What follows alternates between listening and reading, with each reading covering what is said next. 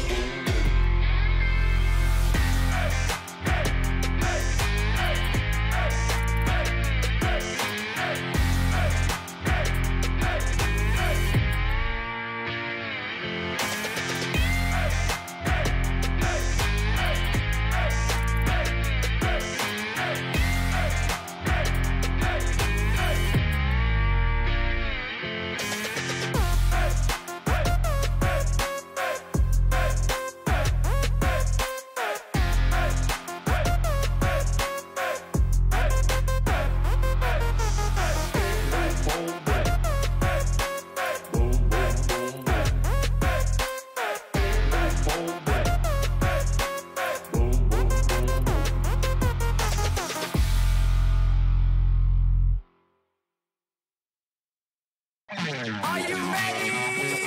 Are you ready? Are you ready? Are you ready? Are you ready? Are you ready? Are you ready? Are you ready? Are you ready? Are you ready? Are you ready? Are you ready?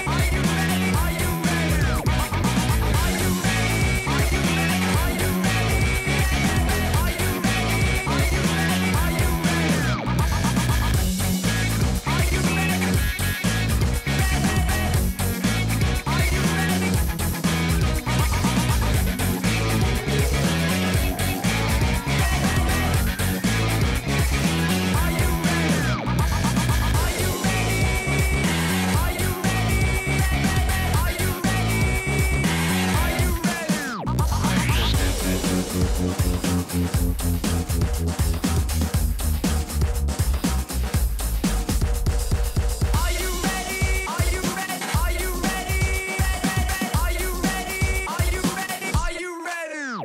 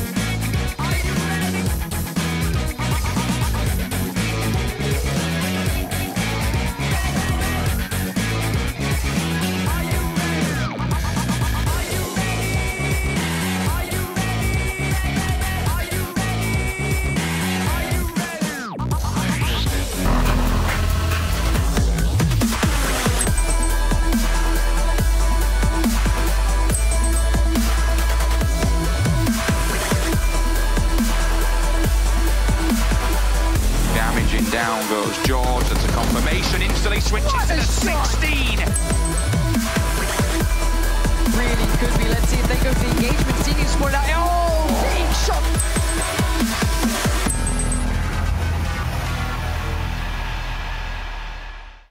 Welcome back, everyone, to the last and final day here of the PUBG Mobile World League West Season 0 of League Play. This is the time for every team to pretty much pull out anything they have left in the tank here to qualify into our very last Super Weekend where they can win up to $50,000 for first place. There's still a lot of teams trying to fight for that top 16 position, and by the end of the day, we'll be able to see which teams will be fighting for their chance to maybe get into the league finals coming up in just a few days' time. I'm Jason Kapp, and I'm your host here, but I can't do it all myself. We have to bring in some lovely people to my left-hand side. We got Seven Worlds Gaming looking phenomenal in Fly in his sweet green shirt. I'm digging it. Of course, Glitter always looks beautiful here on air as well. Glitter, how you doing today?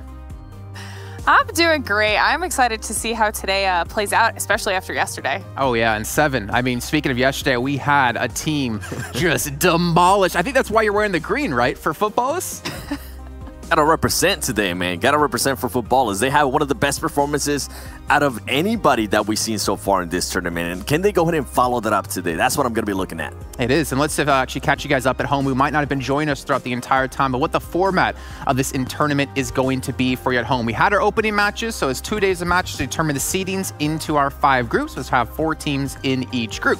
Now, each week we'll be playing out 2 days of league play, which now we're getting to the final one here, where the top 16 teams will advance through into the Super Weekends, and that's where you want to be. That's where your points will be accumulated throughout all 3 Super Weekends until we have our top 16 teams to make it into the league finals. So as we said before, it's the final day of the final week of league play. At the end of the day, we're going to know our 16 teams moving into the Super Weekend and see if any of the teams that will be playing the Super Weekend will have a chance to break through into the top 16 if they weren't there already.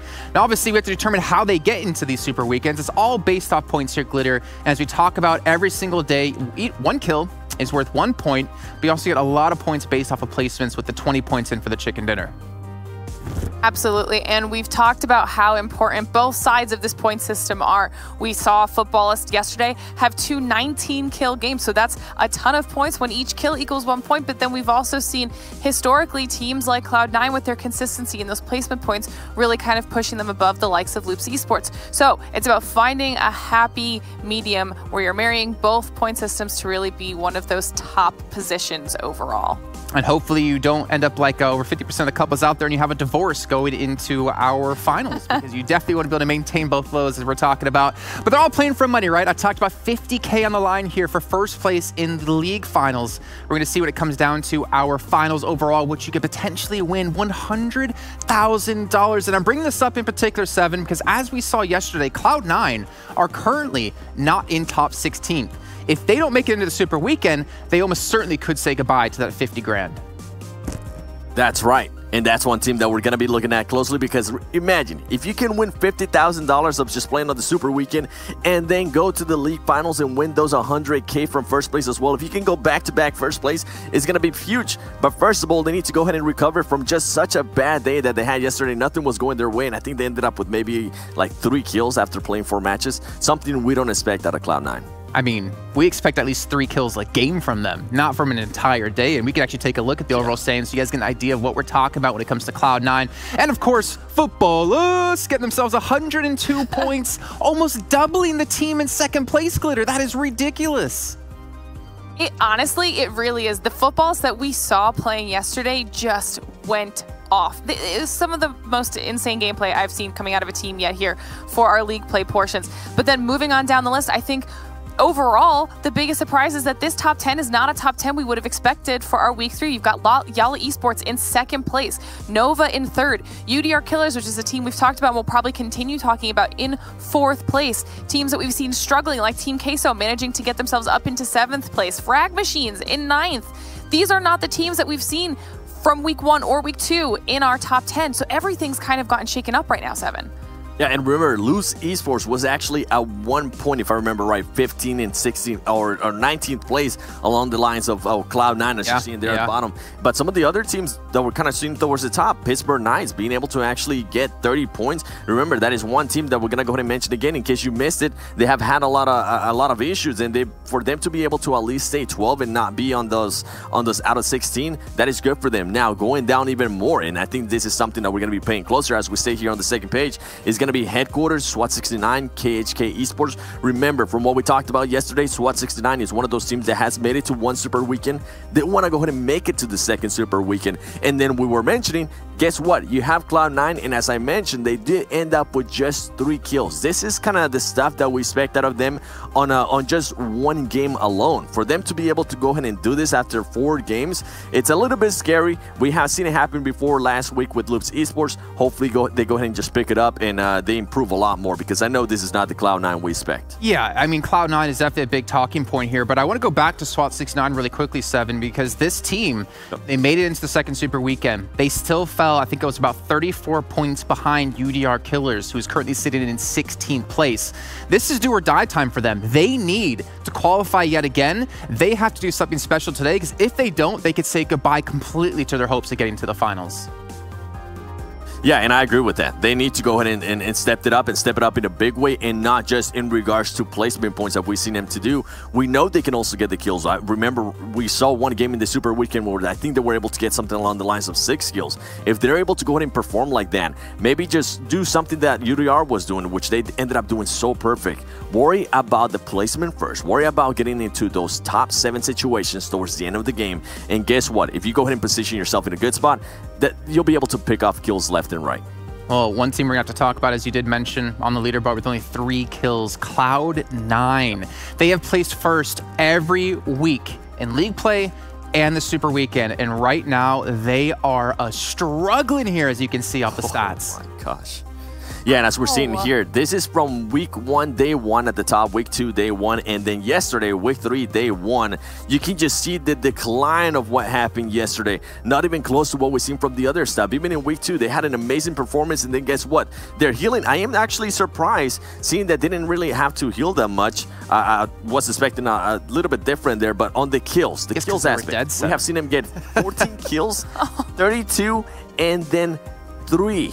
Are you kidding me? This is we can mention it over and over again. This is stuff, 3 kills. We expect that out of them on a gamely basis. And then we go to knockouts, and they were only able to go ahead and knock out 6 people yesterday. So not sure exactly there what was happening with Cloud9. I was talking to Bale a little bit. He's saying they are looking to go ahead and recover and just come in hot for the Super Weekend. And I wouldn't be surprised if maybe we see a win out of them today, because remember, this is one of the teams that has actually won so far in this tournament in every single map. Yeah, and Glitter, I mean, I want you to talk about this really quickly, is because, I mean, we're obviously harsh on them a little bit, but for a certain reason. Not because, oh, they're not going to make it into Super Weekend, potentially, or, oh, they may not make it into League Finals. They definitely are. They're currently in first place. Right. For me, it's more about they've had such good momentum and such good, strong play this entire time until yesterday. And that worries me, because League Finals isn't that far away. If they can't keep playing like the level we've seen, are they going to drop off at one of the worst times for them? Right, you don't want to have, you know, that exhaustion or that burnout kick in now, right before you're not only going into your final Super Weekend, but like you said, the League Finals in total, that would be the worst timing you could possibly have it. I think even on the same side of that worry, going into today, I think obviously all of the teams know that Cloud9 is currently sitting in 19th place overall, right? And we've said time and time again, when Cloud9 or when Loops or both of them are out of a lobby, it changes the way everything is played. Is there a possibility that teams are going to try to ensure that Cloud9 doesn't make it into the final Super Weekend to shake that lobby up a little bit and then maybe allow themselves to get more points for the finals? Or just like we said, there's the $50,000 prize for first place after the league play portion. You know, people are going to be fighting for that, and this is their last chance to do so. So I'd be a little bit worried if I were Cloud9 today. I mean, if I'm Loops right now, 7, I'm hot dropping them all day long, because they should be qualified through, right? And if you take Cloud9 out, you're $50,000 richer, right? Oh, them 50K are looking good in your bank account, especially if you can actually go ahead and do good in the Super Weekend, because with the performances that Futbolis has been putting up lately, especially yesterday, I wouldn't be surprised if maybe that's one team that is actually going to go ahead and contend for that first place. Well, another team we've been talking about here yesterday as well that really surprised us has to be Yala Esports here, because this team has really rose up the ranks, and they did it in such a crucial time as well. Seven, I know you want to dive into them and talk about them a little bit more. Yeah, and for Yala Esports, it's just been the difference that we've seen out of them. We saw them just not do so well. They were performing to a little bit consistent, and yesterday they just kind of stepped it up in something that we haven't even witnessed before. I'm not sure if it was something to do with Miramar or maybe the map layout. Not exactly sure what happened with that team, but just seeing the performance out of them. And I'm gonna go ahead and drop some numbers here for you. Now, Yala Esports, in the first week of league play, they ended up with 78 points after playing all 8 matches, right? In the second week, they ended up with 70 points. So we see them, you know, at least they're being consistent in the points, 70 range. And then yesterday, on just one day alone, they were able to go ahead and score 52 points. That is just such a step up for that team. And something that I really love about Yala is that they were able to adjust being there towards the final plays. Something that I always mention, if you're able to maintain yourself and at least stay within the top 7 and be in a top 7 final, you're going to be able to just utilize a lot of your utilities, smoke grenades, your grenades as well. As we're seeing here, some of the stats now, Jason, look at their damage alone. They were able to go ahead and triple their damage from last week. And if I'm reading this correct, they were able to go ahead and just perform a lot better yesterday alone than both of their day ones from week 1 and week 2 combined. That's crazy. Yeah, I mean, in damage alone, they have more damage done yesterday than on the day 1, week 1, day 1, week 2 combined. Healing is about the same combined from day 1, week 1, and day 1, week 2. And even kills, literally 17 plus 6, if I can do my math correctly, is 23. So just in one day alone, they've done hands down better than they've done in the initial day of league play throughout. And also, if you dive a little bit deeper into this, you also have the super weekends. Remember, this lasts 3 days. That's 15 matches, almost double the amount we normally see in league play. And in week 1, they got 78 points. In week 2, they got 86 points. This team has consistently been getting better and better and better.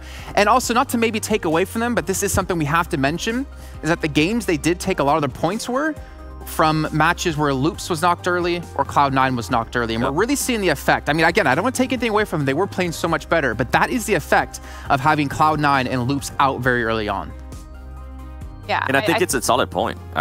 Go ahead, Glitter. Oh, no, we're probably going to say the same thing, honestly, Seven, because, and that's why I'm almost a little bit concerned for Cloud9 and how you're saying that maybe Footballists, maybe Loops are going to go after Cloud9, because it really does make just that big of a difference for the rest of the teams when you take out some of those juggernauts that are at the top of the leaderboard. The fact that all it took was the removal of maybe one team here and there for a team like Yala to come in and just blow their previous stats out of the water. Like we're talking, they're crushing 2 weeks combined overall numbers wise. That's a huge difference. Not only is that great for their confidence going forward, but it really does speak to just the level of competition that some of the teams bring to the table. Also, we have to give a big shout out to one player in particular from the team, Zana. He had 11 kills. He got 3rd overall yesterday compared to everyone else in the first day. Though I will say this, Lutz from Footballists had 21 kills in one day. That's insane. And then you also had Lovazin at 15. Ooh. That's ridiculous out of Footballists, but still, the Zana be able to show up there and really do well for the team really shows what they can dig down deep into and pull out when they need to have some crucial games. Another team we also are going to be talking about that has crucial games when they need them, UDR Killers. This team didn't play in the second Super Weekend, and they have come back with a vengeance, Glitter. Yeah, so I'm excited about UDR Killers. So we talked about them at the top of the show yesterday as one of the teams that we were going to be looking out for because they were going to be potentially battling it out with SWAT 69, fighting over who was going to ensure a spot in the final Super Weekend to make sure that they could get into finals, right?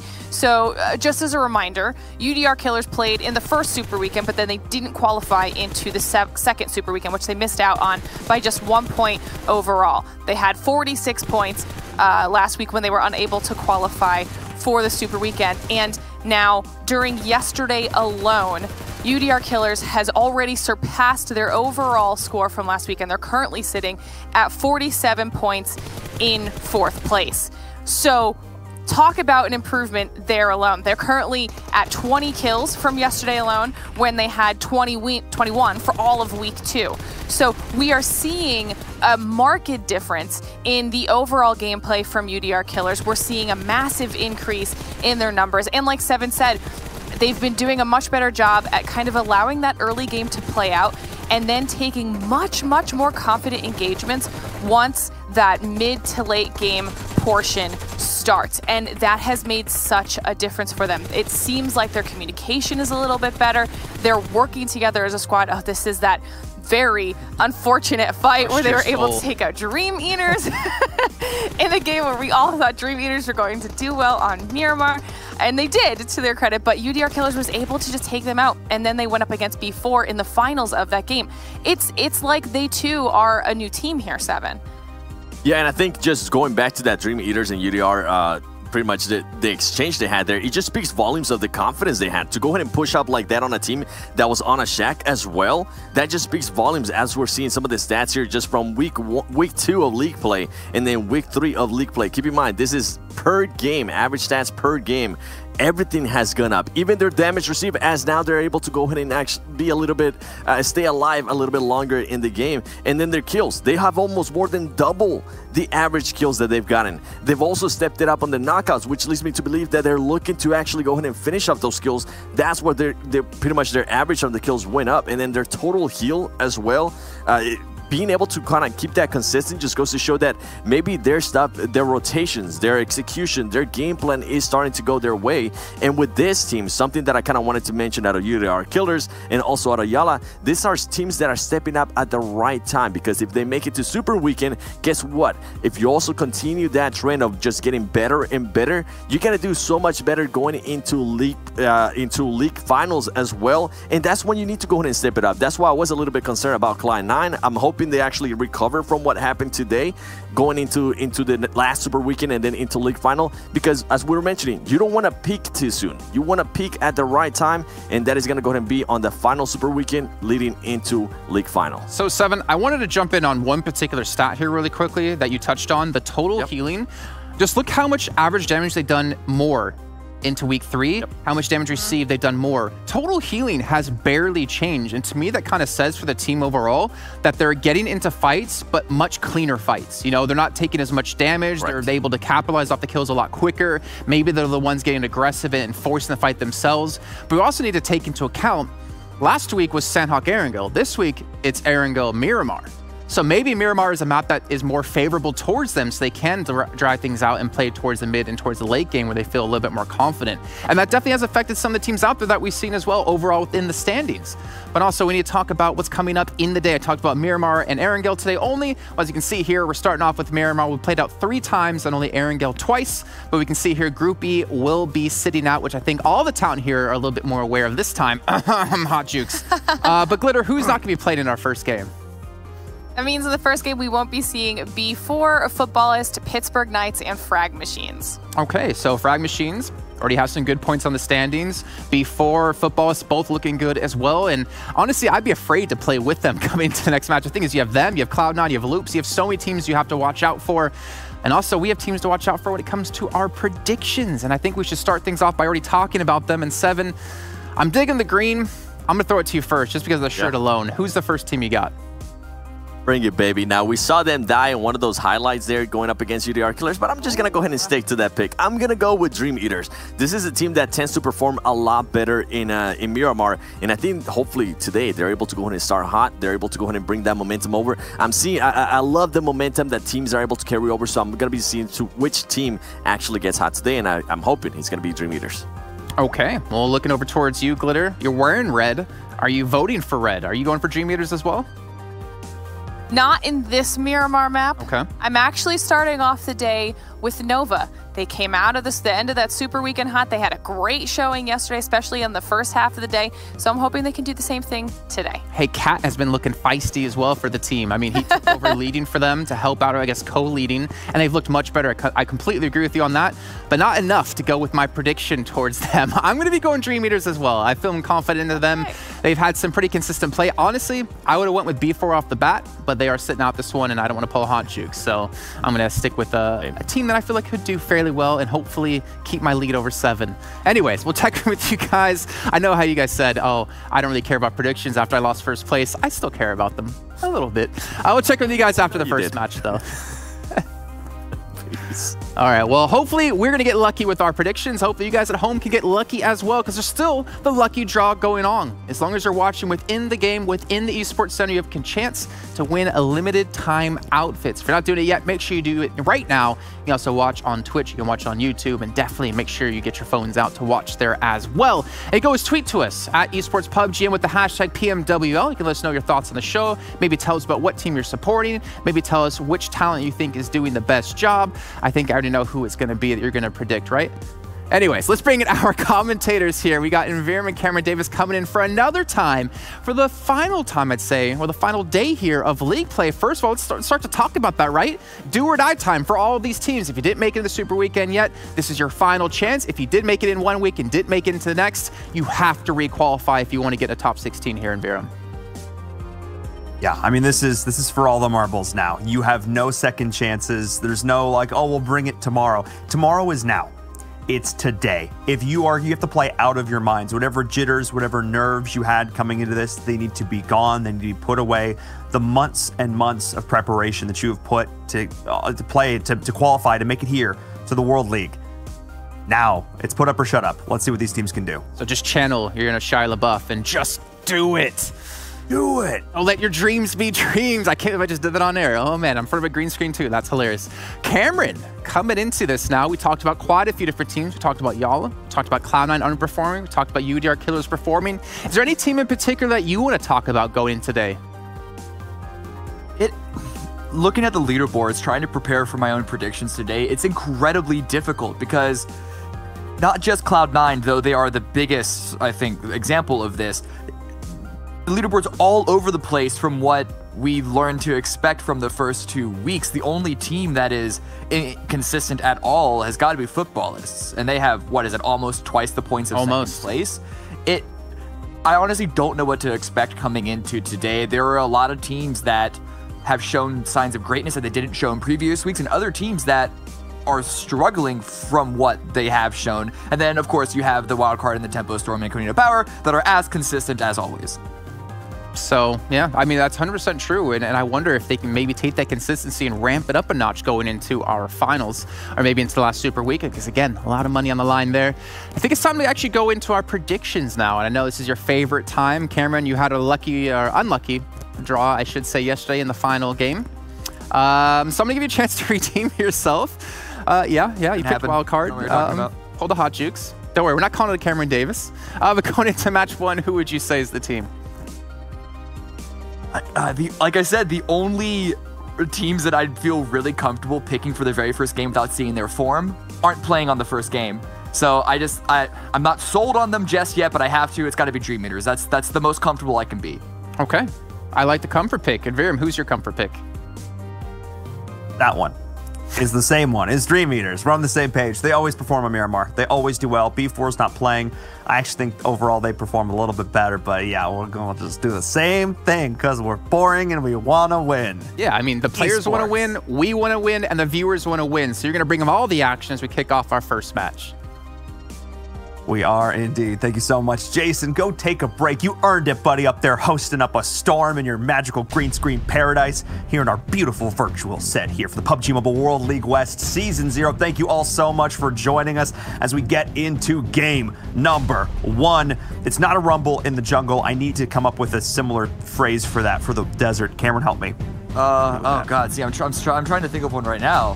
What do we got? What rhymes with desert? What? Nothing rhymes with desert. Chat nothing rhymes with desert. What? Like nothing, but pretty much Hazard nothing in the rhymes. desert? That's the best that I got. Say that again? Hazard in the desert. Okay. It's like a half rhyme. It's not even. Yeah. It could work if you were in the middle of like a song. Yeah. But not. We're mumble rapping it. Be totally acceptable. This is struggling. We'll you know, we can figure this out before game 3. Look, if we can figure it out, if Cloud9 can figure it out, okay, guys? That's how this is going to work. As we get into our day, yes, that's the kind of day we're going to have, Cameron. 3 kills, Cloud9. We'll deep dive into that more as we talk about over the course of the day. I was rewatching back some of the VODs and some of their positioning, and honestly, just some of the teams they ran into. I feel like a lot of our top teams cannibalized themselves a little bit in game number 1. A lot of like Footballists, Loops, C9 situations that end up happening, but we'll talk about that more. They're not the teams I really want to harp on today because they're into the finals. They're safe. I want to talk about the teams we already highlighted at the start of the show, the teams that are fighting to make it into the Super Weekend and qualify for our grand finals. Yeah, and for those teams, looking at Headquarters, looking at KHK, you're looking at even a little bit of SWAT 69, though they did show up on a previous final weekend. It really is go big or go home. I'm not going to lie, and I've been disappointed by other games I've seen in the past of teams with everything on the line and being too, I have to assume, nervous to really take those aggressive maneuvers. We did see a kill in the kill feed for a split second, did not see who it was, but it is actually going to be Gonzo off of Konina Power, I believe taken out by Loops. That's a very, very unfortunate start in the beginning. And right here, actually, KHK, this is not what we saw the last time we saw 2 teams in Opposer. Cloud9 seemed to be actively hurting KHK into a corner. And there's already a little bit of damage onto Octavian, onto Zazoof. Yeah, that's actually very interesting because Cloud9, I think maybe they realized, fam, you know what? Maybe we done goofed yesterday. Maybe we goofed a little bit. So just maybe, just a touch. So I think this time around they're going to like actively seek out these kills, and that was that first kill we saw there. It was Deadeen just outright winning a gunfight there into the shotgun. No real problems for Deadeen. He wins those. Yeah, we can touch on Canadian Power's interesting drop in a little bit. Right now, ooh, Op-Ed spots some Cloud9 movement, a lot of Cloud9 movement, and good initial shots, but not going to be able to find the mark, and maybe started shooting a little bit too late. Beowulf had more than enough space to get inside behind cover. And I wonder if Cloud9 are going to be actively pushing onto this now that they have information on where a player is. There is going to be a retreat coming in from KHK, and it looks like Cloud9, they don't want to push it too much because this fight is not going to be in the circle.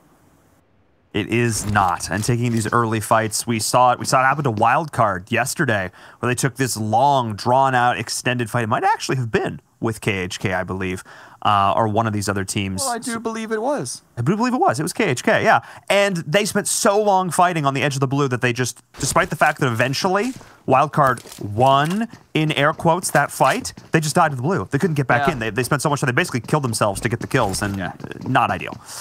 I do want to reiterate that was a very extreme situation because they were traveling from far north of Erangel, and they had to go all the way to Military Island. That's a rough situation for any team, and so I actually do think Wildcard came out a little bit on top considering they got 7 kills before they were taken out. But you are correct in the idea that if you stick around a fight too long, you can be in a blue. And for Cloud9 and even KHK, this is not a similar situation. This isn't a we're probably going to die on our rotate situation. This circle has a little bit of water, but it's still Miramar. It's still more than enough space for people to find a spot. This actually is very reminiscent of the last Miramar game that we casted yesterday, which ended, I believe, just south of Impala on the beach area. On the coastline, there. Yeah, which was very, very fun, I have to say, in terms of a finish. Craziness. That final fight was just absolutely wild between UDR Killers and B4 Esports. We'll see if we have something similar or if we're going to have a little more of a tussle up in the mountains. I'm going to guess that it's not going to go there. Yeah, statistically speaking. Yeah, the first circle for that game was like half water. This one's maybe a fifth. Yeah. No. It's definitely not. But I don't know. I like this area of the map. Definitely. I like all these mountains. I love the elevation. And I talk about this a lot. I harp on it a lot. I love it when teams play not only different angles in terms of lateral motion, but playing with the vertical game as well. It is so important. And it's more important in PUBG Mobile in third person because of how you can further leverage height advantage in TPP. It's so crucial, which is why you see teams going for, I don't know, a spot like this. Thank you, observers, making me look all smart. I appreciate you. You guys are great. Yeah, this is such a good spot. You can just see the sightlines around this positioning. The only thing that they'd have, the only thing that they'd have to worry about is, I know, silhouetting and getting shot at. So silhouetting is the idea that when you have the sky as your backdrop when someone's looking at you, you're a lot more recognizable than when you have, say, a hill as your backdrop, or if you're inside a building and there's the wall behind you. You're a little more shrouded, the coloring and all that stuff. But again, as you mentioned, just all you have to do is line prone, use the third-person camera, and you can see over the hill, and they can't see you. And just the information that Queso is going to be able to get here from the first phase, I think is more valuable than anything else. I'm going to call it's more valuable than the level 3 helmet that we saw. Yeah, already getting a really nice. Ooh, yeah, wow, he's decked. Oh my goodness, Axel, just absolutely decked. And Team Queso, this is a spot that's really, really good for probably many upcoming circles. They are almost dead center right now. They're looking solid, and they also had a pretty good day yesterday. They had a top 3 finish. Last, game of the day, 6 kills, 3rd place, which is really solid. They had a couple other decent high kill games, 9 kills in game number 1 for them. So we'll see if they're going to be able to carry some of that momentum forward, as we did see a member of SWAT 69 picked up here from Unique. Not sure who it was that went down. They seem to be sort of all in their lonesome, getting picked off on rotations, which is something that, in competitive PUBG Mobile, my experience with it is something we see quite often. It happens a lot less in pro play, though. You'd think so. So. Yeah. Especially, I don't know, it's always a fine line that you have to stick on. Ooh, but Rain, speaking of killing people in rotation, is going to try to go for a couple of shots against Toffee's. Not really going to land any of them. Moving vehicle isn't the easiest thing to hit. So I guess we can give him a little bit of leeway for that. And besides, just woke up, warming up. I don't know if he had his coffee yet, but ooh, Dream Eaters gonna try to take some shots back, try to get some returning fire, and that's gonna stall Rain. Yeah, those vehicles are real in trouble. A lot of smoke coming off of those as Rain is now running away. That's just a lot of missed M16 shots. I think we finally hit one. I think we probably heard 50 M16 shots before one of them hit. Gonna be honest. All these teams. Oh, Tensa. I saw the kill feed and then it scared me there for a second. Come on, Tensa. Come on, oh, okay. Listen, bolts are hard, especially at that distance. Yeah, that's fair. I am a bolt defendant, I believe, till my grave. But even I recognize that, you know, there are some significant downsides playing bolt in competitive PUBG. There are no ifs, ands, or buts about it. But those shots, they know that HQ is surrounding them. They know that Tempo Storm know that they're in between multiple teams. But over here, this was what you saw in the kill feed. It's Cloud9. They already lost a player, and Pyra, nades coming in. They might be in a position to lose a second. They lost Adder first as well, and a beautiful nade connecting onto Pyra. That was odd. It looked like he was in a position to help up his teammate, but not able to do so. And the third party you're potentially talking about is the fight is breaking out between Tempo Storm as well. Oh, Pyra, scrap of HP. I think he's just left for dead. I don't think there's anything else they can do here about this. They just got to give this up. Another disastrous start here for Cloud9. I cannot believe it in this game number 1. What is happening? I mean, I appreciate the decision from the rest of the Cloud9 team to just leave, but that was a rough. And I'm also shocked that they have 0 meds. Yes, they scrapped a little bit with the KHK, but did they really put so much of their time resource towards KHK rather than looting up? How do you have 0 meds coming from Monte Nuevo? I honestly do not know what is happening for Cloud9 this week. Are they trying to play with their phones upside down? Trying to play in vertical team? What are you doing? That's not how you go about it. As we're seeing another fight breaking out, this time between Dream Eaters, who, you know, one of these squads we constantly talk about being a force on Miramar. First time we really saw Miramar in competitive play, they really showed us what they could do, winning it back to back, day after day. In that first super weekend. And they're one of these teams we constantly look to sort of set the pace here and show us how these rotations should go. But right now, they're actually struggling, fighting into HQ and the third party from Unique, frozen at range. Dream Eaters is actually in a really rough spot. Yeah, I'm curious how they ended up in this situation. I don't mind playing this bowl, but as you can see, HQ, they're rushing forward. Oh, wow, Dream Eaters are praying that Unique start to focus on the teams that are more out in the open in HQ, but no, it seems like there is at least a temporary alliance, and they're just trying to get rid of Dream Eaters. It's such an easy place to land grenades in, so I understand the temptation. Oh my goodness, Dream Eaters is in a terrible position as Toffees goes down. Jamas hits the shots, and that is going to be the first kill confirmed. As Dream Eaters, this could just be the end. They put themselves in a terrible position, and HQ and Unique are just sort of not even attempting to deal with one another. They are just so focused, especially now that they've seen the kill confirmed here on Dream Eaters. I mean, that lightning, that nade is just going to be money. There it is. It's actually going to be 2 grenades. One from Unique, one from HQ, and there it is. That's Dream Eaters out in 16th place. Listen, to the 4 of us casters who picked Dream Eaters for this, when there's 2 or 3 casters that predict a team, they generally do somewhat well. When it's 5 of us, 4 to 5 of us, maybe even 6 of us that pick them, I don't know. Maybe the pressure is just too much. Maybe they just don't want to. I actually think that was just one of those you done goofed situations, and they were hoping to push into that compound. I think they didn't realize that HQ was already going to be there. One player got down, so they stopped, and then Unique heard the shots. Unique came in third party, then they were stuck. They had nowhere else to go with this bowl. I think if they had if they didn't have Unique shooting them in the back, I think that was a fight they could easily have won. It was just a straight up fight. They actually had a decent position going into HQ. I am going to look back, I think, after this and figure out what exactly happened between them stopping to engage Tempo Storm. I don't know if that led them down a difficult path or if it was more Unique putting the pressure on them once they did stop, because I don't think that initial engagement in Tempo was such a bad position, but what does seem to be a bad position is Cloud9. It's Beowulf. I think he might be the only one left. Uneven also got dropped. And now he's just having to play all by himself. But Wildcard still on the northwest side. Gatekeeping, but it's It's a corner wild card. It's an edge wild card. Not the best of win conditions that we've seen for any of these teams. But Spring is going out into the blue. They are chasing this kill. Oh, they are. Nano's got to run. Slicky does not want to let him get away. I'm reminiscing back to the Erangel Pittsburgh Knights Cloud9 moment. We'll see if Nano's be able to get it done. They both drop off. Who can find the shot? Slicky using the edge of this cover beautifully. Can't find the initial shots. Nano trying to play this well, but Slicky's just in too good of a spot. Spring. Yeah, okay. That's one way to do it. That's fine. Slicky still gets the first pick at meds. Yeah. They're taking a little bit of tick damage from the blue, but I think they got the kill just fast enough that they should be in an all right position. I mean, 4 first aid kits for Slicky is good enough to deal with. And the circle shift was not a hard shift in their favor, but it's still a little bit towards their favor, towards the west side. And a lot of people were playing more on the central of the previous circle, so they do have a little bit of space to move in on. That is, if Voodoo Killers don't have anything to say about it. Yeah, UDR Killers. We saw them taking some shots in earlier.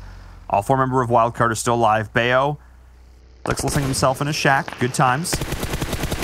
As we're looking to look back on that replay, take a look at the angle that Slicky was able to play. Just beautifully done. I don't even know if he took a single I don't think so either. He took a single shot. As now we are seeing Wildcard continuing to finish what they started, facing up against UDR Killers now. Oh, that's huge. That bit of intel, seeing Sandro going over the edge. Oh, no. Oh, that could have been so bad.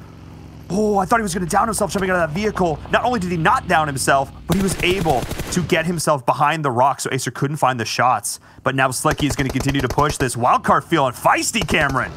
Yeah, this is a great wildcard to see, again, with those engagements that we saw yesterday. When they're in a fight that they are confident and they're pushing forward to take, they are great. And Sam even rolling up with the battle bus. That's a 5th kill for wildcard, and I think UDR Killers are down to 1 member. It's just Ulysses, who we saw drive off into the sunset. By sunset, I mean the zone, and hopefully not another team. I think he's safe for now. But yeah, this is a great wildcard to see. And I talked about it yesterday. I was like, they're eating their Wheaties today. I'm thinking back, like Sam just like solo pushing wizard towers, just like hard sending it constantly. And it seems like this energy is carrying over today. They realize that whatever style of play they were doing before to get them consistently in like 15th place isn't working. So now, clearly, they're just going to chase kills. They're just going to rely on their gun skill. Place. Yeah. At that point, anything you're doing differently is going to help. It's going to be better. And I'm really, really happy seeing this aggressive, confident style of play from Wildcard. I mean, they're kind of living up to the name. And not only that, they're going to cause a lot of these teams who like to play a little slower, a little more tactically, to really have to rethink their game plan as well. This is an interesting circle shift.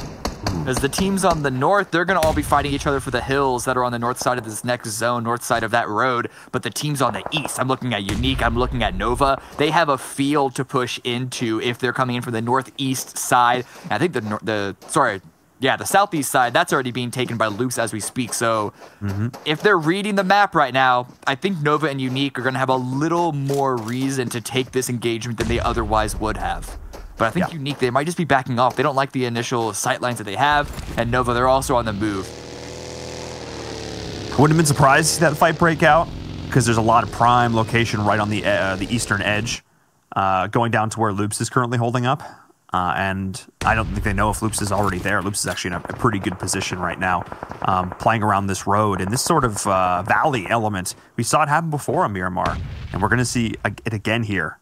This is just outside of Los Leones. This is any team who has to make a crossing in these lighter circles is going to be in a terrible position. Ooh, Wildcard with another full send, not to the center of the circle, but basically to the center of what's about to be action. A little bit on the low ground, but now KHK, another team that find themselves sandwiched between 2 separate teams, going to be Wildcard and Konita Power. We already saw the grenades come out from 1 member of Konita, but Spring finds the angle, but gets traded. Yeah, I mean, he's actually getting third party there. It's Ulysses from UDR Killers, the last man standing for that squad, getting some revenge for his team into Wildcard, who put the rest of them away. And now Wildcard needs to completely rethink this. They cannot finish Op-Ed. They totally have to rethink, unless Slicky's deciding, wait, nah, we just want to get this done. We're not going to care about the third party. We're just going to keep on going. And he's going all the way. Wait a second. What is Slicky doing? He's just looking for intel. Yeah, he's baiting out shots. He's just driving around trying to see where KHK peaks. This is, I mean, it's a risky play. We see what happens when it doesn't go well previously, and oh, this is one of those times. Maybe don't stop out in the open like that. But what are the rest of Wildcard going to do? Spring has already been dropped, and now it's 2 dead for Wildcard. So this aggressive Wildcard, once again, biting off just a little bit more than they can chew. The second the one teammate goes down, we saw a little bit of it, that the backup reset, but then Spring just deciding he wants to continue to do sassy scouting missions. So maybe we want to confirm this kill. It just did not work out. Way too overconfident. And justifiably, like, you shouldn't be allowed to get away with that. Not at this level of play. If you're playing in normals, sure. If you're playing in scrims, try it. But you're here in the PUBG Mobile World League. You're playing against some of the best players in the West, in the world. You cannot get away with that. You should not be allowed to, and there, again, rightfully so, they were punished. Mystic with the meat shield going on in with, oh, couldn't quite find the angle. Yeah. HH24 is going to steal that away. Yeah, a little bit too open of angles that KSO are moving in on. This is one of those angles that, there's parts of this zone, I don't know, I think we're going to see a lot more fighting on this northern side. And it is if KSO wants to actually establish a foothold here. But this standoff between Wildcard and KHK hasn't really moved forward previously. And part of that is because I assume the blue is about to close. Wildcard, they're pulling back. They want to get in their vehicles and be prepared for the next shift. It's getting late in the game. Vehicle sense might not be the decision, but okay. Wildcard, are they going to push into KHK? I think KHK hopping in their own vehicle is going to be backing off, but this is the situation that Wildcard would want to just take this position from them before the third party from KSO or any other hypothetical team from the northeast side is going to take onto them. And that's really my big question here, is how is Team KSO going to play into this? They still have, I think, 3 or 4 members. Yeah, 3 members up. And they are looking to try and take these shots, but they're realizing that they're really out in the open right now. Acer has found himself a teeny little dip as Alpha Legends Faker involved. Faker trying to thirst the kill. Can't hit the shots on the down target. Faker, you need to hit those. As we're seeing Acer, who's going to do just that. Nice shots onto Mystic. And this is 2 members down. It is Marco, the last man standing for Team KSO, now fighting up against 2 members of Wildcard. Jamis as well from HQ in the back. And he is so far away from the rest of his team, he cannot come to their aid. Cameron, they are out on their own. And this is Team KSO in shambles. But yeah, this is the other decision. They Wildcard, they could have pushed KHK, but instead they're going to take the fight towards the northeast team, take them out first, and then have an easy 1v1 versus KHK. And it's not even 1v1, it's 1v2s that they're both taking, because Sam, he has a high ground position, but he was paying attention to both KHK and Team KSO. Acer there, such an aggressive maneuver. Marco does find one more final kill and one more placement, but he's stuck out in the blue. I don't even know if he has a vehicle. Yeah, he's going to have to, I don't know if he's going to be able to make it in. HQ is in kind of the same position. They're going to be out now actually as well, trying to heal strat through as much as they could, surviving a couple more places, so not a bad call considering how their game started. No, and that's just him out to the blue as Sam going for another crazy full. Yo, what is Sam doing? I love these angles that he's pulling together. But Op-Ed, oh, the snake in the grass. But there is no grass. That is just sand, and that is just Acer down. Now Sam has given his position away. Op-Ed. I thought he was going to win that. I thought he was going to take that, and Acer is still not finished. Wait, hang on a second. No, they are going to confirm the kill. Sam has got to be real unhappy about that one, because he's now in a 1v1 with Octavian. Lands some good initial shots, but I wouldn't be surprised to see him try and play an angle to his left here once he stims up. Try and get up onto the high ground and flank around to see if he can take this fight against KHK. He wants to go fast. The smoke is to help. Yep, there it is. Op-Ed tried to crawl back and get revived, but one smoke's not going to be enough, and Sam called it. Intelligently so, knew what was happening, gonna leave this into a 1v1, and no one else is peeking at the moment. Partly because this is not a place that anyone's really gonna be fighting for. Instead, they're fighting for the southeast side. Tempo, they're pushing across the road into Loops.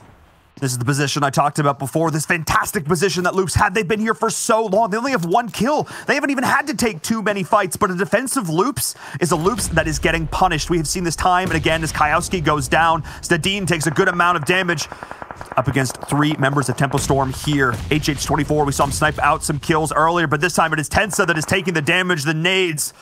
Echoing footballists here. This time, though, from Loops Esports, trying to reset as much as possible, but this fight is making a lot of noise, and now with the circle shift, they have a long way to go. They cannot waste time here. They either need to instantly win, or they need to back up and reset. This is really, really bad for Tempo right now. I think their only hope is if Loops leaves and goes towards the circle, as you mentioned. Because if they try and lead towards the circle and Loops are staying behind, they're going to get shot in the back. But they see no other option. Still dodging nades, Rain running around. Loops, they have the high ground over Tempo. They're going to get shot in the back at some point, surely. Tense is hopping into the bus for some protection. Part of the problem is that Umbra is further up the hill from Loops. Like, Loops isn't the highest on this mountain right now. So while they are trying to keep an eye on Tempo, Tempo's actually able to get down because of the distraction that Team Umbra was creating. And now, wait, hang on a second. This could be a good time. HH24 is going up over the rise. If he can find the angle onto Dadine, HH24, if you push this, you have so many free kills right in front of you. One of the members is almost dead. HH24 is in such a fantastic position if Loops doesn't know he's there, but no, they spotted him out. That D, the game sense cannot be denied. Loops Esports been up at the top for too long to let a flank like that catch them unaware. YoZ trying to steal the kill, and he might do it. One more bullet. Gonna have to go for the reload, but Loops, they stabilize. They don't lose a single player from that run. A couple were dropped, but they all got picked up. They all got revived, but the blue is continuing to push them in. And Umbra, they're holding a full-on committed gatekeep on this eastern side. They don't care about the west. They don't care about Konina. They don't really care about Nova. They just want to keep Loops and Tempo outside of this circle, and they're utilizing the high ground to give them every single advantage. Yeah, I mean, right now, Umbra's in a great position. Nova could be the one team to potentially disrupt this a little bit, but oh, that's the high ground that I'm talking about, and that is Tempo Storm eliminated out of the frying pan into the fire. You thought you were dealing with Loops, but Umbra is here to put you in the casket, as now Loops is just getting slowly but surely, inexorably dragged down. PRZ can't win the fight against Dadine, but the blue will do the damage, as now Nova, the team I was talking about, is coming in on the flank. Now Umbra cannot continue to fight down this hill. They need to look upwards. They need to look to their own flank, Cameron. So much going on, so many levels that people need to be worried about. It's almost like a staircase that we're looking at on this eastern side. In the meantime, Wildcard crawl in, Nova crawl in, and Loops somehow crawl in once Tempo Storm were taken out. But there it is, Pro Lords finding the angle, turning attention back over towards Nova's high ground. AZ lands a couple of shots, but the circle shift goes towards the northeast, goes away from Nova. Oh, now Nova's in a rough position.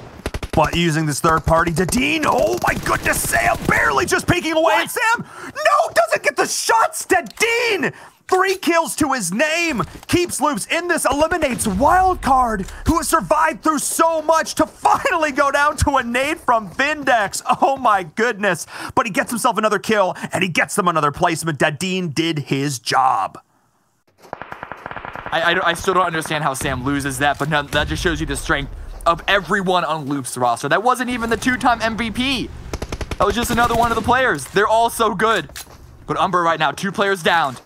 Ooh. Circle moderately in their favor, but through all that action, Konita Power, they had an opening to push through because of Nova distracting Umbra this entire time. Yes, they're on the low ground, but they have the closest spot to the center of the circle. And look at Rob off the side. This pinch onto Umbra could be disastrous.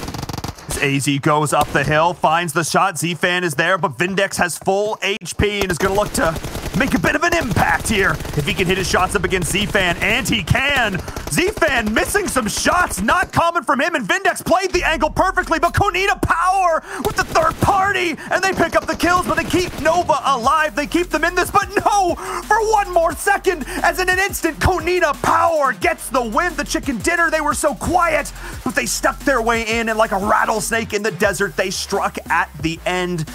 And they were able to secure themselves the chicken dinner here in game number 1. Cameron, they weren't involved in like any of those fights. Were not. Where did they come from? They just snuck in from the west side. It was the mid-game hard shift towards their direction that gave them the opportunity to not have to take any fights at all. And then at the very end, when they saw a small, it wasn't that big of a window. It was a small itty-bitty window, almost like a window on an airplane, of them to push forward without Umbra taking them out. And it's only 3 kills with their victory, but it's a victory nonetheless, and they'll take that. I mean, yeah, staring through those airplane windows, they got to be feeling sky high after that one. But that might be one of our lowest kill chicken dinners we have seen yet here in the PMWL West. I definitely want to check those stats because that was pretty crazy. They just snuck in and stole it right away. But in any case, a solid finish to game number 1. Let's send it over to our analyst to break that game down.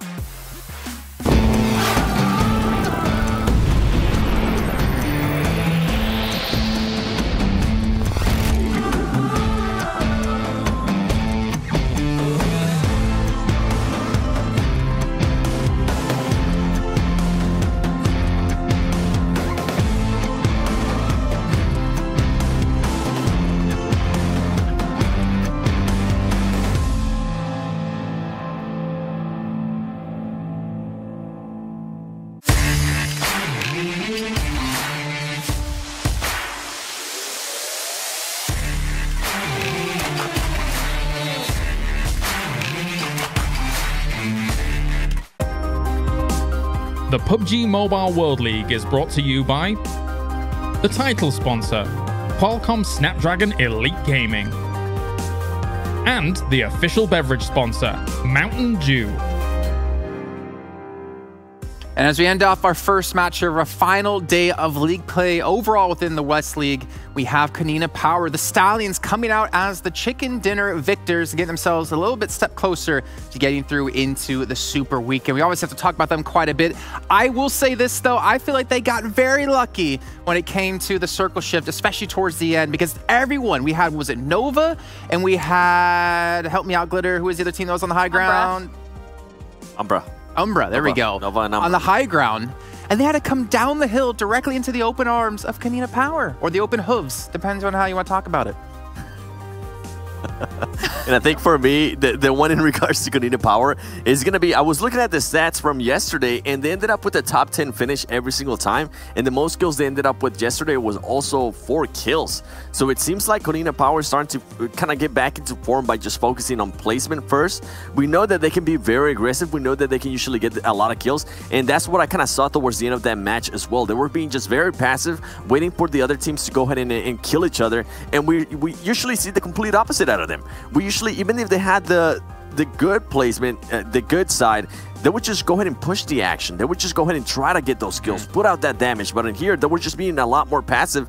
And it makes me wonder if maybe Kanina Power has been switching their game plan to kind of adjust, since being aggressive wasn't really working before. I mean, it worked in the opening weekend, but since then, like you said, it hasn't really come to light for them. Let's take a look, though, at how many points they did accumulate from that first match. We can see 3 kills and the Chicken Dinner, 23 points. But Wildcard, a team I know that you always talk about quite a bit, Glitter. We're definitely fragging like crazy with their own 10 kills. Yeah, they started off very, very strong here with a 10-kill third-place finish on Miramar. For them, that's huge. So hopefully that'll kind of snowball some momentum for them. But Nova still staying consistent here with the second-place finish. Decent amount of kills. Moving down the list, we actually see Team Queso and KHK in the top 8, which is, you know, phenomenal to see. But Loops in 6th, then I'm kind of dreading who we end up with on the second page here, 7. Now, Loops is there in 6th, just points overall. But, oh man, as we go here towards the bottom, ladies and gentlemen, Cloud9 started off the day bad as well. Same with Dream Eaters. Jason absolutely jinxed that pick for me. And then we got some of the other teams that we were talking about. Yala Esports being able to get, what, 5 points total, placement points, 4 placement points. I think that's good for them. And then UDR Killers, remember, we were talking about how much they have stepped it up in aggressiveness. And for them to be able to go ahead and get 5 points there, that's really good. But I wonder what's going on there with Cloud9, and we're just gonna toss up Dream Eaters gameplay as just unlucky, right, Jason? Well, apparently I'm the jinx, is what you said, so I don't know. Cloud9, I'm really worried for them. They are not in the top 16 right now. If they keep playing this, they won't be in the top 16, and then that's 50 grand slipping out of their hands. And I talked to Beowulf on Monday about how the team's been doing. He says he's been really happy with how they don't have that little bit of a delay in starting up in a tournament. But we always wonder and always talk about, will teams peak in a tournament at a bad time or at a good time? They start off really well. They kept playing really well. They had like a little of a slump in one game or in one day, but then they started to just tank off from here. But one team that seems to be maybe peaking towards the right moment is, of course, going to be Kanina Power as we take a look at their stats, 7.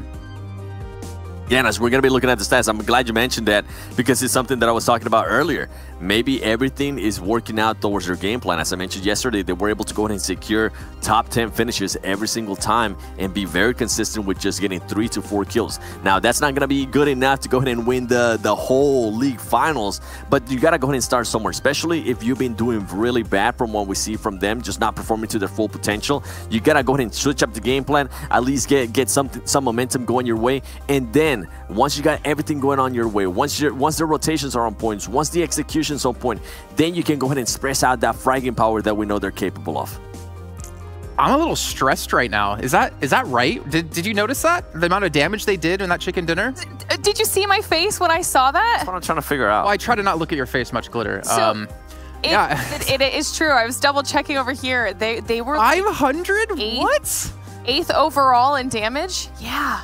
I told you they were passive. They were just pretty much waiting out that last final circle. They're usually just go ahead and put out damage, but they were saying, no. Let them fight. Let them deal with it. But have we ever seen a Chicken Dinner with that little damage done? I think we've seen like wow, 1,200 damage chicken dinners. I would definitely remember 1,200. I don't think we've seen less than 1,000. That's... We've seen one kill with 71 damage. Yeah, but... Yeah, I think that was for the win. Yeah, it wasn't for the win. Let's take a look at our do-the-do moments place from that last match, though, because that was definitely surprising. And also, maybe we can see how Cloud9 really fumbled in the beginning. Maybe we can see, Loops having a decent game towards the end where they got overpowered. I think it was the Dean losing the 1v1 up against Sam from Wildcard. But that was an odd way. I think I have like a weird taste in my mouth after that match, Glitter. Yeah, I can't wait to see the damage chart after this so we can kind of see how all of that played out and where exactly Kunina Power fell. We actually were able to catch this fight super early on in the game where Dadine actually takes out Gonzo from Kunina Power. So that also speaks to, I guess, what Seven was saying with Kunina Power playing safer. They had to play this entire match down a player having lost Gonzo so early on. So potentially that's why they were low in the damage department. Maybe they knew that they were going to be playing, if they're only going to be playing with 3 people, then they have to play a little bit safer, more conservatively the entire time just to get those placement points. And then due to their positioning at that point, they were able to kind of pull up the win at the end in that final circle that we saw. But definitely kind of came out of left field when it comes to the damage and the win. And then we're jumping on board with Wildcard, who, as you mentioned earlier, Jason, managed to pull down 10 kills in this first game on a map that I think they've maybe struggled with a little bit before in the past, but this was a great game for them, Seven. Yeah, for Wildcard, it's great to go ahead and see that kind of performance out of them. Yesterday, they actually ended up getting a win in Miramar as well, so maybe this could be one of those maps that they could just become the masters at in a way. And just going back to Kunina Power a little bit, I want to go ahead and refresh your guys' memory. Remember, Kunina Power was one of those teams, I believe, in a Miramar match as well, that ended up winning up a game with only having 2 players. And I think it was Trixie and Xer at one point when they were just really hot and being super aggressive. So it's just crazy to go ahead and see how well they have adjusted here to the game plan. And it's something that I feel like we just have to go ahead and keep on pointing out, because we have heard it over and over again.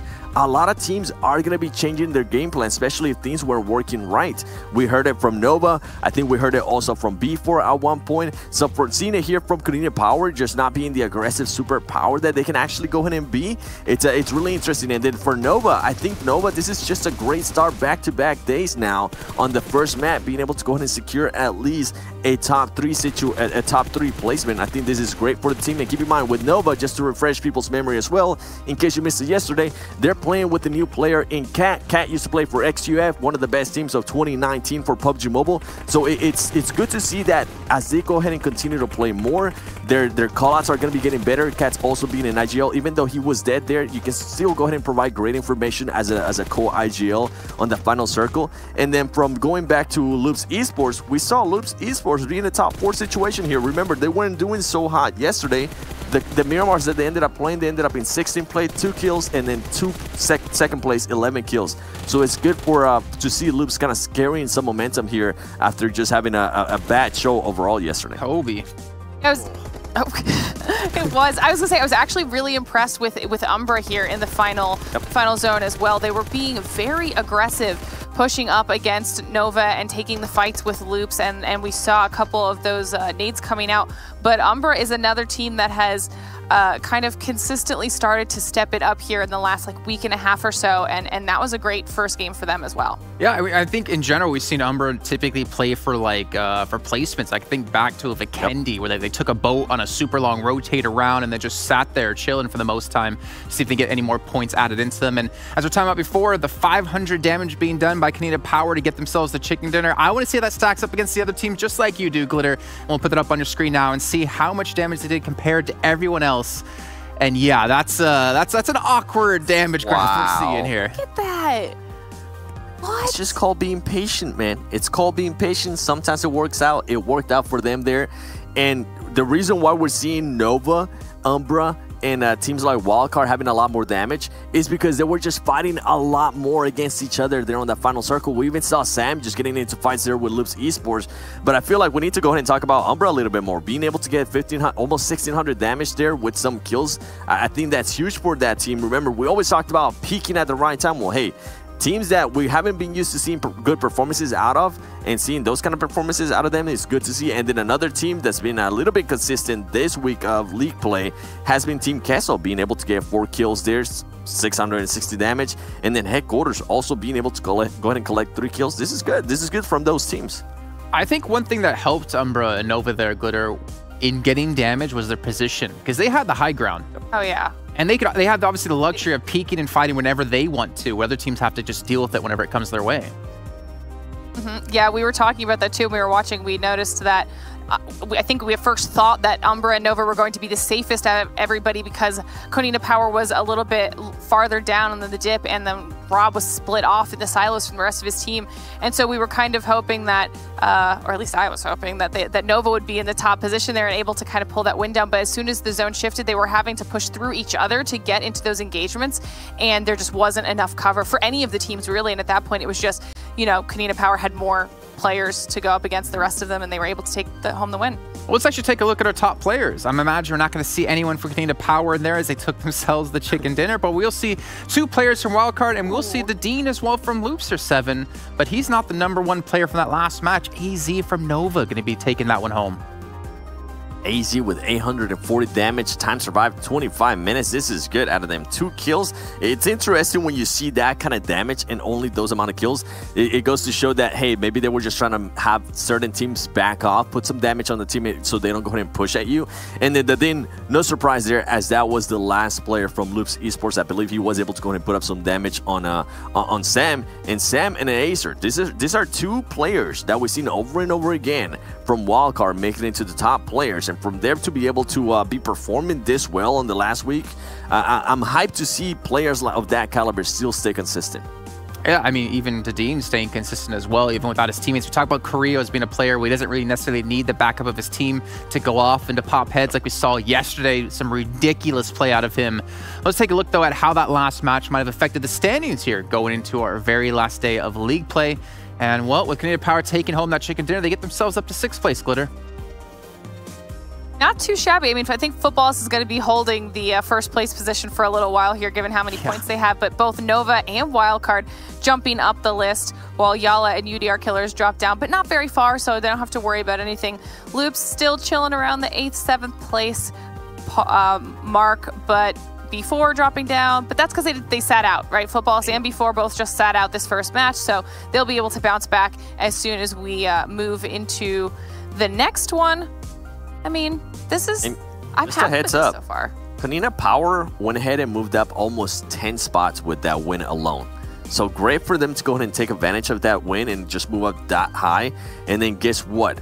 Now we see Cloud9 in last place. Now is when a little bit of pressure is going to be put in those teams, because they only have 3 games left today after playing that first game. How are they going to be able to react to that? You want to make it to the Super Weekend. Cloud9, I believe, is currently in first place for Super Weekend leaderboard for this $50,000 for first place. So that's one that we're going to keep a close eye on. And then we see 16th place, 17th place, and 18th place, all still very close. Remember, last week we had, I believe it was a 3-way tie. I wouldn't be surprised if maybe it comes down to a tie again, and then it's going to go to whoever has the most kills. I mean, we have 5 teams currently outside the top 16 who are within this, I mean, 16th through 20th, who have 5 games played now. They have 3 matches left to get into the top 16 and to get there in a solid form to make sure they can't be knocked out. That is definitely tough times for all of them, especially as you saw Cloud9 there currently sitting in dead last. And speaking of sitting in dead last, prediction time, which I feel like the Dream Eater pick for us didn't work out too well. 7. Only getting ourselves 2 points, and Glitter coming up big with the 19. Thank you, Nova. Thank you. What kind of dance? I think that's I think I know what it's from, but I don't want to say it on air. I'll check in with you when we have a second to talk about it. But yeah, 19 points, massive victory for you on that with Nova, and Nova proving to be a team to definitely watch out for. I still want to add this little caveat to the M. Is this because Cloud9 isn't performing well this week? Is it because Loops isn't performing well this week? Is it them just playing that much better with the addition of Cat as they get used to each other a little bit more as well? It could be a lot of different possibilities, maybe a little bit of each from each one. Let's take a look, though, at our schedule as we have 4 more matches to go. And we're heading back over to Erangel as our second match of the day. And you can see here, Group D will be sitting out. And like always, Glitter, who's not going to be playing? That means we won't be seeing Tempo Storm, Alpha Legends, Cloud9, and SWAT 69. So maybe a desperate need of a break here for Cloud9, considering how things have been going. SWAT 69, though, they definitely need to step up here because, again, they have points built up from the second Super Weekend, but if they don't re-qualify, then there goes their hopes of making it through into our final Super Weekend and potentially getting into the league finals. So let's take a look now at our upcoming predictions here for Match 2.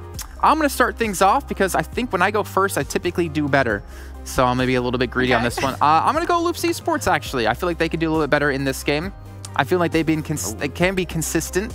And I think if you unleash them on Erangel, they're going to surprise you. Also, I'm keeping it green. Okay. 7, who do you got? That's a fair one. I'm going to go ahead and keep it green as well. I think I'm going to go ahead and go with Football as their first game of the day. We saw them perform so well yesterday. I'm hoping they carry that momentum. I'm hoping they go ahead and be consistent as well today and just have another amazing day. Maybe get a 21 kill chicken dinner, please. Footballers, come on. Why do you look so happy, Glitter? When he picked Footballers, you were smiling from ear to ear. Because I may or may not also have picked Footballers this time around. Please don't be mad, Footballers. They just did so well, like Seven said yesterday. Both of their wins were on Erangel. Don't they hate when you pick them? I remember seeing them in chat. Yes. No, what? No, they would never.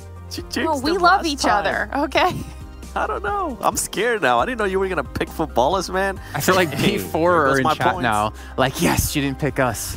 As they coming in cold for this match. But yeah, we'll see how it does for everyone. Hey, who got more points this last week? Wow. All right, calm down, birthday girl. All right, well, I'm not going to go into that any further as we talked about during the last match. We'll check with you guys after the game is done, though. And we'll have a cake maybe for Glitter. So you guys watching at home, again, you can still be watching and earning points just like the players are earning points within the game to try to get into Super Weekend. You can try to get into the top 100 viewers for exclusive rewards. If you're watching within the game, within the Esports Center, you can still obviously do that right now because you still have quite a few days left to go. 7 4/5 as far as I can do my math correctly, since we still have 4 matches left to come today. And we have to bring in our commentators once again here for our next match of the day. We got Miramar and Cameron Davis join us on the desk, on the stage, whatever you want to call it, in their floating boxes, Futurama style, because pretty much all they are heads. It's kind of true. There's more, I promise. It was just cameras. That's how they work. Stand up right now, Enviram. Inform me about that. Prove it. Can't do it. I can't prove it. Sorry, I can't do that, Jason. Floating heads. I knew it. I've never seen their whole bodies, so do they exist? Anyways, now moving into our second match. Cloud9. That's all I have to say. And with the shrug, what's going on? This is not a good sign for them, who have been so consistent every day. They have been in first place every week. League play, Super Weekends, and now into this third and final week of league play, they are struggling. They might not even make it into the top 16. Look, I'm not saying they're trying to play with just like 2 thumbs, but maybe they're trying a new technique. Maybe they're trying 8-finger claw. Jason, you don't know. Yes, that's probably what's happening. All right, they're just really, I have no explanation. Like one day maybe I could write off, but also the start to today, like they need a big turnaround. I have you slotted in for game number 4, Cloud9. Don't let me down. I think it's like, I don't want to be too harsh to them, right? Because like, they're allowed to have a bad day or two, right? You can't be perfect all the time. You can't be as dominant as they have been the entire time. What's that? What's that face, Enviram? What's that look? There's like not playing up to your potential, and there's whatever this is. Yeah. Oh, those are 2 different things. Well, I am sporting the blue. Look. Okay, here's the thing. Jason, you and I and Cameron and like 7 could go into the lobby, and we would get like the same with these other teams, and we would get the same kills and same placement as Cloud9 in that last game. You'd be playing 3v4 right off the bat, because I would probably like crash into someone and be run over, to be honest. But like the thing is, a lot of teams right now have 3 matches left to go to get into top 16 and to get in there comfortably. We're going to be going into predictions now with our second match of the day, and this is really do or die time. It's now or never. And Cameron, I'm going to have to ask you for the first prediction here in match 2. The Footballers are back in the lobby now, which is an interesting pick. However, they routinely do not do their best on their first game. It takes them a game to warm up. So instead, I am going, who did I pick? I've got her pick. Wildcard. I am on the wildcard train. That the way that they played, even the unfortunate games yesterday, but then the win yesterday, and the way that we saw them play this first game today, I'm really excited to see what they can do, and I'm sure they're at least going to give me a couple of kill points. I thought you were going to say loops. I was getting really scared for my pick there. And Vir, who do you got? Footballists. They be real good right now. GG. All right. High-level Short analysis and, and prediction.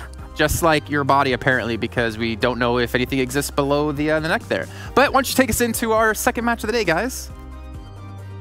Thank you so much, Jason. Thank you so much. Definitely nothing else exists. I definitely didn't post a picture on Twitter earlier when we went live. I saw you to the same Cameron. You inspired me.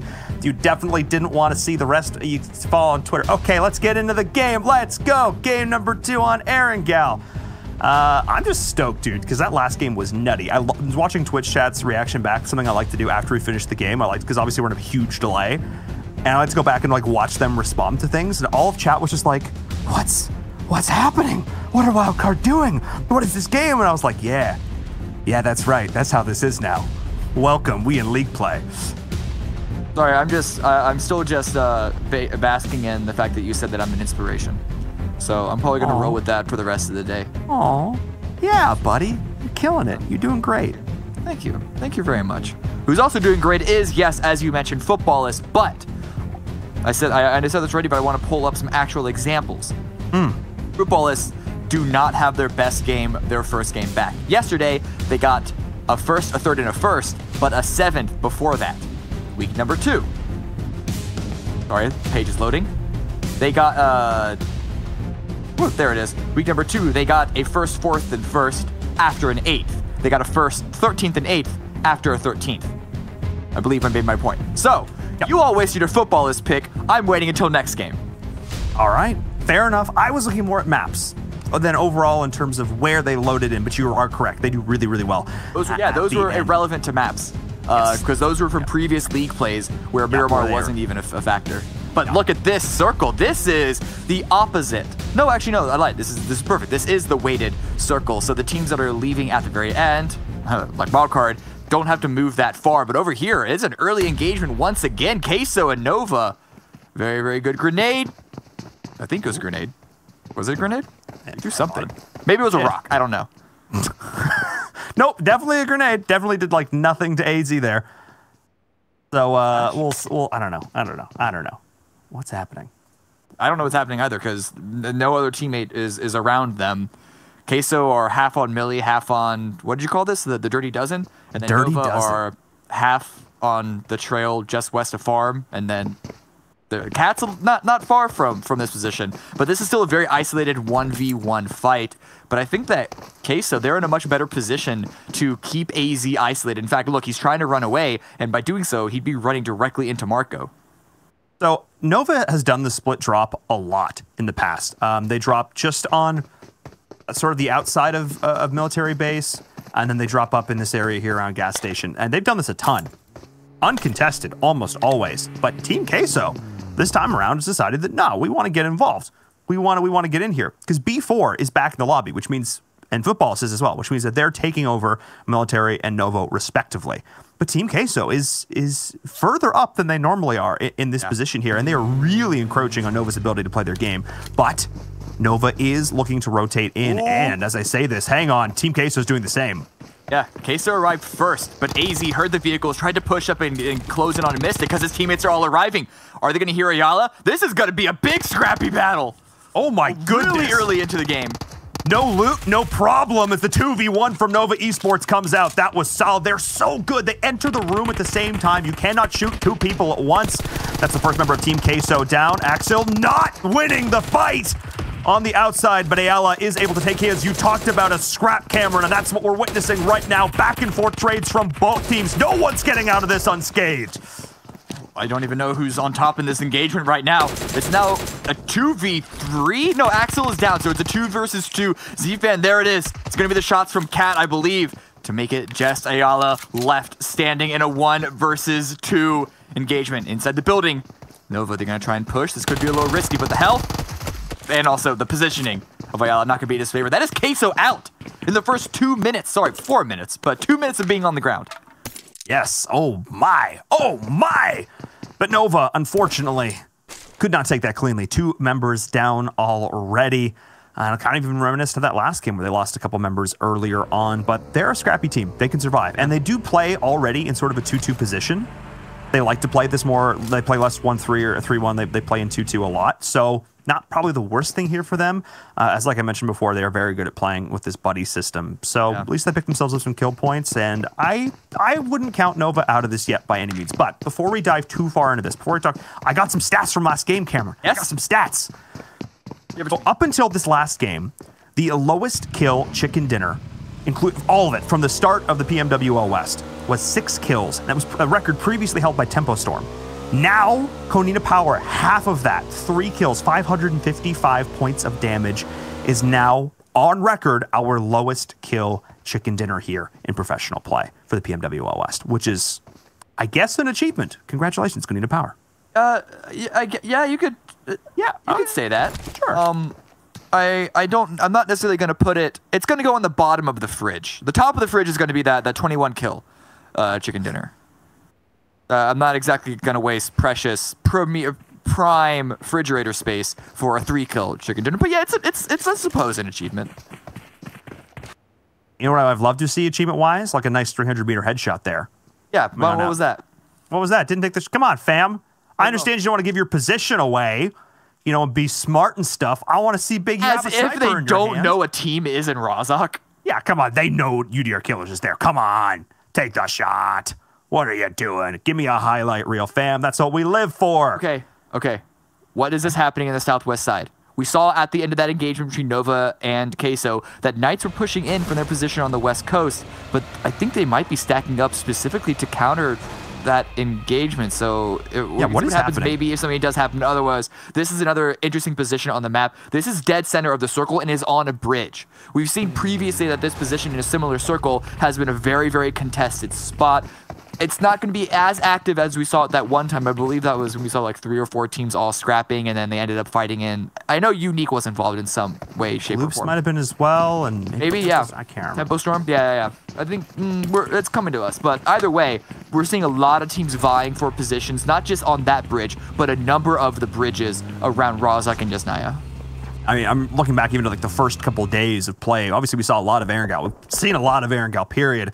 So we are going to start to see some patterns emerging. And like you mentioned before, the gas station and bridge control in these northern skewed circles are so important. Your ability to impact other teams' rotations, cause them to stall. We've seen so many teams get caught out on the riverbank, fighting underneath these bridges because a team has posted up early. You do so much to these other squads. Your mere presence, you don't even have to take shots. Just the knowledge that you're there is so impactful on other teams' abilities just to play the game they want to play.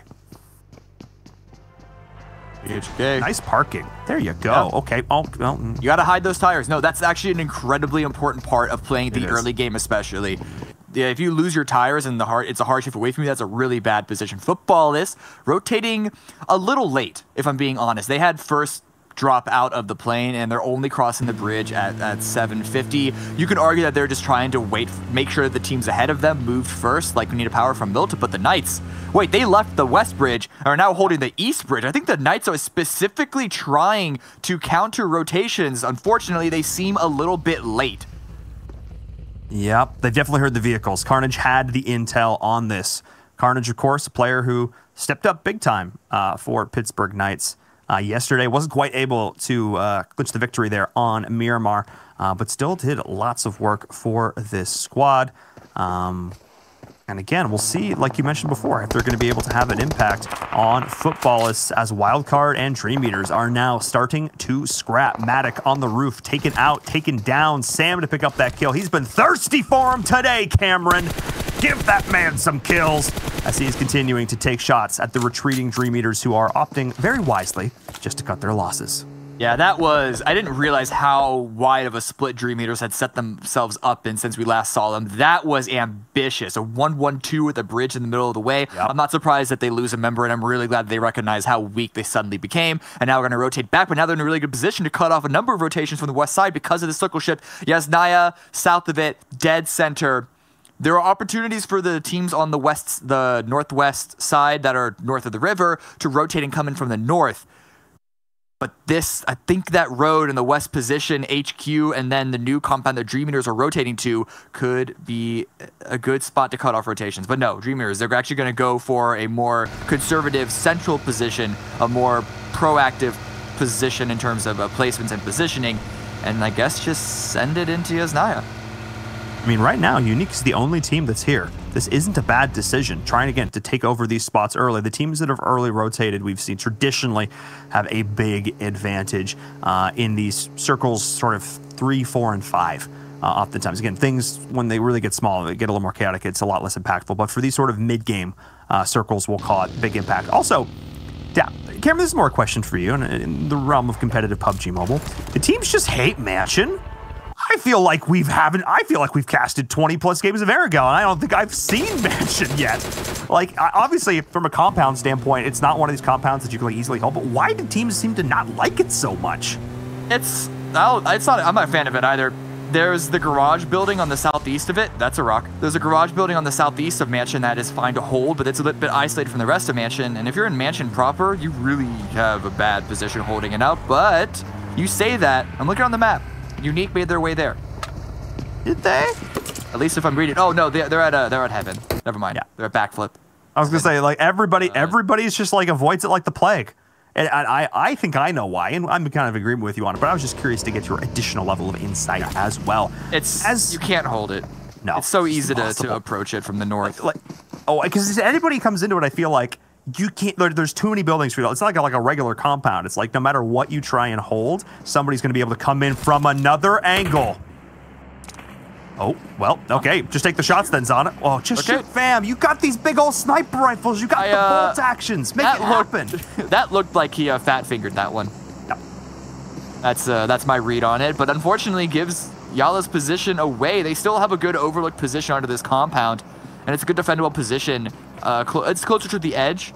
But unless they want to send it to Yasnaya, I think this is the best spot they can hope for. Either send it to Yasnaya or cross to the other side of the circle. And why would you want to do that unless you have some amazing level of information? So this circle is going to get very interesting, Cameron. Speaking of information, if it rotates like anywhere north, because we literally don't have anybody north of Yasnaya right now. Yeah. Umbra's rotating in. We can see them now. They're the team that is the most north. They are coming in the sort of the highest trajectory. Normally a trajectory that Wildcard likes to hold, and they sort of have. They're holding that bridge crossing. But this is very interesting if this next circle is going to rotate. We'll see how many teams are going to be forced to scramble in as that does happen. But a fight's breaking out also more towards the south. I believe I saw down in the kill feed involving the old B4 Esports. And yay, I saw bolt action in the kill feed getting excited. And this is what I'm talking about. That's a wide open spot. Yep. If this is a north shift, oh boy. This area south of Yasnaya is... okay, never mind. Doesn't matter. It's not. Doesn't matter. And luckily enough, it also pulls away from the Yasnaya field. There's actual playable area in here, and Unique are in a great spot. Konita Power are in a great spot. KHK are also in a really, really good spot. And these are teams that need the love right now, that need this. Because at any given point, like, C9 could just all of a sudden decide they want to play with their hands again. And all of a sudden, you've got a team that's dropping like 30 kill games and it could just totally disrupt you, even though they're coming in with like how many 20, not even 20 points into the day. You are not safe. You are never safe. The level of play is just too high. And that's why I like the fact that KHK put themselves, and a lot of these other teams have put themselves in a great spot. UDR Killers, HQ, they are all in the circle. They do not have to rotate at all if they don't want to. This is an interesting maneuver by Footballers. They're actually going away from the circle, taking on top of prison. I have to guess that they're either interested at looping on the south, go to shelter. We can go back to that because it's actually going to be a bomb from Wildcard. Super aggressive again. Oh my goodness. I can't tell who was sending on to whom there. That seemed free for Wildcard. They didn't even lose the player. Free, Cameron. It was all the frees. And that's just Wildcard. This new playstyle from them is so entertaining to watch. Thank you, Wildcard. Thank you. One of the top teams in North America. Finally starting to act like it. You love to see it. But Footballists now looking to get involved. Frag machines. Oh, my goodness. Not quite having a day right now. Another one of these squads that's vying for a spot in the Super Weekend. But Footballists, now that they are on the server, are looking to, well, say no to that, to put it nicely. Yeah, like I said previously, they were positioning themselves in a way to get information and perhaps take a fight. I don't know if they knew that frag machines were there initially, but they did capitalize on the opportunity that they had. And the blue coming in is going to help them out. It's not a forward position in terms of positioning, but it allows them to get kills. And if they continue to clean up the area around them, if they're able to take out frag machines successfully, that's another knock, that's another kill for them to go towards that that goal. Then they should have pretty clear space around them pretty early in the game, actually. A lot of other teams that are in the center or the south or the west side still pretty impacted amongst each other. And so football is, I mean, yeah, they're cleaning house already. It's spring cleaning. It is. It's spring cleaning in July. Because Frag Machines came into the day in 9th. 36 points they accumulated for themselves. They had a good day yesterday, Cameron. They had a good day. But again, with how some of these teams are playing, they need to continue to put up the points. And one member, I believe, staying alive, he's going to need to go full survival mode, channel his inner Pittsburgh Knights as they continue to push into the circle. But that's 3 kills now for Footballists, starting this first game off right here on Erangel as we see the circle shift just east of school. And this is still a good bit of terrain. This to me is classic Erangel. This to me is classic PUBG Mobile. You've got trees, you've got hills, you've got dips, you've got some shacks, you've got a little bit of terrain to play around. This is familiar. This is actually going to get a little wild once the blue pushes in, because this position by the Knights, it's one of the only playable positions, but it's also super vulnerable from the east side. If you remember the game that Kunita Power went off, and I don't think they won, but it was the game that Tixie especially picked up loads of kills. This is around that same area, and if you remember, there weren't that many compounds there. Loop's pulling up to a little bit of a dip, not far from a compound that I believe that Yala are now holding down. A couple of shots back and forth between the two squads. Just a little bit of love. Love taps. Back and forth implies op-ed. Hit any of those. But yes, no, Becker. Sorry, a little shade there. Becker was sitting still. Fair enough. Technically correct. Okay, Wildcard is pushing again. Did like Wildcard and did we just get the names wrong? Is this Loops? Are we seeing Loops right now, Cameron? What is that? That is just 3 members holding down their virtual W keys, thumbs all the way forward. And that is Wildcard just continuing to rack up kill after kill. Oh no, Frag Machines out in 15th place. Not ideal for them. They're going to have to reset going into their next match here on day number 2. But Dream Eaters, another team in shambles. Only 2 members still alive for them. Ursit's just trying to maintain some semblance of order as all these teams are fighting around him. And actually, that's Umbra just sending it. Hang on. Ooh, a little bit of information for the teams on the outskirts, but Vindex perhaps going a little bit too close, not aware of the actual angles that he was able to hold safely. Dodging grenades, Happy Feet jumping around, but it's going to be counter grenades coming out from Vindex to get the first knock against Unique. Both teams are very, very damaged, very, very wounded, and very, very much not in... I mean, they're in the circle just barely. Just barely. Just barely. Unique. Oh, Unique has the angle! But the angle is getting blown out from underneath them, or maybe it's just the vehicles. Halls is going in on the full set. He's going to try and run them over. What is that, Halls? Oh my goodness, through the smoke, through the fire and flames. Well, it's not the Unique who's going to carry on. It is Umbra picking up all of those kills. What is happening today? What is going on? Yeah, this is, I don't know if this is going to be a permanent thing, but it looks like PMWL West region just hit a new level of aggression. It's not just Loops who are pushing constantly onto other teams. A Wildcard, well, they're pushing in as well, but this one's a lot more difficult of one to do. Slicky is by himself. They lost Sam and Acer while we were watching the previous fight, and Spring still needs to approach, but barely Gonzo's going to win that engagement out. I think Wildcard's luck might have just run out. Gonzo. Another sick angle from Gonzo, the player from Kunita Power who's going to look and find that. No 3-kill game for them this time around. They getting involved. They getting feisty. But another team who we haven't had a chance to talk about because they didn't play in game number 1, of course, is B4 Esports. Lobbing them nades. Not able to connect on the KHK, but Maxon. You know, we talk about like Levi, we talk about Pedro, etc. I feel like Maxon doesn't get enough love because he's actually been holding it down for B4 Esports, Cameron. Yeah, it's another one of those really good sort of overall average solid rosters. It's one of the rosters that is very difficult to choose one specific player as the MVP.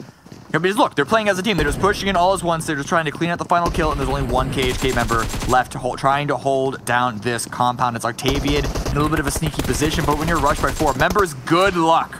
They knew exactly where he was too. There was no ifs, ands, or buts about it. No ifs, ands, or buts. Yeah, they had it dead to rights. Pinned up against the wall, putting a new definition to between a rock and a hard place. As we're seeing Footballists now, and Loops. Footballists actually lost a couple members in this, and Solke going down as well. The jump-shotting Fiend, and they are split. What happened to Footballists? Hang on a second. There's been so much action, I missed it. My assumption, the Western shift was not very friendly despite clearing out the area, despite taking out and pushing out frag machines. They still had not many other options other than just to drive through, and, well, rotation's not the hardest thing to punish, but Yala trying to punish, I believe that's Udyr Killers. Udyr Killers, who have really the only compound in the game in the circle. It's not the strongest of one, but I mean, you're not gonna snub your nose at the only hard cover left. No, you're certainly not. You're gonna hold it as long as you humanly can, but everyone's gonna have an eye on you. Let's say a big old target on your back, because the two North American hopes, basically the two North American hopes left in the server, are both down. Wildcard and Nova out of it here. That's all of them, yeah, other than Pittsburgh Knights, sort of the last team standing for the old NA Hope. We'll see how PK can do as the constant aggression finally, again, burnt out for Wildcard and even Nova as well. I believe Cat maybe killed himself with a car. Don't want to necessarily call that out, but that's something that could have happened. Just saying. I didn't see. That's all you. It's not on the kill feed. That's all on you. But look at where these teams are all playing. That just shows how little there is actually playing in the circle. There are a couple of rocks on the extremity, like they're in like a Coliseum stadium. They're in the stands, and it's a wide open, just flat ground in the middle. But nades, more nades coming up from B4 onto Konita's position. They all miss or bounce off. Oh, that bounced off the UAZ. That one's good though. That one's good though, Cameron. Hang on. As Dream Meters are going down as well, the nades are continuing to rain in onto Konita Power. B4 looking to continue to get involved. How many grenades do they have? That is the question. Rabdini taking damage from the flank. That is PK getting in on the action with the third party. As Axer and Gonzo are just snaking and trying to stay alive and just walking into grenades, crawling into grenades, hoping they have the utility to try and survive just a little bit longer, but they do not have the zone. Yeah, neither does B4. But they just have a couple more grenades they can land onto Konita Power. They then have a pretty open space. The problem is, what angles are they going to get shot from while they're trying to push into the circle? Because we saw the Knights deal some third-party damage. It's going to be Levi with the penultimate drop onto Konita Power. It is just Gonza remaining. They've seen the kill feed. Mixera pushing forward. More grenades. But the revive is coming through. B4 maybe would have wanted to go a little more aggressive. That one looks good. It's a re-knock. And again, it's just Gonzo left standing. They're trying to keep the smokes up. They're trying to keep their dreams alive. But B4, just on this position on the outside, they have the tree, they have the vehicles. They've been able to do so much work, but Loops getting involved, but two members are down. Carrillo, the two-time MVP with full HP, will need to step up as Becker is trying to play medic to keep his squad alive, but Footballists on the flank. Lutz, the last man standing. However, if there was a member for Footballists I'd want to have alive during all this, Lutz would definitely be one of them, as he's got eyes on Loops, and he will not go down quietly, but Carrillo taking shots back. As Carrillo, the last man standing, whoever wins this gunfight between these two teams will have a huge impact on it. But no, the play zone actually denies it, but it was a third party from Yala that keeps Loops in the fight just a little while longer. A little while longer. I don't know how much longer it's going to be, though, because the Blues push in on them, and they have no cover. They're not in the circle. They're going to run into either Umbra or into Yala. Yala, though, Lord, star player of this squad, trying to get some shots onto B4, who are slowly pushing in. They didn't want to push into Konina, but instead, it's still pushing into death. Lord, maybe stepping one. Lord and Pro Lord. Who will be the proest Lord? Find out here, right now, today in the PUBG Mobile World League West. And the answer may in fact be neither of them, as everybody's getting third party. And Konita Power goes down. Loops are continuing to try and push their way in. And I actually think Carrillo's got the right idea here. I think he's got the angle. He's got this little bit of high ground. But I think they heard him. Yala Esports is aware. finished off 2 members of Umbra. Now the only Umbra player is out in the blue, trying to heal Stim, trying to heal Raze as best as he can. It's just him and Mixera, though, in this engagement. Rio crawling forward. Is Yala aware? Will Yala be expecting it? And will they be expecting the 2-time MVP? We're hunting wabbits. That's what Carrillo is thinking, but Zana has eyes. But Zana is taking damage. I don't know if Carrillo... Oh, yeah, he saw the movement. He saw the movement. And with Becker going down, they're really exposed right now. Carrillo's going to drop the only other bit of high... It's actually PRZ... Wait, from way out in the zone? Who? Huh? Win? What? Well, that's it. 2 teams remaining. Don't know exactly what happened. It was milliseconds that decided placements 3 through 5. Now UDR Killers know what's up. They know who they're up against. And look at Nano send it. It doesn't even matter that he's not even sending it into the zone. He's sending it against Yala. This is how you play. Bolt action. It lands. It's not a headshot, though. But there it is. The follow-up nade. Can the second one land 2? 0 out in the blue. And I believe that's a nade kill to finish it off. So that's 1 more point. UDR Killers getting a win. 5 kills. Not quite the record-setting 3 from Konita Power. But still, we've talked about them. UDR Killers performing a lot better trying to qualify into the final weekend.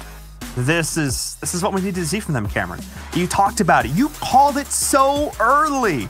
They have the 1 compound. They have the last remaining structure in the circle, and they were able to hold it. I talked about the idea that they had a target on their back, but they weathered the storm. They were the rock. They were the lighthouse. They were the shining beacon in the middle of all of this chaos. That was those final few circles. I thought Loops was going to be able to get the drops on Yala, maybe survive, but I actually think it was Umbra way out in the blue, heel stratting through, getting those final shots in. It was so chaotic, and like you talked about it, milliseconds were the difference in the placements there, but again, that's just the level of competition that we are experiencing right now, and I would expect nothing less from these teams. Let's send it back over to our analysts to take another look at game number 2.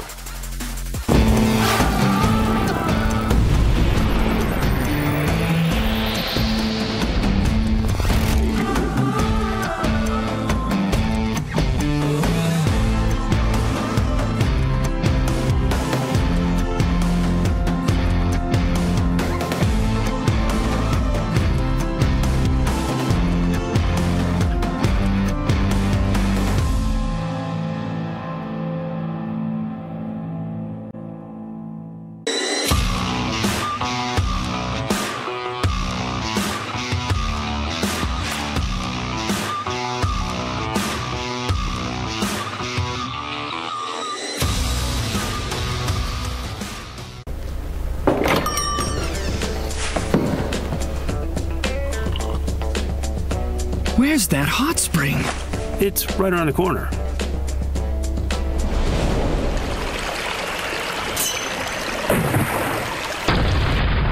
And you can't miss the sea of flowers.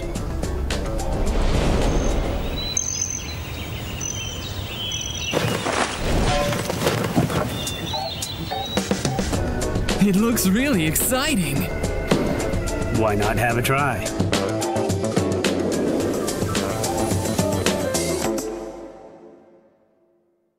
Well, I think that was someone talking to UDR Killers saying that looks exciting. Why not have a try? They said, you know what? Maybe we will. They ordered themselves up a chicken dinner and they got it. And not to mention that, they also got themselves a secured spot into the Super Weekend so they can redeem themselves from the prior week and look to maintain a top 16 position. We were watching that game and all hell broke loose towards those final zones. We weren't sure who was going to survive, who was going to come out. But on top, it was UDR.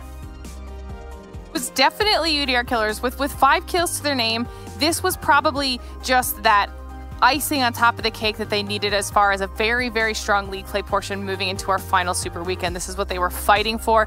Their performance yesterday alone was already better than their entire performance from last week. So this is just snowballing them even more. Hopefully they can now carry this this confidence, this level of aggression into the Super Weekend and really start to increase their points from there. Well, speaking of points, let's take a look at how many points every team got participating in that last match. And as you said, UDR Killers got themselves 25, but also Umbra and Yala again here 7, getting some big points on the board. What is this? What is this leaderboard I'm seeing here, man? I'm shocked. I'm happy. I'm surprised.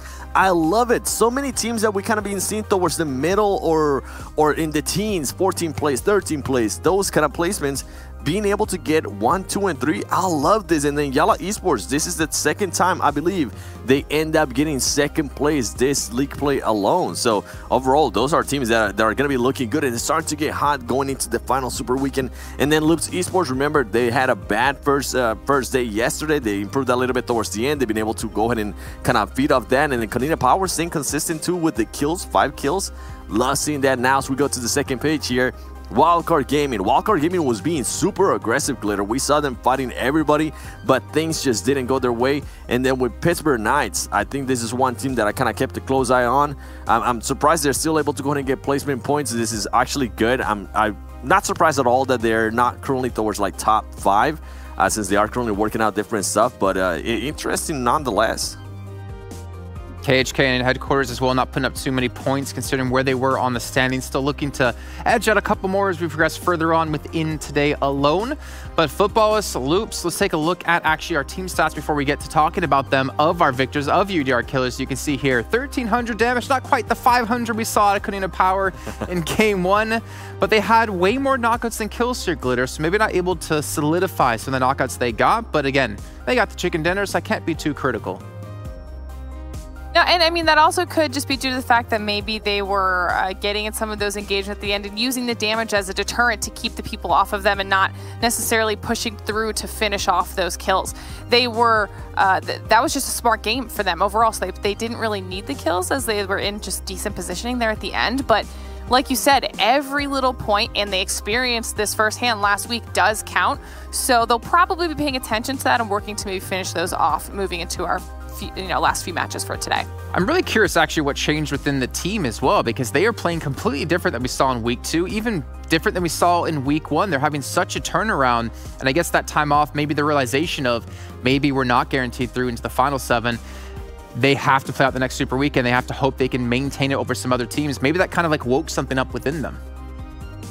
Yeah, maybe you're saying it. I 100% agree with you. Maybe it was the pressure of knowing that SWAT 69 could also qualify, and even though they didn't have a great performance there on their first week of Super Weekend, they could go back to the second Super Weekend that they would qualify to and pass them in points. And I think that pressure has just go ahead and make them do wonders here. I'm just so surprised, and I'm so happy for them to kind of get these performances, especially because I know this team has been putting out good performances too. They got a second place yesterday with 11 kills in Miramar, and they actually showed up and had a good performance as well in that previous game, not in regards to placing, but in kills alone, on continue to be aggressive. So I'm loving here what I'm seeing from UDR killers.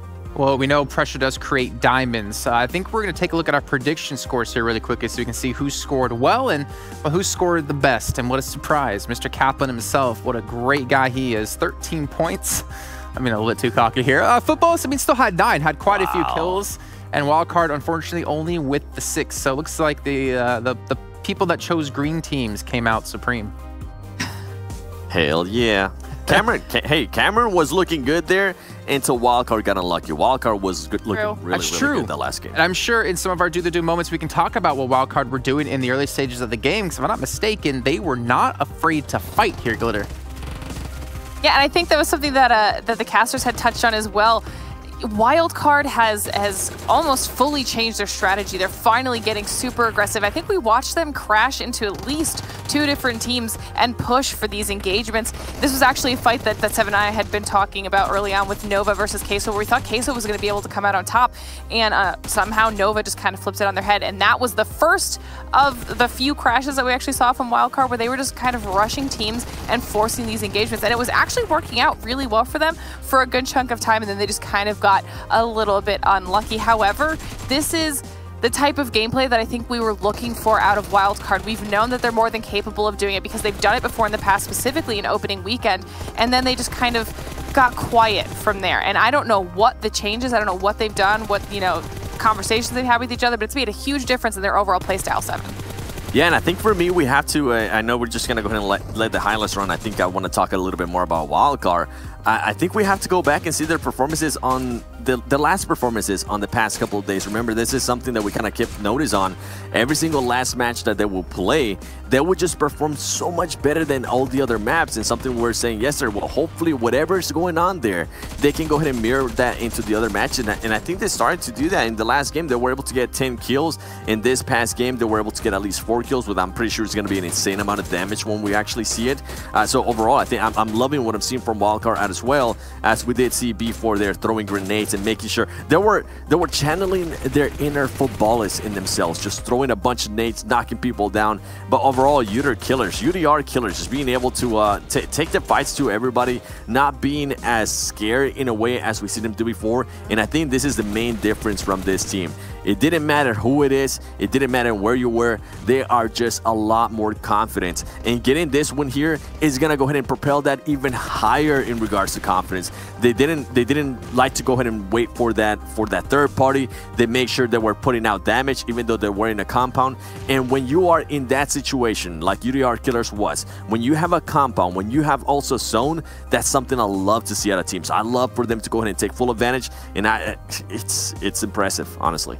Yeah, and we see also maybe how well they can play when they're under that pressure of needing to requalify. Obviously, with Cloud9 not being in that match, Loops falling a little bit earlier on as well for them. We've been talking about that kind of domino effect, or maybe the effect of not having these teams who have been so dominating over the course of these last weeks playing in those matches or not performing to that same kind of level. We're seeing these new flowers start to grow out, you know, when the brush gets scraped away and they're able to really step up for themselves and for their team. We're going to take a look now at the total damage. I'm actually really curious about this in relation to UDR Killers compared to other teams, considering what we had in game 1. Well, Kanina Power only getting themselves 500 damage done, and we're seeing such a massive stack here towards our top 7. What? Damn, everybody was just fighting each other. Everybody didn't want to go ahead and let anybody go. Scrappy. Look at Wildcard. Something we mentioned about Wildcard. Even though they ended up in 10th place, the damage that they went and did up to 10th place, that is just insane. They almost did as much damage as here as UDR, being able to get 1,300 damage. And then we go to the #1 team, B4. Not surprised, honestly, that they got currently #1 place there in damage, as they were throwing a bunch of nades themselves. And then Kanina Power being able to kind of double what they did whenever they got a chicken dinner in 1,000 damage. Still 5 kills. They've been pretty consistent. Something that I've been noticing with Kanina Power up so far, Glitter, is how consistent they've been on their kills, either 3, 4, or 5. Yeah, which is nice to see, because I think, you know, we've harped on them a little bit for showing up super strong and then kind of falling off. So them being able to start finding this groove, even if it is on a less aggressive scale, I think this is just important for them to be able to start nailing down that consistency instead of having a few explosive performances and then falling off, because, you know, moving into the finals, you can't afford to only have a few games. You're only going to have you only have 4 days, 6 games a day to make sure that you're doing well every single time. So a few good games here and there isn't going to help them in the final. So I think this is probably very beneficial for them. I mean, they're going to have, I believe, 24 matches, 6 matches a day over the course of 4 days to really make things work. And like you said, Glitter, you can't have one good match and expect to win the $100,000. But some players who have been having some really good matches are our top 10 players by kills here over the course of all the weeks we've had so far. And of course, Korea is going to be #1, but I will say this. Look who we are seeing all 4 players from one team in particular. Footballist. And it's no surprise. That's one team that has been fragging out. Remember, yesterday they didn't get back-to-back, but they had 2 wins with 19 kills a pop. And that just goes to show that team. First of all, shout out to Solke, shout out to Lutz. Wait, what? They've been here pretty much the whole time. And then Lovazin and Raoum being able to step it up too, being able to go ahead and get themselves in this list. That is just that goes and speaks volumes out of them. What's up? Is that right? Look at Lutz, #3. Look how many nade kills he has. Hey, I'm not surprised. I'm not surprised. Listen, I wanted a stat to see how many grenades alone yesterday they threw and how many kills they got yesterday, because remember, we always saw out of footballers yesterday was just grenades. So I am not surprised to see that man have 21 kills right there. That is, holy cow, that is quite a stat. I mean, yo. He has probably more nade kills than some players have kills total. He has more nade kills than probably some teams. Yeah, that's insane. Honestly, really well done for him so far. Let's take a look now at our overall stats and how things might have shifted up because of that last match with the UDR Killers getting a chicken dinner and getting a second place here, Glitter. They are just this is what we wanted from them. You know, I think this is what they also needed, but they've bumped themselves up into second place overall. Football still holding on strong in first place, but this is phenomenal for them. They've managed to start upping their kill points. They've managed to just be consistent across the board. And then now they're above the likes of Nova and Yala Esports, who we've just seen tons of consistency coming out of.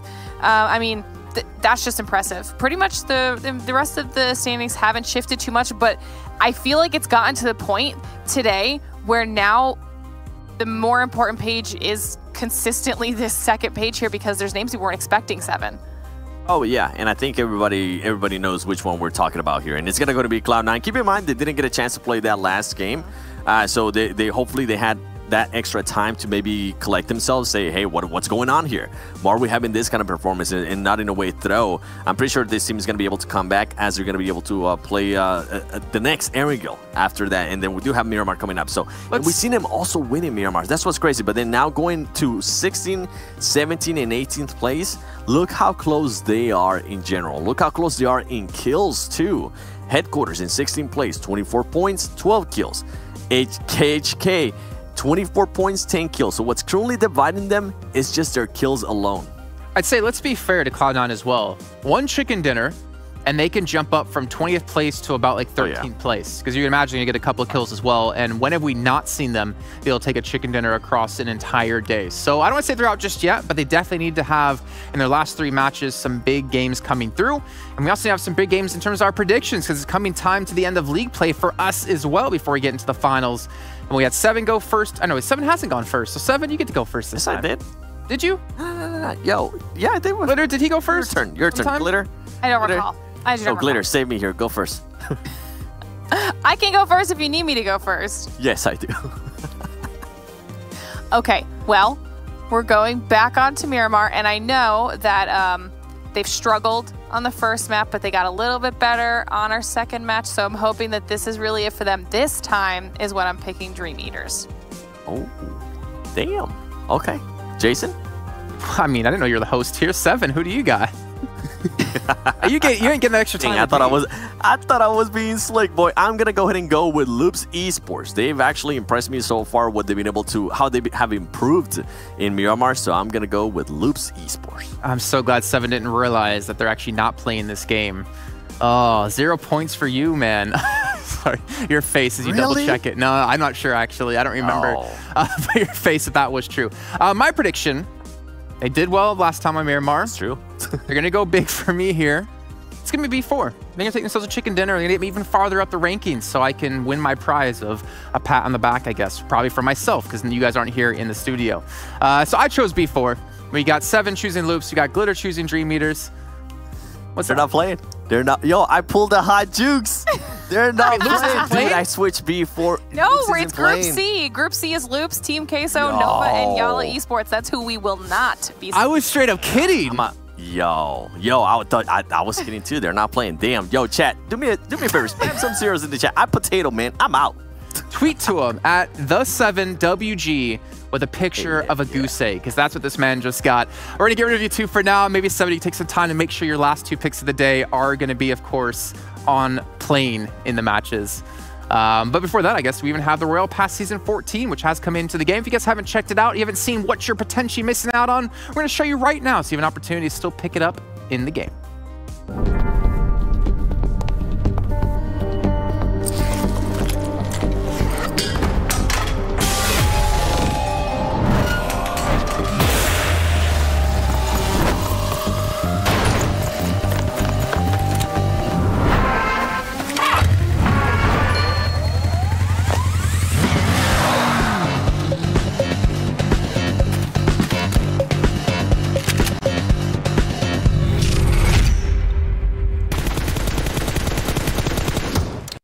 You know, it's never, ever going to get old seeing Seven get 0 points, or Hot Jukes for that matter, or even Cameron.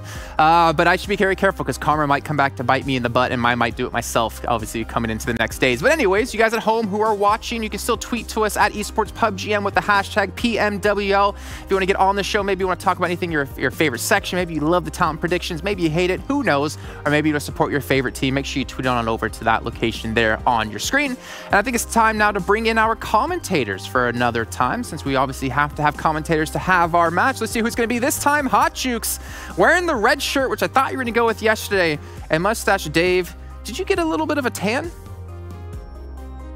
Yeah, I did. Thanks for noticing. You're out there praying on the beach. Come on, Cloud9, you can come back. Praying for you to finally notice me. And like my prayers have been answered here today. So Dave, I have a little talking point with you that I just actually heard from our production crew. Apparently someone else here standing had loops picked as well, and then tried to change it last second again. I'm not sure who that is. Maybe the man that's looking guilty on our screen right now. But we'll see if we allow it. I don't know. I don't know how it's going to go. I can't really talk to Dave about it because he wants to be commissioner, and I'm kind of commissioner. But either way, Dave, we're going into If I was commissioner, I would allow an oopsie for 7. So, with that being said, 2020, Dave for commissioner. So you're trying to buy votes. All right. All right. I don't need to buy nothing. I'm just a nice guy. Okay, well, let's talk about, obviously, the importance of today, right? It's the last day of league play. There's still Cloud9. There's still SWAT69 looking to get into a second super week for themselves. I'm sorry. What's happening with Cloud9? I'm sorry. I can't handle it anymore. Like, Cloud9 is freaking me out from start to finish here. I cannot believe that there's a possibility that they will not make it into Super Weekend. Well, okay. I'm sorry. Like, it's just like, I can't hold it anymore. Like, what's going on? They need one chicken dinner and they're through. With just any amount of kills with problem. And they're already through the league finals. Every other team knows that they need one chicken dinner. And that is what concerns me right there. Because at the end of the day, these teams know where Cloud9 likes to drop. And if they really wanted to, you can have 2 or 3 squads just kind of put that pressure on them and take them out early. So I'm really wondering what's going to happen. I'm super concerned right now. And I'm low-key, not low-key, I'm high-key freaking out. On that note, low-key, high-key freaking out. When I interviewed Beowulf on Monday, he did say to me they were a little bit worried about getting their drop locations going into the World League from PMPL, and they did get every single one across the map. So maybe they're starting to be contested early on, which has forced them to adapt their styles. But I want to see if we're adapting our predictions here. Mr. Mustache Dave himself, you can check him out on Instagram and on Twitter. Who do you have for the first game of the day? I was messaging Monica that last game, you know, kind of talking to the team, getting a little insight, and they were at the pool. They were at the pool chilling because they had last game off. So with that chill factor, I'm going to count that into this game. They are prepared. So I got them. I got them for the chicken dinner here. Okay. All right. Well, let's see how they do. Tempo. They had a good finish yesterday. I mean, I picked them. They got themselves second place off the back of Tenza. All right, Hot Jukes, who is the team you would have liked to have predicted to win here? I would like to have picked Cloud9, but I already picked them in the first match, so unfortunately they didn't do too well there. But I'm going to go with Wildcard in this one. You know, I think Wildcard definitely, we've seen some spark of life in them. We saw them go off in Miramar before. What happened? I didn't have any say in this. Production made the final call, and you got an IDK. What? You got an IDK. Apparently your prediction wasn't that's right. in time. That means a wild. That means a wild. Whoever wins first place is who I get. Thank you so much, Jason. I appreciate it. I didn't have anything to do about this one. That was all on production, and this game is all on you gentlemen to take it away.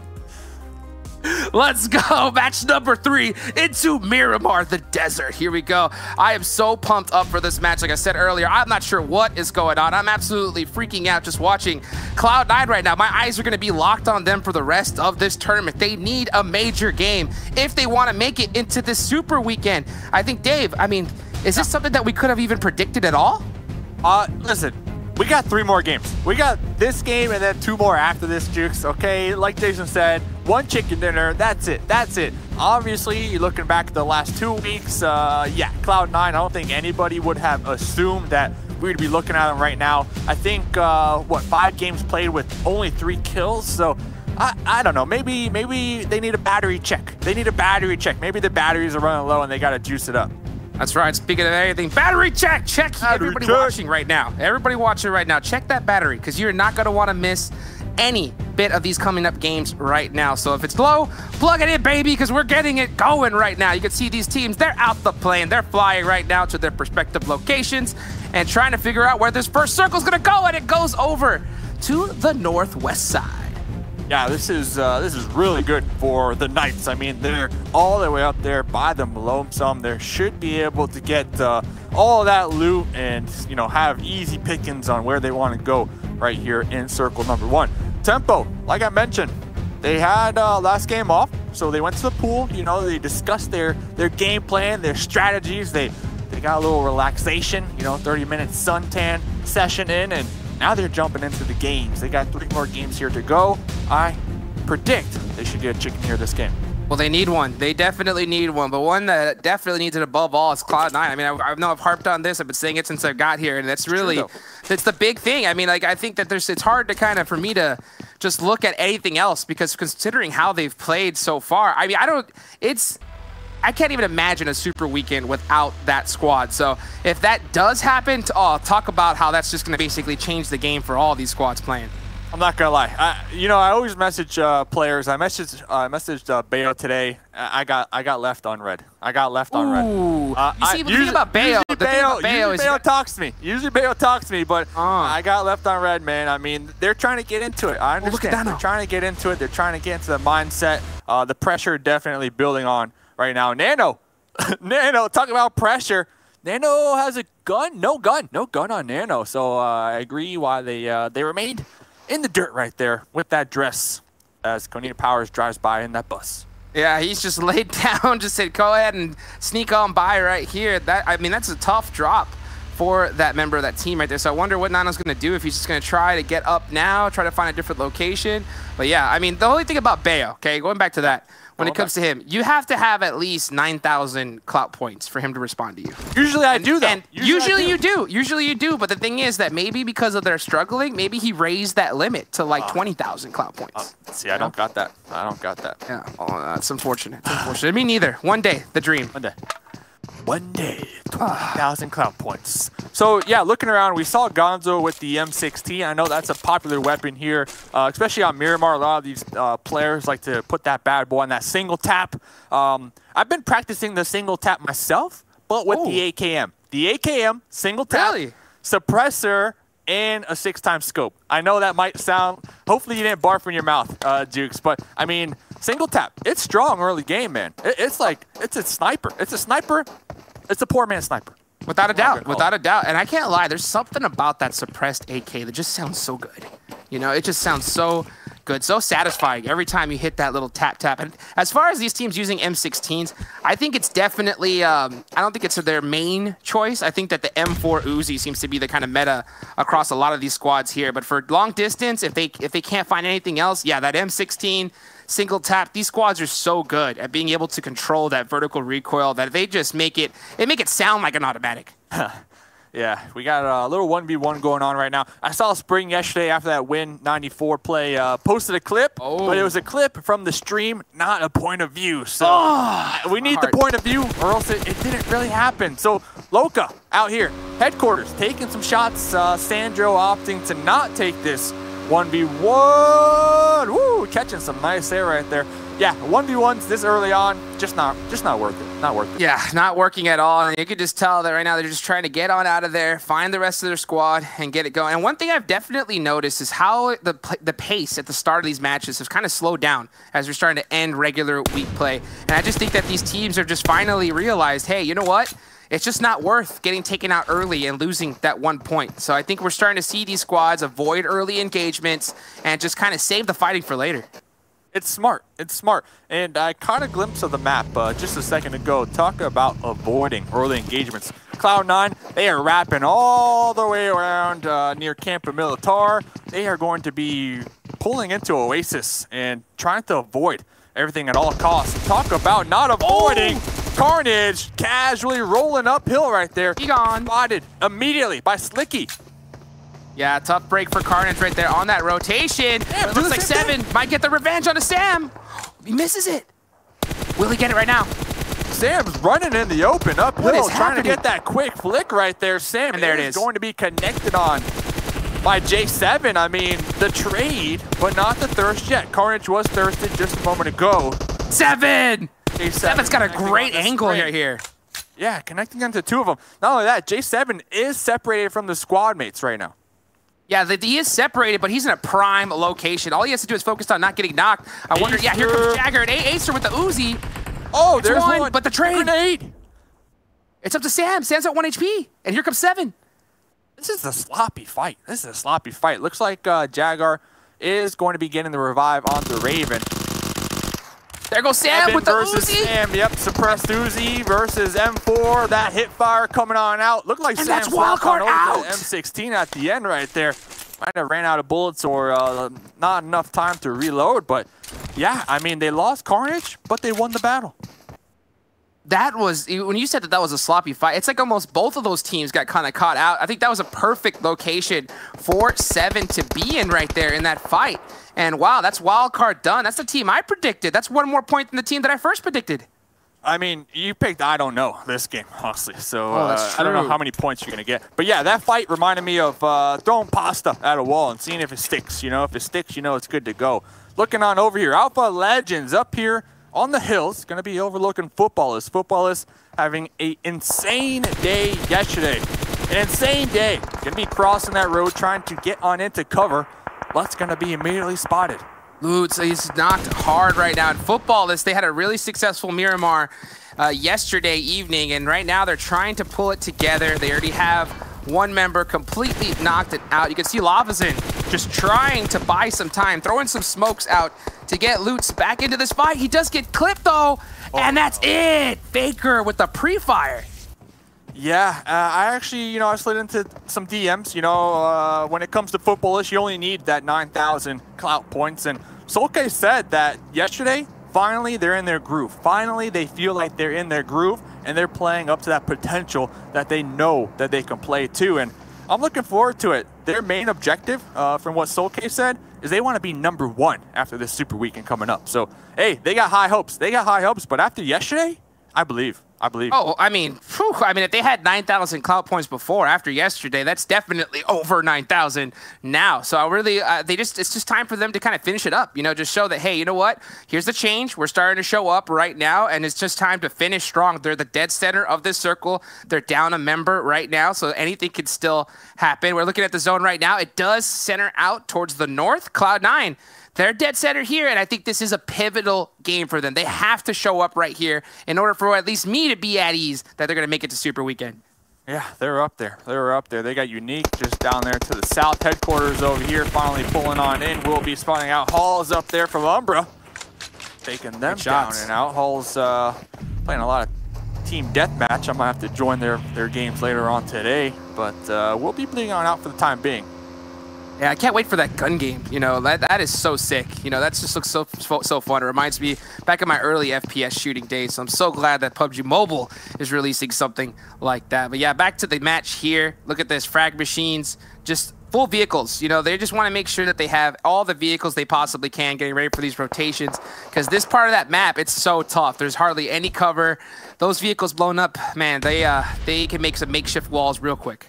Headquarters all over the place right now. Same could be said for Umbra. Hall still going to be bleeding on out, but looks like the revive might be coming. Damn. Hopping on over here. We'll be spotting out Vindex, and Vindex, Headquarters, just like that, taken out. Maz with that 6X M4. Prolord trying to hit the shimmies, and he's not going anywhere right now. Headquarters, they've got Team Umbra locked in a corner right now. Locked in a corner, about 5 seconds to go to make some moves happen, because the blue zone will be quickly approaching on their tail end, and they do have a couple vehicles to work with. D7, 1 kill to their name, reloading that Scar. HP is really low, and here comes the blue zone. Yeah, and then here comes Andar ready to try to finish out Team Umbra. It's just PRZ all to his lonesome. He does get the heal off. He's going for this revive, and it looks like he might be able to make it in time here. This could be a big 2v1 opportunity for Umbra to come back. Here's it. Here's it. Gonna be pre-firing that barrel. There goes Perez. But remember, Halls was recently revived. Trying to get the confirm. Only 9 bullets. Only 1. No more bullets to go. The reload will be stopping them. But Halls taking out that support. The support from D7. Clutch. There goes Team Umbra. There goes Team Umbra right there. Really clutch plays, and it looks like it's still circled number 2. So I believe Headquarters should be able to get this revive off and back into the fight here in this rotation. But we're shifting on over to Tempo Storm. As look at HH24. He's got the Overwatch right now. And N7R from SWAT 69. I mean, talk about sticking baby in a corner. I mean, he's not going anywhere right now. Well, I mean, I wouldn't recommend sticking any babies in a corner, but yeah, if you're camping here, if you're trying to remain undetected, this bush, this wall, it's your best friend.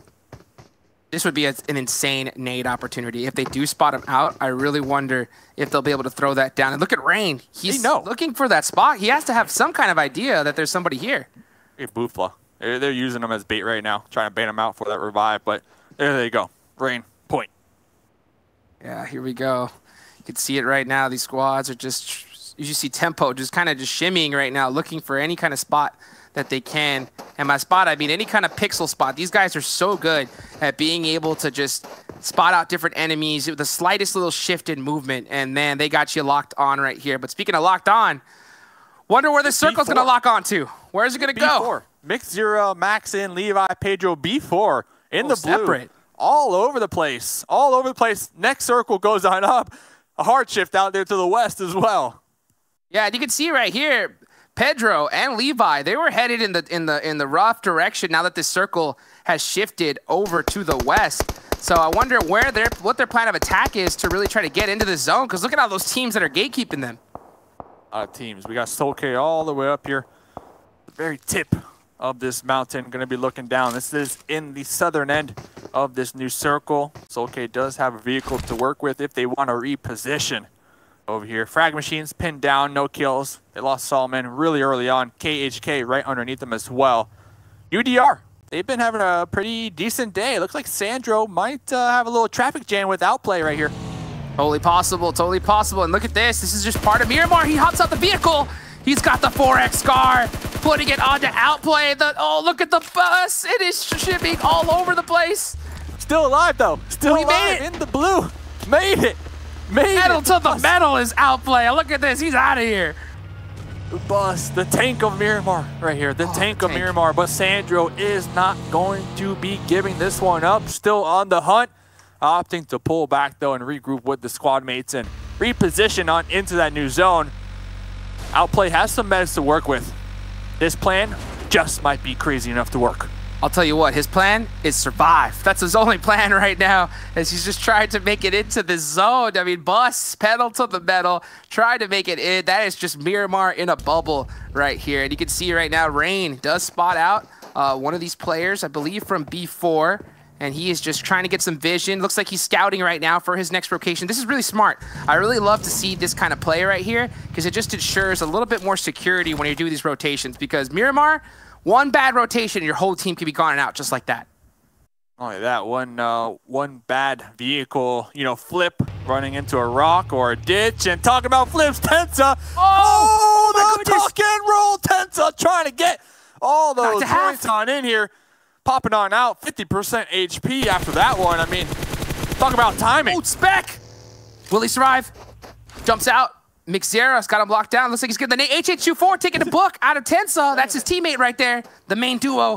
Mixzera, that grenade might be good right on above Spec's head. Spec right behind their vehicle. Their vehicle is going to be smoking, so a couple more shots could spell disaster for that vehicle explosion. Mixzera looking to reposition, looking to catch another angle on the Spec. Spec healing on up right now in that smoke. HH popping on up to provide that support. Mixzera coming in with another grenade here. That's the third one. Right behind the vehicle. Okay, blew it up. Out that vehicle.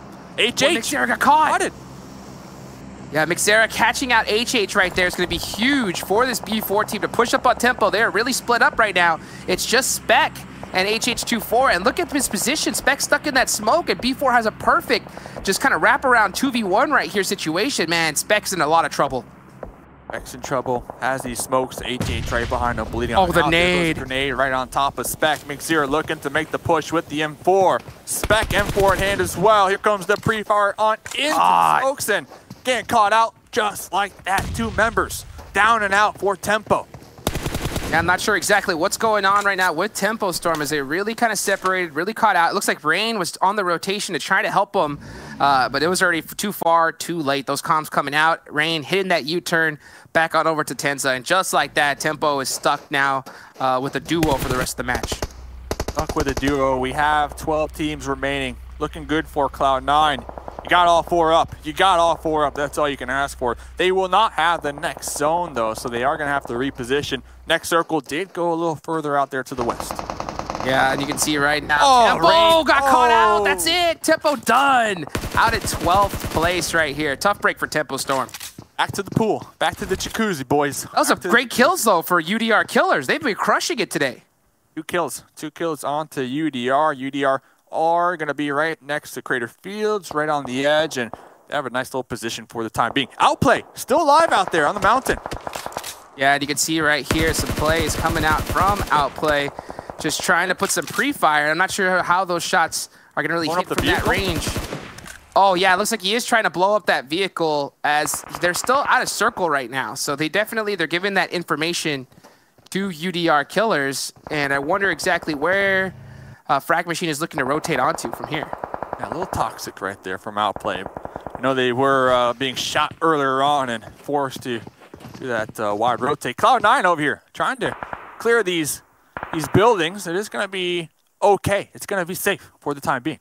And some of you guys that may be watching may be thinking, oh, Cloud9, because they're doing so, rough this so far, they may be thinking that, okay, maybe they're playing this a little bit more passive than normal. At the end of the day, though, I think this is Cloud9. This is why they've been so strong. They are able to play it passive pretty from start to finish, until the time comes for them to turn on the aggression. And they turn it on hard. Right now, I'm really concerned if maybe because of their point deficit right now, if they're deciding to kind of change their play style. And sometimes that works, sometimes it doesn't. So really interested to see how that plays out. Might be the last member alive for SWAT69. This is like the 3rd time we've seen them this game, just kind of pinned down by themselves. Solke with that quick little tap from the AKM. Getting another point on the board. Footballist 5 kills so far. SWAT69 out. Yeah, SWAT69. They've just been really having a tough time adapting to these squads here in the World League thus far. I think their results just kind of attest to that statement. But, hopefully they're able to kind of just use this as a really good, solid learning experience and just get better over time. Checking out this circle, Dream Eaters in the middle. They got 2 crates to work with. If they are brave enough to go ahead and loot those, Footballists will be overlooking them for the most part. Everybody has a nice little buffer zone around them for the time being.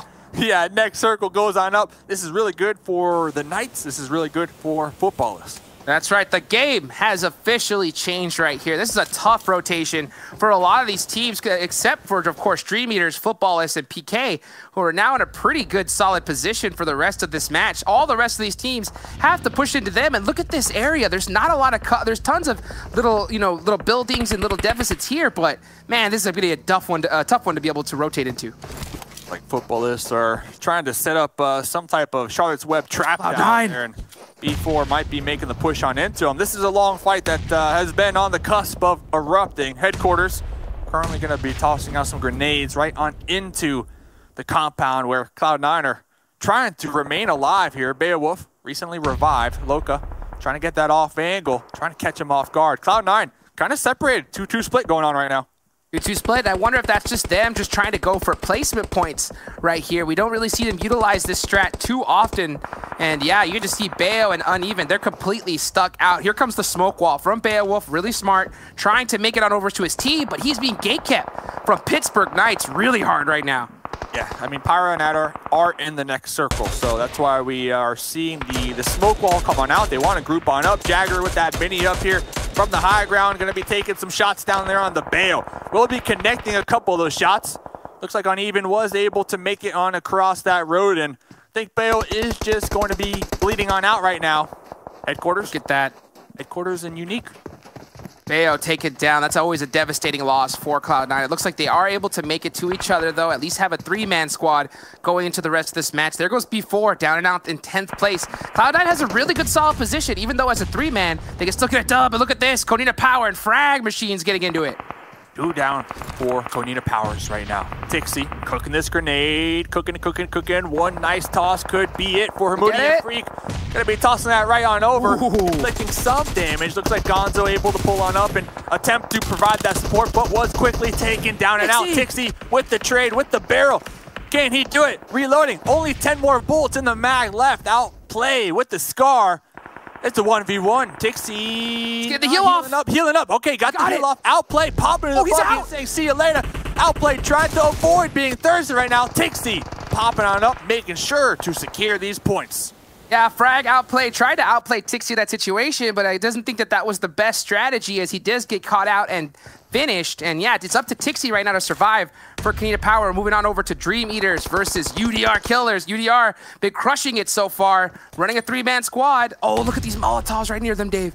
Yeah, these mollies are really good. It is going to be separating UDR just a little bit. Matic does have this rock, this big giant boulder to work with, but these grenades are going to be splashing on top of Matic, chunking them down, and there goes Matic to Ulysses. The grenade will be connected on, and 3 up right now for Dream Eaters as they are currently trying to defend their spot, defend their terrain. UDR feeling confident, making the push right now. UDR just kind of using their grenades to their advantage. You can see Ulysses with that AK unable to connect onto Verset, switches to the M4, and does able to get a little bit of damage off. Not the finish though. UDR now have to press into the circle as it starts to close in the next 3 seconds.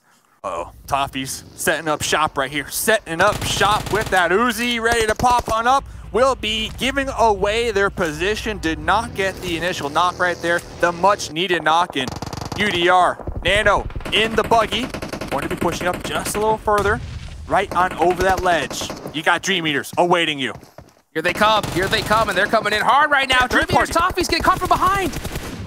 Oh! Konina Powers trying to third party this fight. Trying to get some additional points before getting taken down and out. 7 kills onto UDR. UDR are just slaying it right now. Toffee's still gonna be alive. Putting in some footwork, able to hit the dirt. Still be alive to heal on up and fight another fight. Wow, can't believe he actually made it out of that one alive. It looks like he was done and out, but he hit the shimmy, the jukes really hard, hits the laydown, does make it, but now Ulysses, he's got this perfect angle from behind. Does he spot out Toffee's behind that bush? He does! Spotted! There's the one! One more, Verset. Verset. All right, Verset will be taking some shots. So Ulysses, yeah, locked and loaded. Knows exactly where Verset is. But look at this, you got the Knights from behind. Trying to third party this one. They got Football that's currently on lockdown in these smokes. So it's going to be interesting to see who comes out on top. The Knights are going to be shredding Soulk right there in those smokes. And here comes J7 making the push with the Uzi. Wrong with the hip fire. Not able to connect and save the day for Football List. Romwood had 1 HP right there, and he just lost that 1v1. Not really much you could do with that. There goes Verset from Dream Eaters. Ulysses, he's stuck out in the blue zone right now, healing up. He does catch one from headquarters for the smash from behind. The turn. Hey, respect.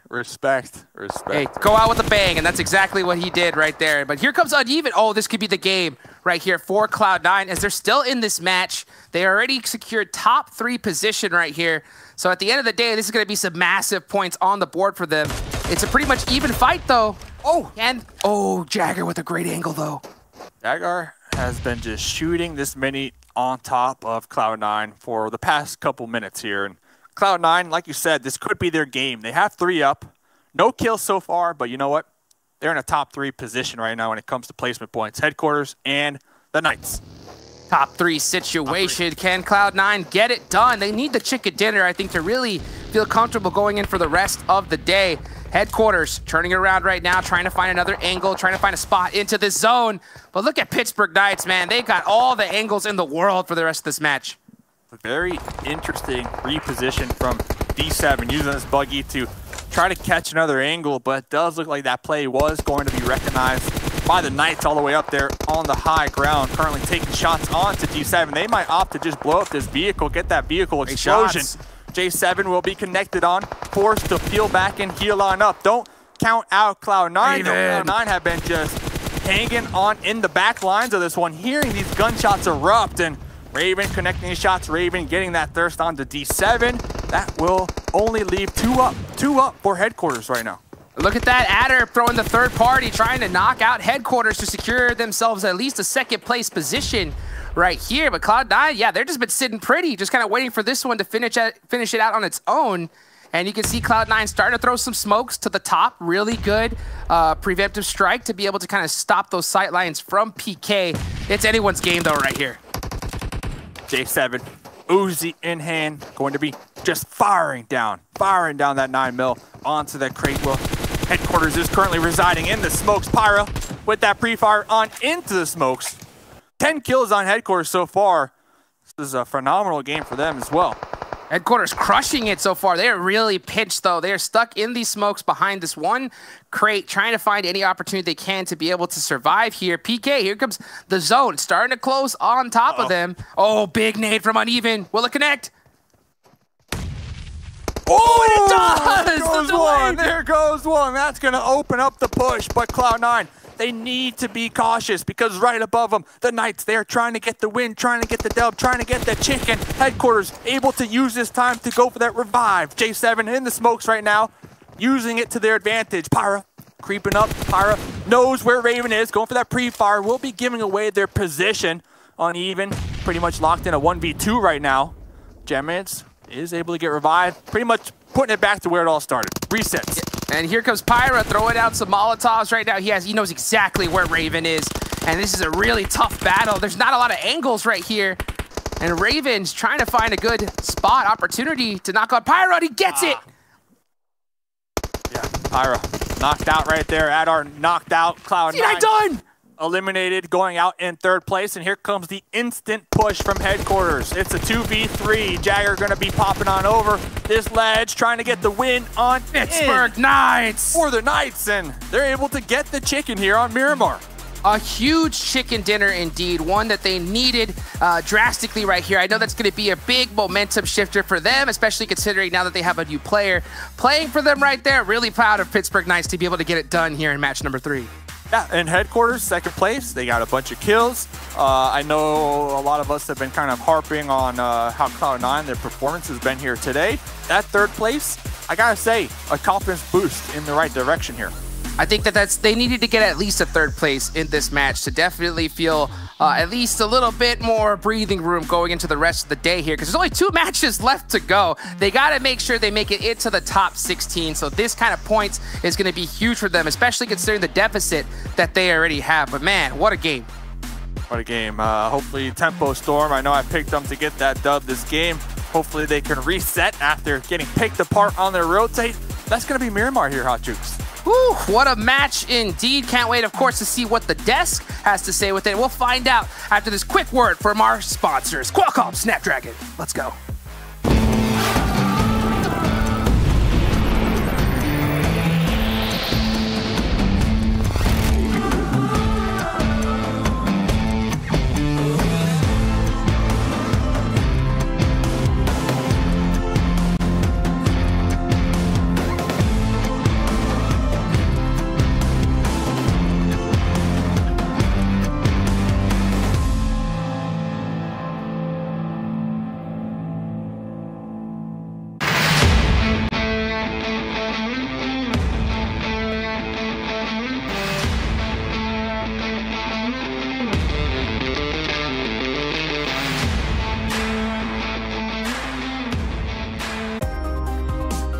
The PUBG Mobile World League is brought to you by the title sponsor, Qualcomm Snapdragon Elite Gaming, and the official beverage sponsor, Mountain Dew.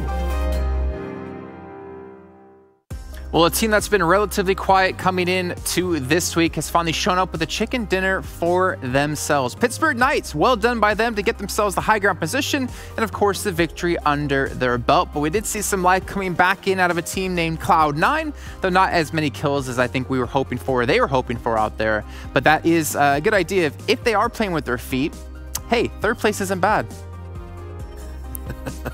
And for me, one thing that I'm actually going to go ahead and point out is that Cloud9 was trying to catch up teams that were in 16th place and 15th place in Headquarters and in Pittsburgh Knights. Well, guess what? Pittsburgh Knights came out with the win. Headquarters came out with the 2nd place, and on top of that, 10 kills. So they're going to make it a little bit harder to go ahead and catch up to that 16th place. And I wouldn't be surprised, even though Cloud9 ended up with the 3rd place there, if they're still off the top 16. Well, let's take a look at the map scores from that last one. 70 points were accumulated from all the teams, and Pittsburgh Knights get themselves the 13 kills on top of that chicken dinner with 33 points, Glitter.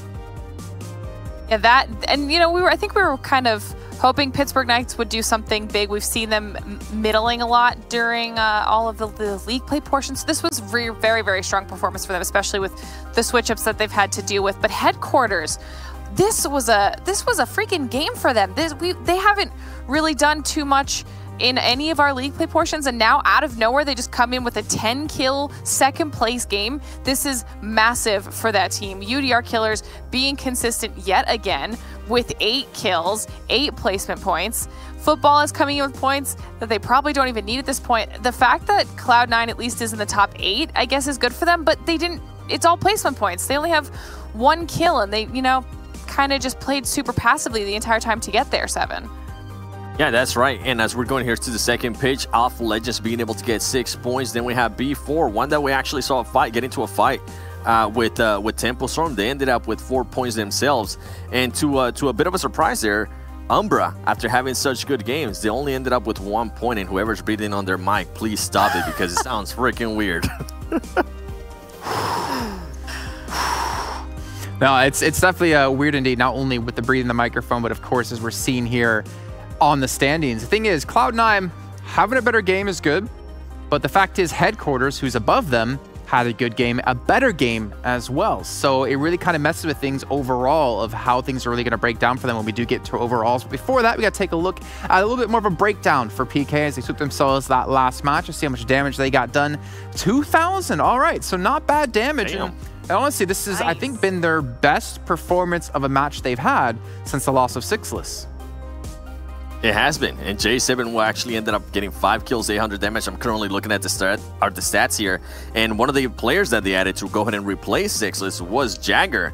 Jagger ended up with 4 kills and 546 damage, so it's so great to go ahead and see a player like that coming in as a sub because Sixless ended up getting banned. For him to be able to get those kills, and keep in mind, this is one team that I was saying over and over again, they're more than likely going to be trying out different stuff. They're going to be trying out new rotations. They're going to be getting comfortable once again with J7 being the IGL, and it's working out for him, being able to get that win. And also they played that so well, taking the height advantage and also being so patient with Cloud9 pushing up on them when they had to actually push out of that height advantage. Yeah, and we'll actually take a look at that and probably some more moments in our do moments from that last match. And as you said before, you know, the high ground position they played from was phenomenal. Cloud9 tried to flank around against them. Obviously, it didn't work out too well in the end, but still, we saw some really wacky and crazy plays, especially when it came to the vehicles, Glitter. Yeah, people, you know, they were deciding they wanted to be a little bit fancier with their vehicle plays. There was lots of rotations that were made with the cars, but we actually jumped on board super early with Wildcard, who actually did not do well this time around, coming in with only 1 kill to their name. That early game engagement really kind of put them on the back foot. And Alpha Legends, a team that we haven't seen too much from so far today, actually able to pull down 5 kills super early on in this match, but not able to then continue through mid to late game 7. And that's something that we've talked about quite a few times, about how it's very important to get to at least that mid game stage, because then the kills will come as the circle shrinks and those rotations start happening.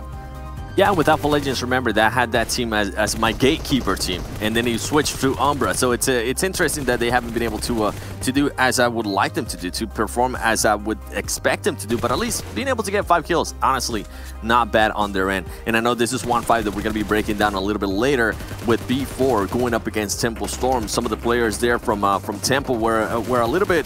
It was interesting in regards to car plays. Don't worry, you'll get a chance to see it again as we see UDR just being a little bit more aggressive still, and UDR being able to get 8 kills again. I can't remember at the top of my head, but I think so far today, every single match they have played, they have gotten over 5 kills. And for that team, something that we haven't seen before like that, Glitter, that is quite impressive. It's incredible. I almost want to ask them, like, what happened, you know, in the first couple weeks, because this almost feels like an entirely different team. We're seeing so much more aggression. We're seeing intelligent engagements. They're making better rotations. They're playing together as a unit, and it's all just paying off in spades for them because they've done nothing but have, you know, top 5 finishes, tons of kills to their name. This is, and it when it matters the most, right? I guess we're just going to continue talking about teams peaking at the right time, but this is after they came off not qualifying for the Super Weekend. They are just blowing all of these games out of the water. That's right, and as we're seeing just UDR get the finish here. Now, one thing that I wanted to go ahead and talk about is J7 now being the core IGL back again for Pittsburgh Knights. I think he went ahead and put his team in just a perfect spot. And something that we've seen out of Pittsburgh Knights over and over again is when they get themselves in a good location, they're actually able to take advantage by either outputting damage to people. As we saw earlier, I think they ended up with, I can't remember off the top of my head, over 2,000 damage. And that just speaks volumes to that team. Being able to take advantage of situations like that, when you can actually go ahead and peek, as we're seeing right there, peek, move back, do some damage, and then just recoup. Make sure you don't get any damage back. So overall, great performance there from Pittsburgh Knights. Thing is, they were controlling the pace of the fight with the high ground. I do kind of worry what would have happened if that zone did shrink in a little bit more, because if I'm not mistaken, they would have been actually in the blue if it did finally shrink in without Cloud9 rushing them down, and they would have had to come off the high ground directly into the waiting arms of headquarters and Cloud9. So maybe things could have went a different way, but obviously taking advantage of the situation they were in, what makes them such a fantastic team. As we're now going to take a look at the total damage coming in from that last match, I would imagine PK should be pretty high up there, but I'm curious to see what other teams will be there, because Cloud9, well, I'm not expecting too much out of them, considering they only got themselves the 1 kill off the back of Adder, but we can see headquarters, 2,200 damage. I almost want to say that's more damage than they've gotten in a single day before in some of our previous weeks, Glitter. It has to be. This is hands down the best game we've seen coming out of them.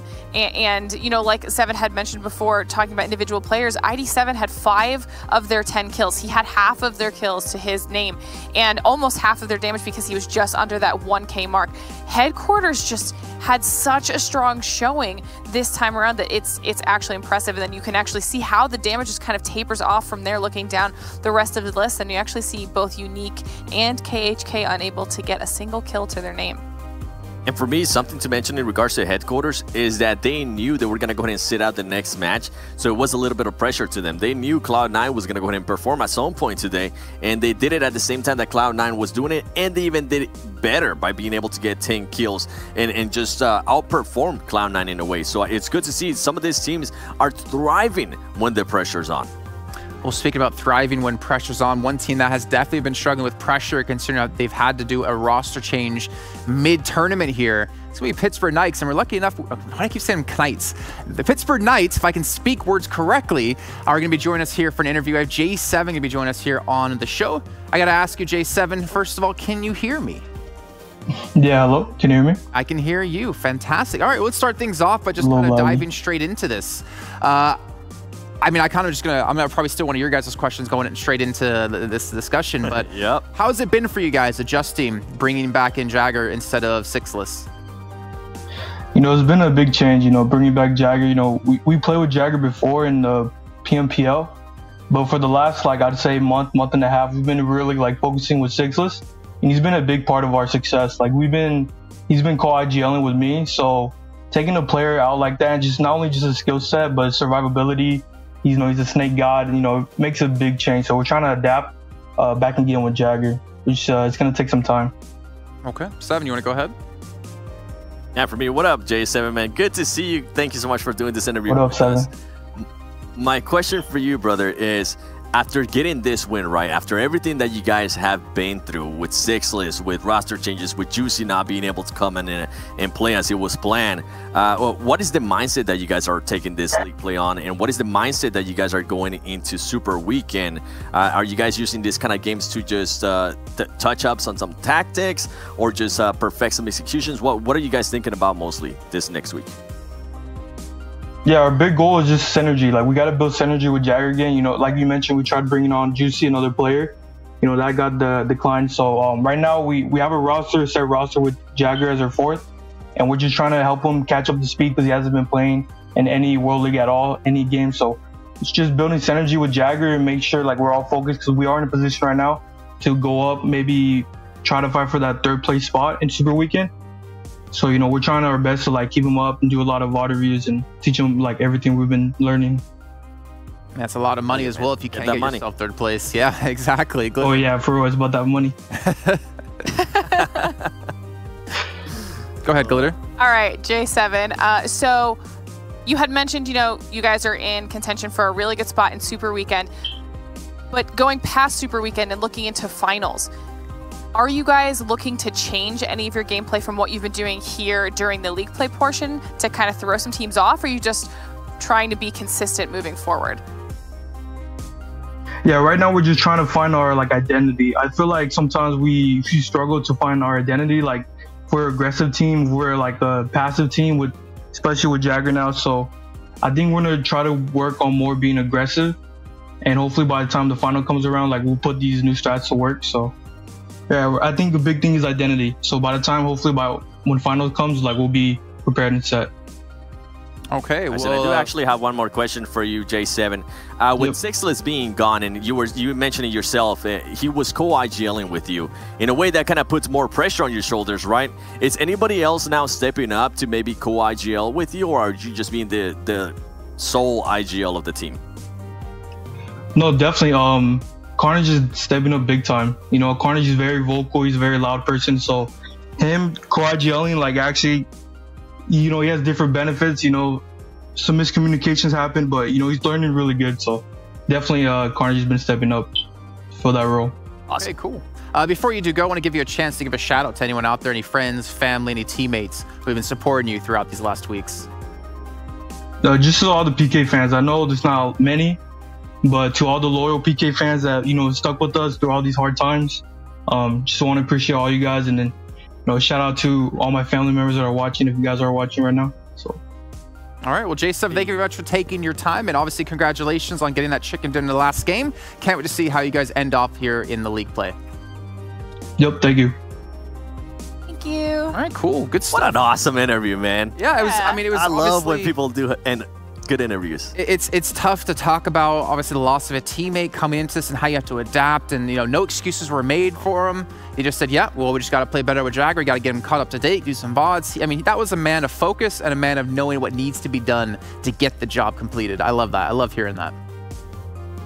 Indeed, and I think moving on from there, I think we have something coming up that we've been looking to see: the fight between B4 and Tempo Storm as we go towards the telestration. And I know you probably wanted to go ahead and take on this one, Glitter, to the start. And just to mention, for everybody watching, I want you to go ahead and keep an eye out towards this guy, Tensa, because he went on a ride. Listen, this is a little bit about what Jace was talking about there. Some crazy car action for Tensa coming off of that ridge. And you see both Tensa and Rain currently ahead of the pack in vehicles, and you see in the back there HH and Spec. Now, Mixera sees all of these cars making the rotation past him and is able to get some damage down onto Spec. Once he realizes that, you know, once HH realizes, or Rain realizes that Spec is alone and taking this fight with Mixera, that's when things start to get a little bit shaken up and the teams start engaging in a really, really good fight here, 7. Yeah, and for me, what was interesting that we saw, I believe that's HH24 right there, we saw him come back, but the other players in Tensa and Ray, they kind of just kept on going, right? Especially Tensa after flipping his car like that.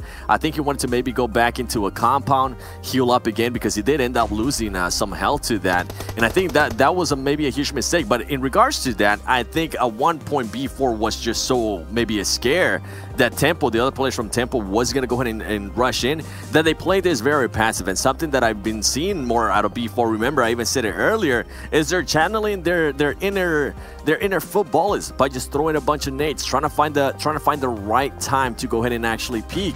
And something that I would have loved here, I would have loved for their teammates to just kind of come back or support him, or if not, and I'm pretty sure everything is just so fast, everything happens in a split second, that they were probably talking back and forth to each other. And I do wonder why that team, why the rest of Tempo Storm just decided not to go ahead and push forward. And as we're going to see, B4 just being able to go ahead and win that gunfight. Just overall interesting actions, I guess you could say, there from certain teams. And you can see there Rain trying to maybe go ahead and Rain was thinking about it. He was saying, okay, maybe I should go ahead and push back. And at the end, he was like, yo, you know what? Let me just go back with 10. So let's see, maybe we can get some more placement points. That seems unfortunate for Tempo as well, considering just that one player who kind of got caught, Spec. I mean, he had his car to his side. If he was able to keep running, if I think it was Mixera doesn't get the down on Tim, or at least keep him in that location, they probably would have had all 4 players escape and would have had, you know, a much stronger later stage of the game. But that's what can happen when you have that one mistake, that one miscommunication, being left alone while the rest of his teammates go off on do their own thing. But we do also now to take a look at our top players. I think we're going to see for not necessarily the first time, but even the second time. Oh, wow. I was almost going to expect to see all 4 PK players being up there, considering I saw 3 pop up right away. But ID7 coming in from headquarters, most damage done and 5 kills. Not too bad here. I think it's one of the few times we've seen this many players from one team on our top 4 players of a match, Glitter. Yeah, this is really, really impressive for PK at least. I think we may have seen a few Footballist and Loops combos where they've had a decent amount of players up here as well, but I'm mostly impressed with ID7. I had mentioned him earlier for headquarters, putting out such a strong performance for them since he had 5 of their 10 kills and almost 1K of their 2K damage, right? This is a performance and a half coming out of the headquarters squad as a whole, specifically ID7. Yeah, and for me, I think we have to go ahead and mention ID7. All his 5 kills came from steals. He didn't end up knocking one single player. So it seems like he might have been the scout and he was just aware of every gunfight. That's why he has so much damage right now, as he was just looking to go ahead and see where he could steal kills. So overall, great gameplay there by ID7. I think that might be the first time in PMWL West Season 0 that we see a player get all of his kills by stealing them. Nice. You know what? We got ID7. We got J7. We got 7 Worlds Gaming. Coincidence? Oh, no. Illuminati confirmed? Oh. Who knows? Who knows what's going to be happening? I do actually want to see the overall standings now, because with that big victory coming in for PK, also headquarters getting a ton of points on the board, I wonder if that shifts things up here. As we can see, well, Footballist, of course, maintaining #1. UDR Killers, of course, #2. But we can see 6th, 7th, 8th, 9th, and 10th have all shifted here, Glitter. Shifted in favor of Pittsburgh Knights. Like you said, you wanted to see what was going to happen with their standings here. And they definitely are able to jump up along with Konina Power higher up, which is just going to put them in a very comfortable position here, you know, going into our last final matches of the day. Loops and Umbra and Before all do go down just a little bit in the rankings, but still holding on to at least a top 10 position overall. I mean, the fact that the top 5 aren't shifting all says a lot about how well those specific teams have done so far during the final week of League Play 7. Yeah, and I think for me, Pittsburgh Knights moving up there too, I believe was 7th place. That's going to be really good for them, as they're not going to have so much pressure on their shoulders going into the last couple of games for them. And now we're going here to the top 16. Remember, only 16 teams are going to go to the Super Weekend. And guess what? Even though Cloud9 had a good performance in regards to placement, they only ended up with 11 more points, and that's going to go ahead and put them in 18th place still, which is, I'm not going to go ahead and do the math there, but it's still, they're quite some ways behind Team Unique, Fran Machines. So if teams like Team Unique, Fran Machines, Temple Storm stepped it up, it's going to be even harder for Cloud9 to go ahead and qualify. And it kind of brings the question here, Jason, could we see Cloud9 not qualifying for a Super Weekend and in a way losing out on those $50,000 that they could get for Super Weekend first place? I mean, the thing is, Cloud9 have 6 matches played. They still have 2 to go. KHK, Team Unique, maybe even Headquarters in with only 48 points, all have 7 matches played. They have 1 game left to go, which I think is going to be coming towards the last match of the day, if I'm not mistaken, which now means, like, if they don't perform big, then they have to sit on the sidelines and watch themselves potentially drop out of top 16. So right now, KHK, Unique, Headquarters, maybe even Dream Eaters aren't necessarily fully safe, though I imagine they relatively are, need to have big matches and hope that other teams don't. And this really puts them in such a precarious position where maybe they have to play a little bit different than normal and change things up maybe in their play style, because they cannot afford to get 1 point anymore. It's coming down to the final games, and that's what we've been talking about, right? Yeah, it is sketchy, and it can't come down to 1 point. We've seen that over and over again, and I'm starting to get a little bit nervous now, man. They might not make it. They are 17 points behind right now, Team Unique, and they still have 1 more game left, so anything can happen here. Well, I'm getting a little bit nervous for our predictions as well. I feel like I didn't fare too well with my B4 pick in the last game. Let's see how it fared for everyone else. At least it didn't fare as badly as some other people, but Mustache Day with his Temple Storm pick of 4. Glitter, again, #1 in our prediction. She did it earlier on with her 19 points. Who was that? that got you 19 earlier on? Nova. Nova, there you go. So she's starting to claw back here. I think we should all be getting nervous at Glitter as she's working her way up the standings, Seven. Yeah, you know, me and Hot Jukes were 20 in there. We picked Loops Esports. I think we were both thinking the same thing. We're in the same carne asada, so it happens with us, man. It's all good. We'll recover from it. We're currently, what, second, third place? We're just giving you guys some slack so you can get a chance to catch up. Yeah, I like that. I like that. Second, third place. I'm glad you didn't say first. Let's take a look at our schedule. I don't know why I keep bringing it up. We have Erangel coming up next, and Group B will be sitting out. I wonder why, too. And, of course, Glitter, like always, who's sitting out? That means we won't be seeing Konina Power, Headquarters, like you mentioned, Unique, like you mentioned, and UDR Killers.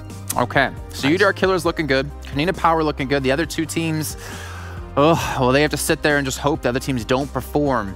And we get the points soaked up by teams like Footballists, who had 100 points, had almost double second place team with, I think they had 102, and second place had 52 at the end of the first day.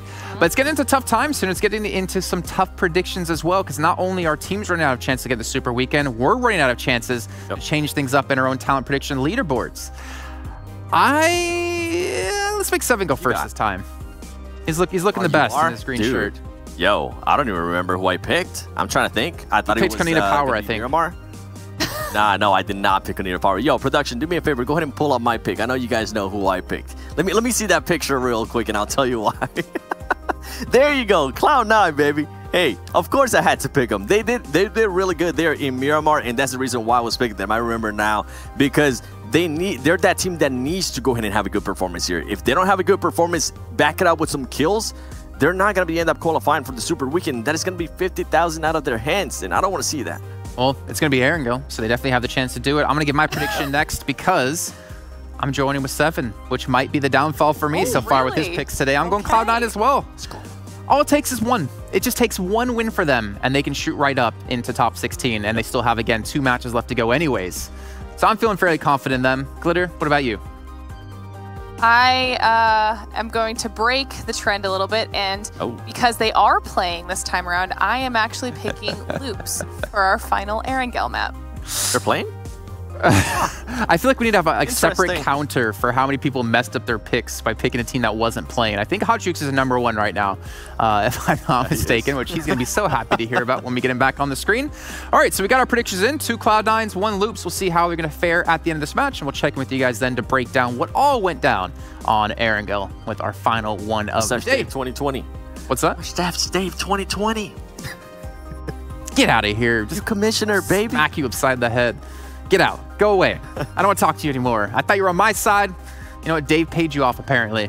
Well, you guys at home who are watching, you still have a chance. Well, we have lucky draws. We have you watch and earn points. Which one is it going to be this time? Hopefully, you're doing every single one of them, and it's going to be the lucky draw we're talking about. So, again, if you're watching within the game, if you're watching within the Esports Center, you yourself can win a limited time outfit if you are lucky enough. And just like luck, you can also be lucky enough to get on the show if you tweet to us at Esports PubGM with the hashtag PMWL, and maybe we'll feature one of your tweets here on the show. And speaking of luck, well, the opposite of luck, we've got another commentator coming in that was very unlucky last time picking Loops Esports and try to change it up on us being all sneaky beaky like Hot Jukes. Hey, man.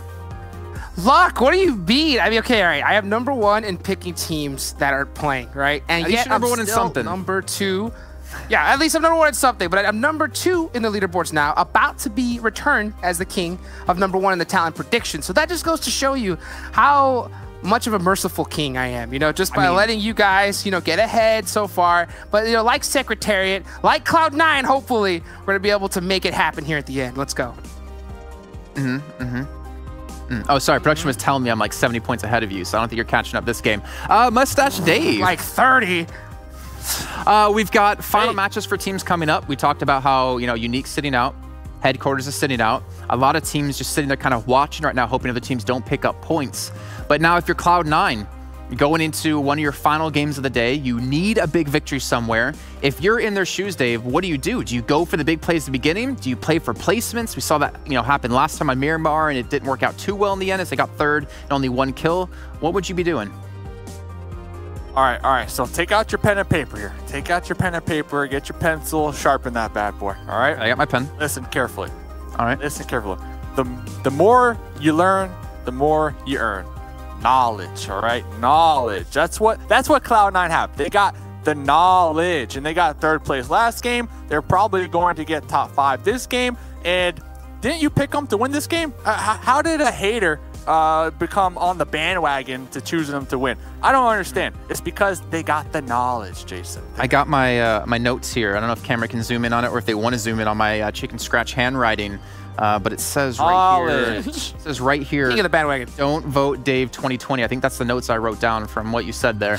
Little do you know, I'm already the commissioner, but they just give you the hat so that you feel special, you don't cry. All right. Yeah. So I'm the one, taking all the points down. Sorry to break it to you. All right. Hey, on the final day. Real men can cry, Dave. Okay. Don't cry shame me right now. All right, so then Hot Jukes, if you're in Cloud9's position, ignoring everything Dave just said because you don't want to do that if you're at home, what would you be doing? Look, I'll tell you what, I'm freaking out. I was freaking out last game. You guys are like, oh, don't worry, Cloud9, blah, blah, blah. All they need is one chicken dinner against all the best teams in the world. We've seen them do it all the time. One chicken dinner when they've done it so many times. It's not easy. I understand that they've done it so many times. At the end of the day, there's a lot more pressure added to this moment. They have to deal with the mental fortitude of just having to perform at such a clutch moment, which a lot of teams can't do in general. We definitely know that Cloud9 is one that can do it. But now on top of that, you have a lot of other teams that are going to be gunning for them, that are going to be pushing Cloud9 a little bit harder, I think, than they normally would have, considering how they're positioned in the leaderboards right now. So right now, I'm still freaking out. I want to see Cloud9 in the Super Weekend so bad, but they have to get it done, and they have to get it done this game. On that note then, Dave, if you're Loops, if you're Footballists, if you're already through basically into the next Super Weekend, do you hot drop Cloud9? Because if you want to move up the standings, that's one team you need to eliminate. I don't know. Hot drop, yeah, why not? But the thing is, Cloud9, they got Pyra. And you know what Pyra does on Erangel? Where's the corn suit? Where's the corn suit? So put some ones in the chat right now. Ones in the chat if you think Cloud9 will be able to get a top 5 and be able to breach and get into that top 16 for Super Weekend. And I already know Jason's going to ask me, hey, Dave, Commissioner Dave, who do you think is going to get the win? Well, Cloud9, I think I already picked them here today. So I'm going to go with Loops. I'm playing it a little safe here today. I got to rack up as many points as possible so that I can gloat about how I'm in first place, like how you. Yeah, and then Jason's going to be like, oh, Jukes, who are you going to pick today? You're going to pick today. You know what I'm going to pick? I'm going to pick Footballists, Footballists. They crushed it, So we're just going ahead and just, predicting, of course, what Jason is going to say. I mean, hey, what can we do? We're so good at predictions. Yeah, and then Jason's probably like, all right, well, back to the casters for the game of Erangel. So, yeah. That's what he's going to say. Yeah, that's what I think he's going to do. At least that's what my assumption is. He always does that. He always does that, dude. But will Cloud9 win like they always have been? That's the question. That's the question. All right, well, here we go. Taking it over into match number 4, into Erangel. This is such a huge pivotal match in this entire tournament. So let's get it going right now. Cloud9, this is your map. This is where you get it done more than any other place. Will you get it done right now? The whole world is watching. Let's get it. Let's get it. So it does look like the plane will be starting on that west side, just above Corey, and will be finishing right on top of Milta Power. And, Cloud9, they like to kind of, drop Hospital, South George. I don't know. They might be able to fly somewhere near there. I don't know if their parachutes can make it that far, but they can definitely get a vehicle and make their way up that nice open road up there. And it seems like that's the exact strategy they're doing. We've seen them utilize it many times, and that's the question mark that I've been having. I think that JC kind of made a really good point saying that, yeah, if you're a Loops and Footballist, would you gun for Cloud9 right now? I think if you're Loops, considering the position that you're in, and look, they're going in the same exact direction right here. They have all the incentive in the world to be gunning after Cloud9 right now. And even if they win a fight early on or lose it, they're Loops at the end of the day. They have a total possibility of, even if they lose, taking out 1 or 2 members, and that's going to cripple Cloud9 for the rest of the match right here. So, I mean, my eyes are all glued right now on South George, that's for sure.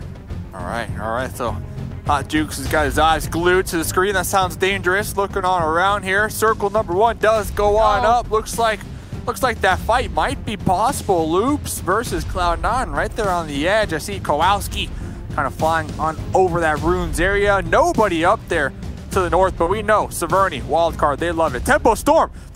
We've seen this before. We've seen SWAT 69 disrespect Tempo Storm here in Pochinki. And you know who won? SWAT 69 won last time by only one member.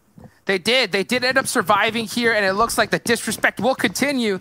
And you can just see right now, Tempo with the shimmies right now. They know that they're here. They say, this is our house. We want to go ahead and secure it. Will they be able to, though, right now? SWAT 69 is really split up. And look at Tempo just pushing together as a team right now. King has the Thompson, has the Tommy gun. Spec with that pump.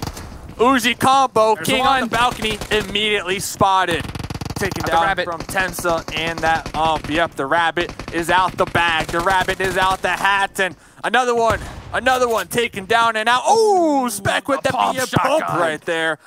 2 down for SWAT 69. Now, last time it worked in their favor. They took out. Ooh, close. They took out Tempo. Will that be the case here? Well, they're already at a disadvantage. And you can see Tensa right there. That he hit the eject button real quick after that last grenade. And I think that right now, they already got 2 members now down. So you can see Tempo, they're just kind of slowing it down, getting healed up, getting some more information. It looks like they're going to just try to push together and try to finish this one out and take out SWAT 69 out early. And that's perfect. I mean, they have the numbers advantage. You know, there's no need to be ultra aggressive and risk it. HH is going to be look where he set that. Look where he set the gas can, though. This is a gas can at the stairs right there. Oh, Rain got caught on the rotation. Oh, no. 69, SWAT 69 problems. Might opt to get that thirst, but here's HH repositioning right behind him. Spec. Problems taken down from Spec with that scar. HH popping out, getting that confirmed. Won't be able to use that gas can. What an ultimate trap. Angle. Only one up right now. Oh, man, that was disgusting right there. From downtown, on top of that roof, able to get just thread the needle and take out problems. That's going to definitely buy some much-needed time for Tempo Storm because they don't want to lose anybody early on. And to be able to save Rain, Tensa. Wow. The jump gets caught. Tensa knocked out right there. That jump not able to outmaneuver from those bullets. And it does look like Rain's position also might be compromised. Here comes Spec moving on across the road, opting to go for this revive. But the solo member for SWAT 69, their game plan. Get the thirst, get the confirm with the spray down with the AKM. 1 bullet left. Going for that snap on the M4. Will be connecting and taking out 1. Getting the thirst down to 1. HH pushing up the stairs. Oh, he's mad. That's going to be it. But you know who is big mad right now? Tempo. They lost 1. Yeah. They lost Spec. Definitely.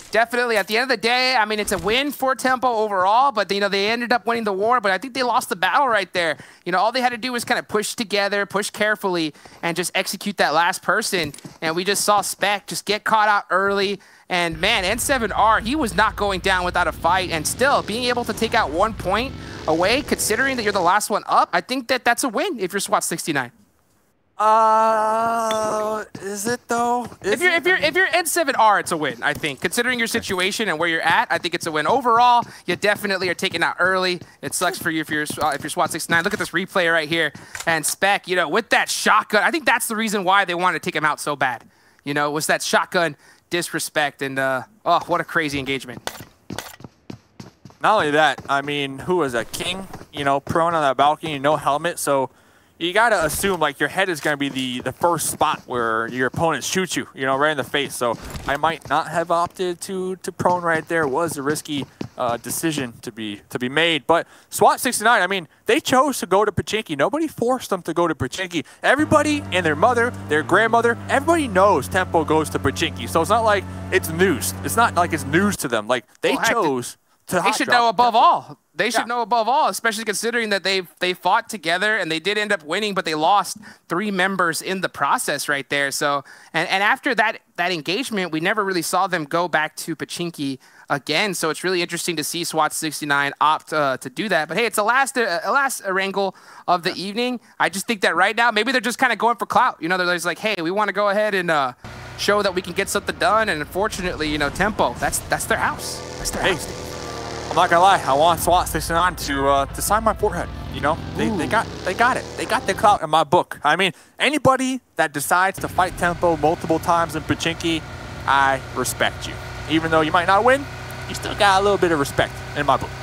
Yeah, definitely. I think you get some clout points for sure. You know, I think in order to get the real clout points, though, you gotta win it. You gotta win those. True. You know, so yeah, you gotta give them a a participation badge, I think, for bravery. At the same time, don't get the maximum number of cloud points unless Monaco tweets about your team. That's the truth. So, well, if you drop enough, you should get those cloud points. I just say, SWAT 69, hey, they need to try some more. They need to try some more. Mission not accomplished. Talking about teams looking to accomplish Happy birthday, missions. Happy birthday. Cloud9. Hey, looking to come up big. Come up big. They're not just looking, they need to. They have to come up big this match in order for them to really want to make it into top 16 here. And Cloud9, you can see right now they're doing what they normally do. They're sticking to the plan, just kind of rotating really patiently, scouting out everything. Because, man, they do not want to lose a member on this rotation, especially Beowulf. You know, I think that when it comes to this squad, he's like a pivotal member of this entire squad. You know, he's their IGL, he's their scout. And look at this, Loops. Yeah. They're coming back up. Loops are in the bunker right here underneath. That bunker. Oh. Shooting range. They hear close for comfort. The vehicles, you know, zooming on right by. Oh, no. Oh, they're making the U-turn.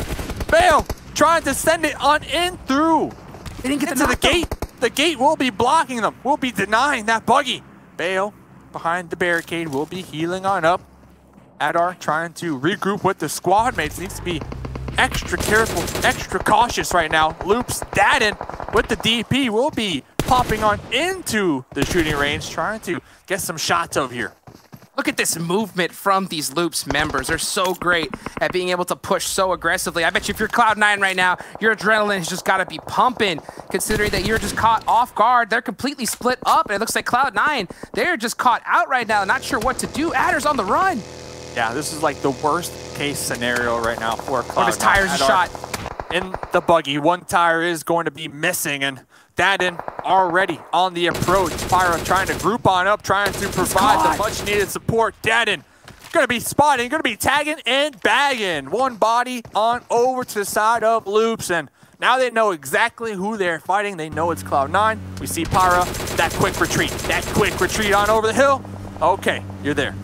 I wouldn't be surprised if we see, you know, Loops get a little extra aggressive and on the hunt down right now. You already took out Adder, and Adder is one of the top performers in this entire tournament, period. Not just for the Cloud9 team right there. And now they're having to deal with Wildcard. Oh, Cloud9, not like this. Hunt right now, because they had a nice, comfortable compound. They did not have to push on out.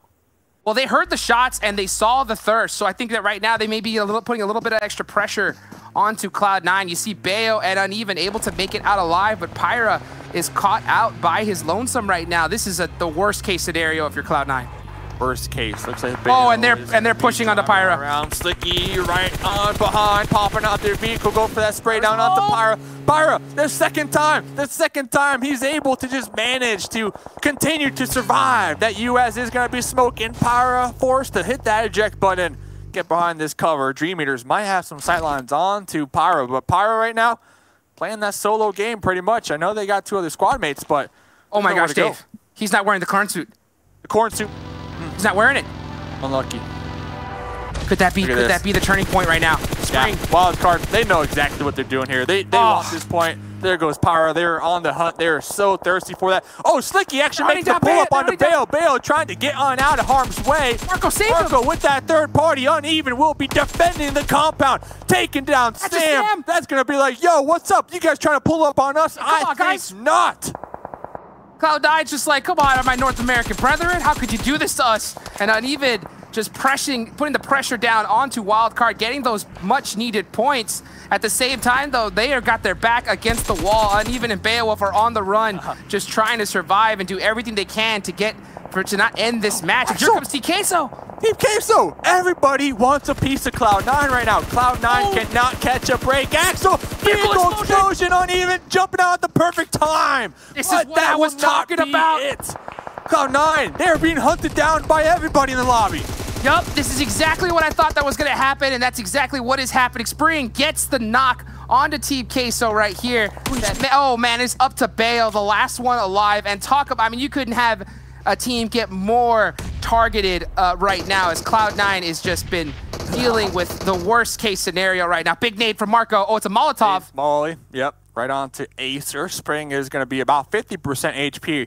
Here comes Axel with that off angle. They know they got Wildcard here. I mean, Wildcard Team Queso, they are so thirsty. They want that extra big drink out here, and it looks like, Wild card, they're getting their wishes. I mean, they had a comfortable compound. They were sitting pretty. They decided to hunt down Cloud9. BCDE still alive, all by themselves up there to the north.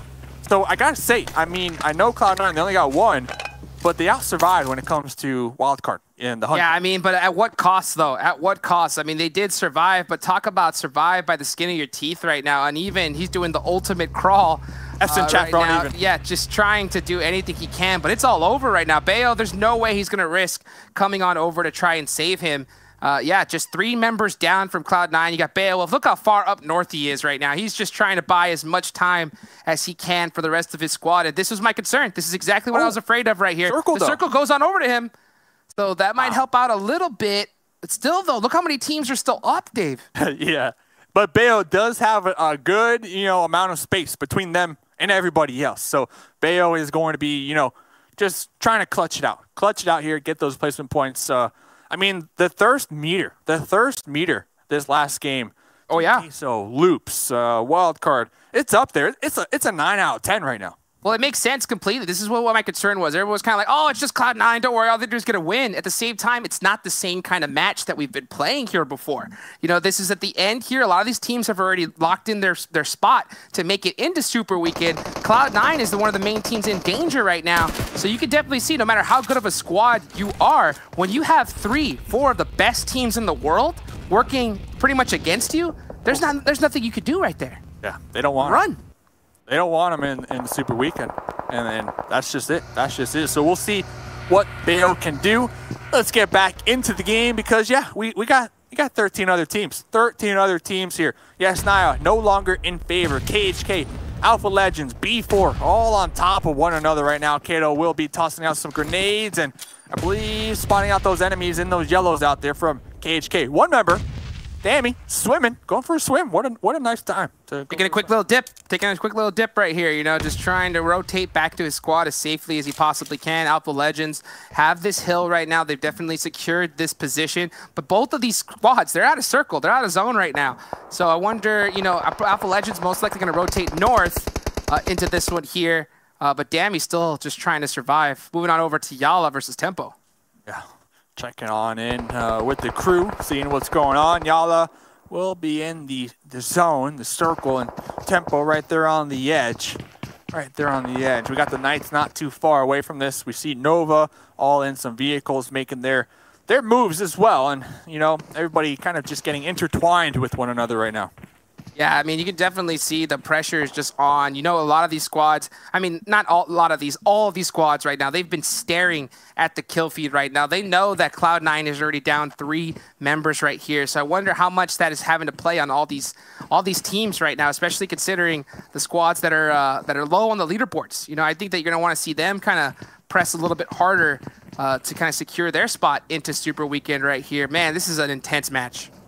Intense match. We'll have to keep everybody updated on the whole storyline of BCDE out there because on the edge, you got BCDE and Severny, you got Footballers Lutz on the edge as well, kind of separated from their squad mates. They might have, spotted out BCDE, kind of making their approach on into Severny, but looking on over here, B4 looking to make the come up as well here in this game. We'll be seeing Frag Machines rotate on out of here. Pedro will be starting to take some shots out there in the distance. And, ooh, Freak with that flick on the Mick.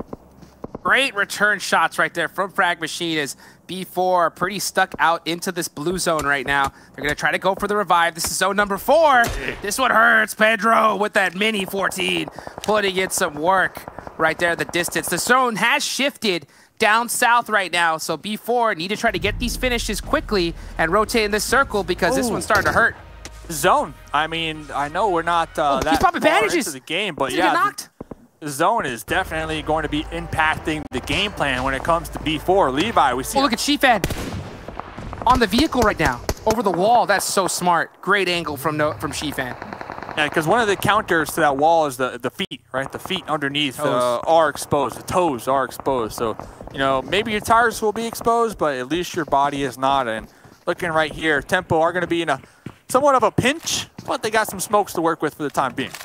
Oh, man, and I'm telling you, you can definitely see that kind of idea come into play right here because these squads are so good at being able to spot any kind of body part hanging out right there. And you can see Pedro He's going to catch this rotation right now. He does spot one of the members from Frag Machine. Here's the vehicle, but he's locked onto Frag, puts some shots on, hops in the vehicle on the rotation.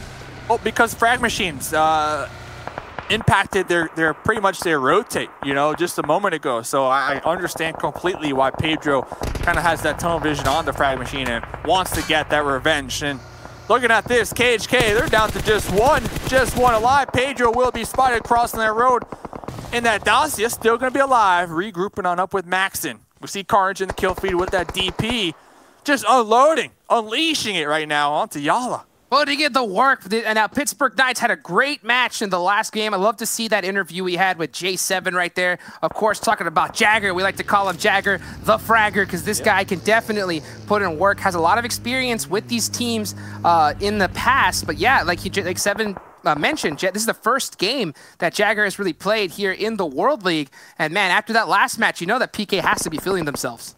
Ooh, we saw a nice grenade come on out on top of Frag Machine, and looks like Marco asking for assistance. We see Beowulf's name tag out there in the you can just see him moving slow. I'm sorry, that's what I'm staring at right there. You can just see him just kind of creeping right now, just trying to survive. That's definitely where my eyes are locked into, because I think that is kind of the main story here. You know, Cloud9, it's up to him to survive and make it on for the rest of his team. There's still 14 teams left alive. Remember, guys, if you go out right now, that's one placement point.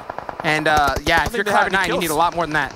Yeah, I don't think they have any kills this game either. So yeah, they don't want to be taken out. KHK, Esports, Demi, taken out. They're gone. Taken out right there. They're gone. So it does look like the revives were successful on the side of Frag Machine, but Team Queso, they know exactly where you are.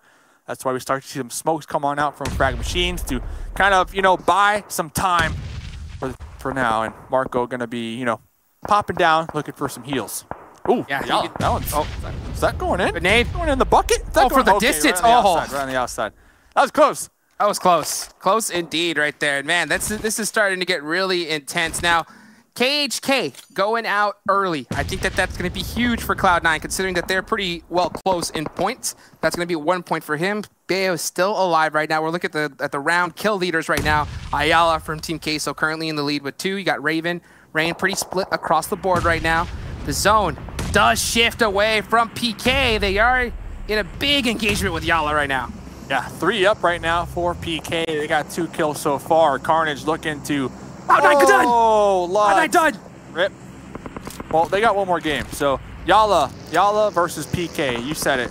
They are not in this next circle. Looks like Raven making the call right now. Carnage, get in. Let's go. Oh my goodness, this is just intense. This is intense. They got one more game though. They do have one more game. They are behind though right now. We'll definitely go with that storyline as it comes to play. Right now, just focused on the rest of this match. But oh man, I know all the Cloud9 fans right now in the chat, they have got their stomach has to be turning right now, as that is just a crazy turn of events. And Yala running out in the open, trying to do all he can. Yeah, these guys are just too good. Yeah, I feel bad for Anas. Choosing not to take shots from the blue zone onto those vehicles of the Knights, you know, just choosing, okay, let's just get in the next zone and make it and survive, but quickly being spotted by Nova over here at the gas station will be taking them down. Now we got 9 more teams. Tempo, they've been in that little dip for a couple minutes now. Nova had sightlines on them earlier on, but these smokes just too strong. AZ will be spraying on into those smokes, and we'll be taking out one. There goes another one, and Tempo Storm wiped out. I mean, they had such a challenging position to even attempt to survive in. This is an intense match right now. Nova Esports are just crushing it with that spot. They are just laying down the pain right now. Cat finishing off Tempo. There goes Alpha Legends as well. Loops is still alive. Pittsburgh Knights still up in this one. As look at this zone, Dave. There is hardly any cover at all. Everyone's had to hit the deck. That's looking good for your boy Dave. I picked Loops. I'm looking to make that come up on the caster prediction leaderboard out here in this game. We got 3 up right now for the Knights. The Knights have been pretty active in the kill feed. Nova right behind them. Ooh, Kowalski, you know you want to take the shot. You know you want to shoot that one. Has no sightlines because of the smokes, but Carnage doesn't care about sightlines. It's going to be pre-fire right on in there. Carnage stuck between 2 rocks right now. Carnage in a hard place. Yeah, it's between a rock and a hard place. That's going to be 2 rocks right there. And you're going to see PK, that's some good coverage considering what the zone is looking like right now. Loops, they wish they had a rock right now as nades are starting to crash up onto them. And you can see Umbra versus Team Queso. Oh, every time I see Team Queso near a shack, I got to think about yesterday's last match. Oh, 10 kills, and they have the circle. This could be a huge game for Team Queso. Team Queso looking to just boil this lobby and get this chicken dinner. They got the shack, like you said. They got some burnt out vehicles for cover. They got the zone. They got this circle. They're going to be overlooking, taking shots onto Umbra. Ayala. He won't be fortunate. Vindex going to be spotted by Ayala. Taken out. Ayala just putting in work right now. Team Queso, they have this circle right now. They just need to play extra aggressive. I love the fact that they're checking their back. Here comes Carnage on the loops. With the pull-up. Oh, my goodness. Oh, not going to be paying off right there. The support from the squad mates still in the back line. Carnage is kicking and screaming. Come and get these thirsts. They are super low. 1 HP. Raven going to be pre-firing on there with that Uzi. It's up to Jagger, the battery. Kowalski. SKS. My goodness, the SKS hip fire. Oh, Loops taking down the Knights. Jukes, what did we just witness? Sowski with the single tap, tapping away, taking out PK with that crazy gun switch right there. What a turn of events. PK down and out. That's Loops, baby. Putting in work. Oh, and there goes Loops. They're gone. You know, just like that. SKS. What you a whip play. out that SKS. You whip out the SKS. That's it. Oh, Look at the pull-up. Nova with the pull-up in the dossier. What is happening? On YOLO, sending it on into Team Umbra. It's all falling apart. HCL trying to save the day. HCL saying, okay, boys, this plan didn't work. I'm pulling back. I'm pulling back. Done it out just like that. HCL throwing some smokes right now, trying to buy some time. There goes this whole entire squad. What a crazy play. That's an F in the chat for real. That they had whole squad up. What was that? 8 kills though. 8 kills though. You gotta respect. Oh, what a grenade. Vindex. Finishing out Nova Esports right there. 2 squads left up. Team Umbra versus Team Queso to win this one. Both in the zone. A crate in between both of them, just teasing both of these squads right here. Big smokes coming out for Umbra, trying to get this reset off. But here comes Team Queso. What is with these insane vehicle plays so far? So when it goes back to Nova, though, they used that strategy in PMPL Americas, but they sent 1 in the vehicle and they kept 3 on the outskirts to push, and it worked out. It worked out multiple times. Just this time around, they had 3 in the vehicle. Might have been a misplay. But looking on over here, we got 3 up for Umbra. We got 4 up for Team Queso.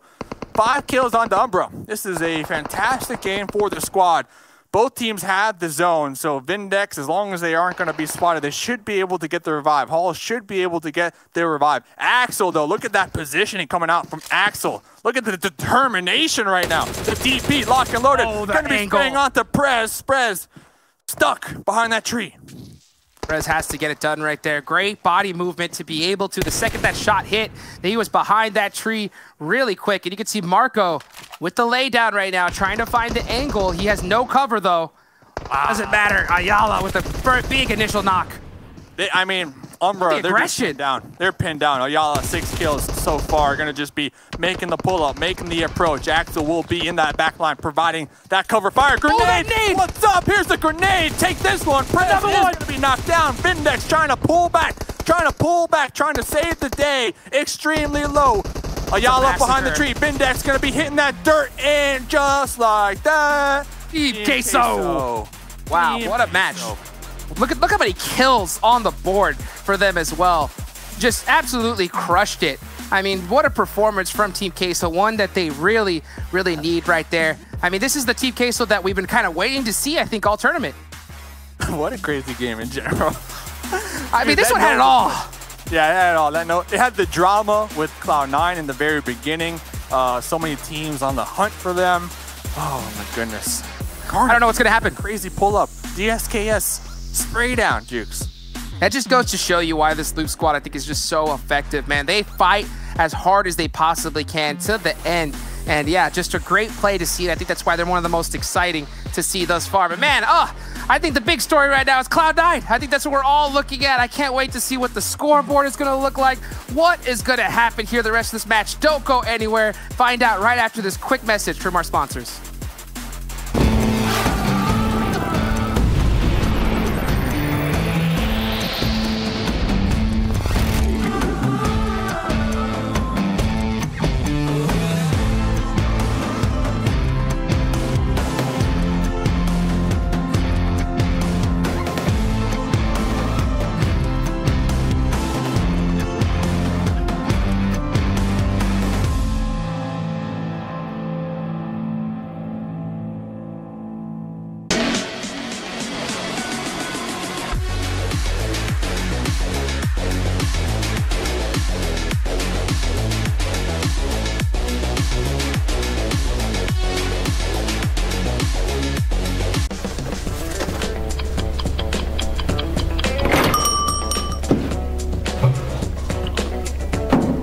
I found nothing.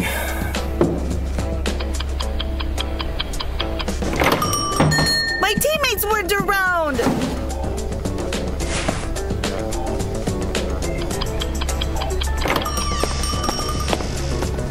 Have you ever seen a chicken dinner in just 15? Wow, it feels so good! One more?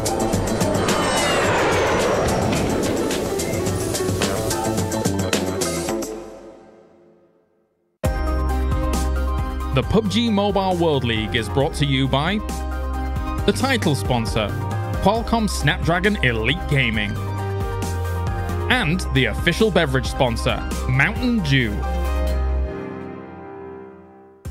Well, it seems like Team Queso wanted a slice of the pie, or should I say a slice of cheese. They take themselves home the chicken dinner and 19 kills on top of that. But for me, the real story of that match reminds me of a very famous clip from Looney Tunes, if you guys remember this, where you have Donald Duck and Bugs Bunny talking to each other saying, it's rabbit season. No, it's duck season. No, it's rabbit season. And then you have someone rock up and say, no, it's Cloud9 season, because everyone was hunting them. They could not get a break that entire game. And that's what we talked about before, right? Every team, why would you not gun for Cloud9, considering if you can knock them out, they're not safe. They're not even into the top 16. You have a chance to move up the rankings and get yourself some extra dough in your pockets, Glitter. Yeah, that was a little bit rough for Cloud9, and we had called that this potentially could happen. You know, once all of the teams realized that they were set in qualifying through to the final Super Weekend, that they didn't have to worry about it anymore, ensuring Cloud9 is not in that lobby would be the next step and the ultimate strategy because now it's for the money, right? Everybody's fighting for the cash coming out of this final Super Weekend, and they have to do everything they can to ensure themselves a better opportunity to win that 50K. I just realized I said Donald Duck instead of Daffy Duck. All right, let's take a look at the overall, or the standings from that last match in particular. Which was the last time I watched Looney Tunes. You can see Team Queso, 39 points from that game. Even Umbra again, 7. We talked about them before. Good positioning, get themselves a top 2 finish, and get themselves some extra points. Yo, can I get a word? Has this Umbra been? They've been on an absolute... I got you. Ready? Interesting performance here out of them. Go for it. 7? Where has this Umbra been? Thank you, Jason. That's what I've been saying. Getting 5 kills there again. But now, actually, seriously, going to the other ones. We talked about Nova Esports before. Guess what? They were able to get 8 kills there, 18 points. They did an interesting push. I think they just kind of had to crash there, and everybody ended up dying. And then Pittsburgh Knights being able to follow up their win with 10 points. That's good for them. Loose Esports with 14 points, 6 kills, and out of those 6 kills, one of the players was actually from Cloud9, something we will be talking about a little bit later as we go into the second page here. And Alpha Legends, just to note, Alpha Legends being able to get some points there as well. Futbolis hasn't had the performance that they had yesterday, which honestly, if they wouldn't have been able to mirror that performance today, it would have been just something else. But I think the conversation that we need to have here, Glitter, is Cloud9 only getting 2 points in that last game. Yeah, we're definitely going to need to start focusing on those teams that may not be in that top 16 contention, right? Like you said, Cloud9 only able to get 2 points this game. That's going to be a huge problem for them. KHK, another team that actually got knocked out super early, and that was their last match of the day. And I believe going into that, they might have been in 18th place. Yep. So that was their last opportunity to get those points, and it just did not work out in their favor. We're also going to be looking at SWAT 69, see what they're able to do when we look at these overall standings to figure out where are those bottom 4 teams? Who do we have to look out for in our final match of the day, you know? Well, before we get to that, we need to take a little bit of a closer look to Team K. So obviously, you got to talk about them a bit since they did get themselves the chicken dinner. I think they had like 2,200 damage in and like 16 kills. 27. At least like 5 minutes before they finished things off. And now they finished off at 27 like you're saying, Glitter. That's insane. And Seba was saying it when we were, waiting to come back after that match. Where was this Team Queso? Asking where every team is, apparently. For real, these are the performances today. Crazy teams like, who was it? Yala Esports, UDR Killers. Like, where have they been? I'm so happy that they're showing up here on this final week. Don't get me wrong, hopefully they can carry that momentum into what's going next, which is going to be the kind of those big paydays. But for Team Queso, also something to go ahead and point out of there, they only had about 600 healing, which usually with 19 kills, you expect those teams to end up with hopefully over 1,000 healing. So it goes to show Team Queso was just an absolute surgeon this whole match. If they got into a fight, they made sure they didn't get that much damage back. And I think most of the damage was also from the last fight with the team. Let's actually take a look at like our top players from that last match. I wouldn't be surprised to see 4 players just be Team Queso, but funny enough, actually, it's not going to be that. It's going to be sorted off of damage, and Ayala, he might have just had the most damage in a single game that we've seen here in the West League Glitter. That is a very strong game for Ayala, and we heard the casters even hyping him up in his plays there at the end with the angles and the nades that were coming out of Queso. But 8 kills, over 1k damage, that's kind of insane, especially when you look at the fact that he only has 3 knockouts. Talk about, you know, being aware and making sure that you're getting yourself involved in those fights. And then, you know, Mystic also making the top of the leaderboard, but super exciting to see both GFan and Vindex up here as well, 7. Yeah, and I think just out of those GFan and Vindex, yeah, it's good for them, but I want to go back to the Team Queso players. Both of them combined had, I believe, 10 kills stolen. That they didn't even really have to work that hard for, so maybe that explains why they ended up with just so little healing to do. But overall, wow, what a performance there from Team Queso. And this is one team we've always talked about going into PMPL Americas. This is one team that was favored to win that, and then going into PMWL West Season 0, this is one team that we kind of expected more out of them. And it's good to see them starting to perform to what the expectation was. Yeah, I definitely agree, and it's good to see them rise up. I'm curious if they can continue to get better and better and keep getting these placings up there as we get into our last Super Weekend and, of course, our league finals. Now, we're going to go into our do-the-do moments. I'm a little bit scared, though, if you're any Cloud9 fans, because it's pretty much going to be a large portion of it them being hunted constantly, especially in the beginning of the game. But we do have to talk about this little Tempo versus SWAT 69 battle in the beginning. Now, with this fight, this is something we even talked about yesterday. If you go back and watch yesterday's, you'll hear us talking about this fight probably happening today. We always expected SWAT 69 having to hot drop somebody at some point. And this is not the first hot drop that SWAT 69 has actually done on Tempo. Before, they have actually had a split. SWAT 69 won 1 engagement, and then Tempo Storm won 1 engagement too. As you see, SWAT 69 there trying to at least go ahead and finish 1 player. Tempo Storm ultimately ended up winning that engagement, and then something we'll be breaking down a little bit later on. It's going to be C9 versus Loops. They always land close to each other, and I think today was Loops just saying, you know what, let's go after C9. We don't want them to be in this Super Weekend, and they were doing just that, and that's something I'm going to be looking for. Is that like 3-4 teams that were fighting Cloud9? Yeah. It was. Loops, it was. It was from almost Queso. every single angle, too. Every angle possible, Jason. Just ridiculous. And I mean, Cloud9 have to change their drop spot, Glitter, don't they? There's no way they can go into the last match of the day and drop where they normally drop. They have to change things up because this is their last chance. I mean, is it...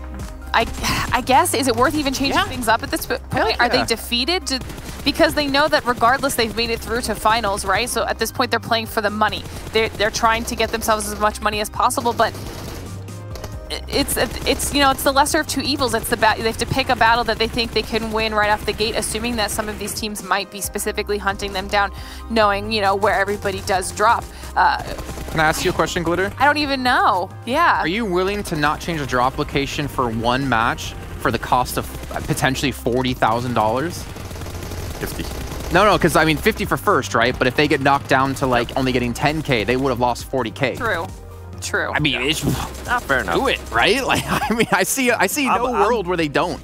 They have to. Yeah, I'm definitely gonna go ahead and switch strats. If I was them, I'll be surprised, honestly, if they don't even switch anything here going into the last game. What I'm gonna be expecting out of them this game is, as you mentioned, probably gonna go ahead and land somewhere where they're usually not used to landing, and then try to play it safe from there. Wait until the end. We've seen them do well like this. This is usually when they get their most skills. Try to get that positioning, try to get that zone that they're so good at, and then just worry about fragging out. Make sure Adder stays alive until the end, because remember, Adder is currently their top fragger. Hope that Uneven actually has underperformed this tournament. I'm hoping that he steps it up in a way and starts performing here in the final match, because I cannot wait to see what the overall leaderboard is going to be like, because I think they're maybe 20 points behind. We'll see when we get there. It's going to be a crazy match. We're almost to that point of the show. We're going to take a look at our total damage now from that last match. And obviously, Queso's going to be far above, beyond everyone else out there. At least they should be. And yeah, we can see it right there. Even with our 3rd place Nova, again, a team you've been talking about quite a bit, Glitter. We've been talking about in general. They have definitely stepped up. Breaking a 2K mark yet again. This is Nova's having an even more consistent day than they did yesterday. They started off super strong yesterday and then ended up falling off just a little bit towards the end. However, they've been very strong here today, putting out consistent damage, getting tons of kills for themselves. And then as we move farther down the list, I mean, we're seeing a lot of teams actually breaking or coming right up to that 1K damage mark, which is really good. It was just that the kills got spread out across a lot more teams than I think, you know, we've seen in the past few matches, other than Queso, right? The fact that we've got Frag Machines and Yala both having 0 kills to name, definitely rough for Frag Machines. Yala's managed to put themselves in a great position today, so. And Frag Machines, I think Frag Machines needed to have a good game as well. They didn't perform to what we expected to, and I think it's safe to say now we have the first team that's just not going to be able to make it to the next Super Weekend or the League Finals in KHK. Yeah, that was their last game. Well, that's unfortunate. Didn't make it through a single time. But before we get to the overall standings, obviously we want to take a look at some moments very early on in the game. I mentioned it's duck season. No, it's rabbit season. Well, it's definitely Cloud9 season here, 7. It definitely is. And guess what? Loops was just fully aware of that. You see my boy Kowalski right there. I know I probably say his name wrong. Don't flame me. Twitter me, all right? Send me a tweet about it. Kowalski, as we see them just kind of go for C9. Now, one thing in particular, look how many players from C9 are right here. You got 3. Well, where's the other guy? Where's Adder? Where's your main fragger? He is going to be kind of in a split between them and Loops Esports. And something that we're going to be seeing here as we kind of rotate and show where Adder actually is I wish he would have done a different rotation. You'll see him hop into a car, and he's going to go pretty much straight to where the enemy is. He's just gonna go straight towards where Loops Esports was set up. I wish he would have went the other way. I wish he would have went this way and kind of do a long rotation, as we're gonna be able to see right here as we continue on. He's already getting pepper. From there, you're not gonna be able to hide anywhere. You're more than likely gonna be super exposed. So overall, just very unlucky stuff there from Cloud9, as they are gonna end up losing the player Adder. And meanwhile, their players couldn't really do much. Their players were already trying to find a way out, because guess what? They were going to end up getting third party by other teams as well. And I know something you actually wanted to go ahead and mention about Glitter, as we're going to go ahead and cut this one out. As right there, Adder just goes down. Was there pretty much how close Cloud9 and Loops were the whole time? Yeah, this was something that I had been watching from the very beginning of the game, because Cloud9 had landed in North George and Loops were by crates, but they were practically on top of each other with their rotations the entire time, and they couldn't escape each other's locations. So if you're Loops and there's somebody, specifically somebody you know who's potentially Cloud9 right next to you, you have to take those engagements. And as soon as they saw the opportunity to pick off Adder, they instantly went for it. Yep, and then the next one that we're going to be going to here. And by the way, just a heads up, Loops Esports usually lands in crates, which is going to go ahead and be right here in case you're not familiar with that. And then C9 actually lands Georgepol, a little bit north of Georgepol. Now, the next one that I'm going to be showing you is where we're going to be seeing the Brazilian superpower in Carrillo. And I'm going to try to say it right this time, Kowalski. All right. There you go. Was it right? Say it so weird. Kowalski. I don't know. I like saying Kowalski, all right? I've been hearing Mustache David say it over and over again. I'm just addicted to that name. Now, one thing here from PK is they're pretty much, they should have had the advantage here. Keep in mind, one player currently is down from Loops. He's looking to get recover. And then we have 3 players that are going to be rushing here from PK. They are a little bit separate away. More than likely, they're looking not to get third party, as it is a final circle. Everybody usually gets to gets their party at one point or another. And my boy Carnage, what you doing? Why you going in like that, boy? You don't need to do that. You're a big guy. They're gonna be able to spot you from far away, and it's actually Kowalski that is gonna be able to just go ahead and clutch this up. A 2v1 in a way, actually a 1v1 here, as he's able to just knock one player, knock the other one, and be able to go ahead and win that engagement. They do end up getting killed after that.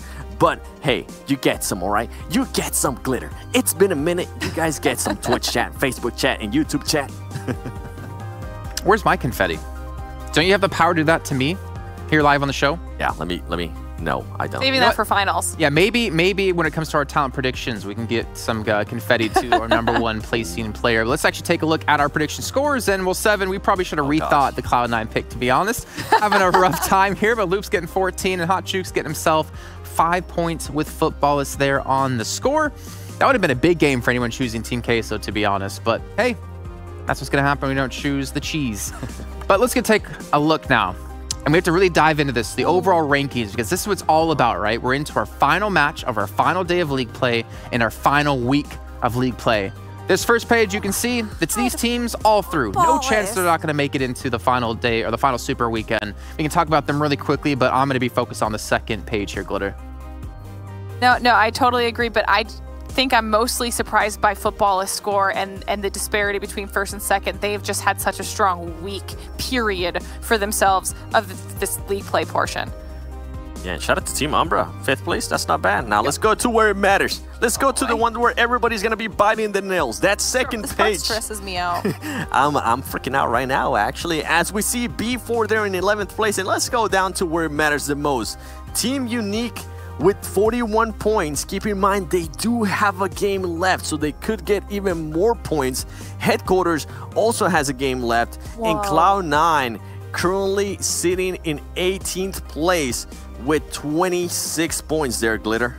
There's, if Unique and Headquarters have even marginally good games, and Frag Machines, there's no way that I don't know if Cloud9 can catch up at this point. I think. And like 10 kills. Exactly.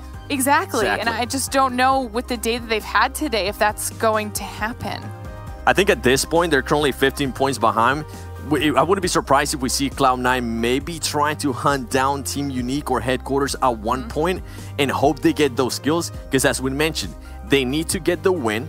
Because if Team Unique even ends up in a top 5 situation, it's going to be really hard for them to go ahead and qualify. Or if Headquarters ends up anywhere near, Headquarters pretty much qualified. They kind of just have to worry about Team Unique to start off with. But if Cloud9 is able to go ahead and pull up maybe 10 kills and a win, it's still come down to a nail biter. This last game is going to be amazing. The thing is, I'm looking at this and I'm really worried. If you're Cloud9 and you get a kill somewhere and people are like, okay, that came from that direction, and okay, it was Cloud9 that got it. Everyone get your cars. We're going straight in that direction to punish them. I'm worried. I want to be watching like the map the entire time, the map stream, just to see whenever Cloud9, if they can get a kill, all the teams are going to just collapse directly on top of them. It's basically like a zombie game for them where they're fighting off the entire world as the last 4 survivors with maybe the cure in their backpacks. But you know what? We still have a little bit of time before we get into that. And obviously, if you guys at home have been paying attention to PUBG Mobile, you might have noticed the Royal Pass Season 14 has come out. And if you haven't seen it yet, we'll show you what you're missing out on so you can still pick it up today.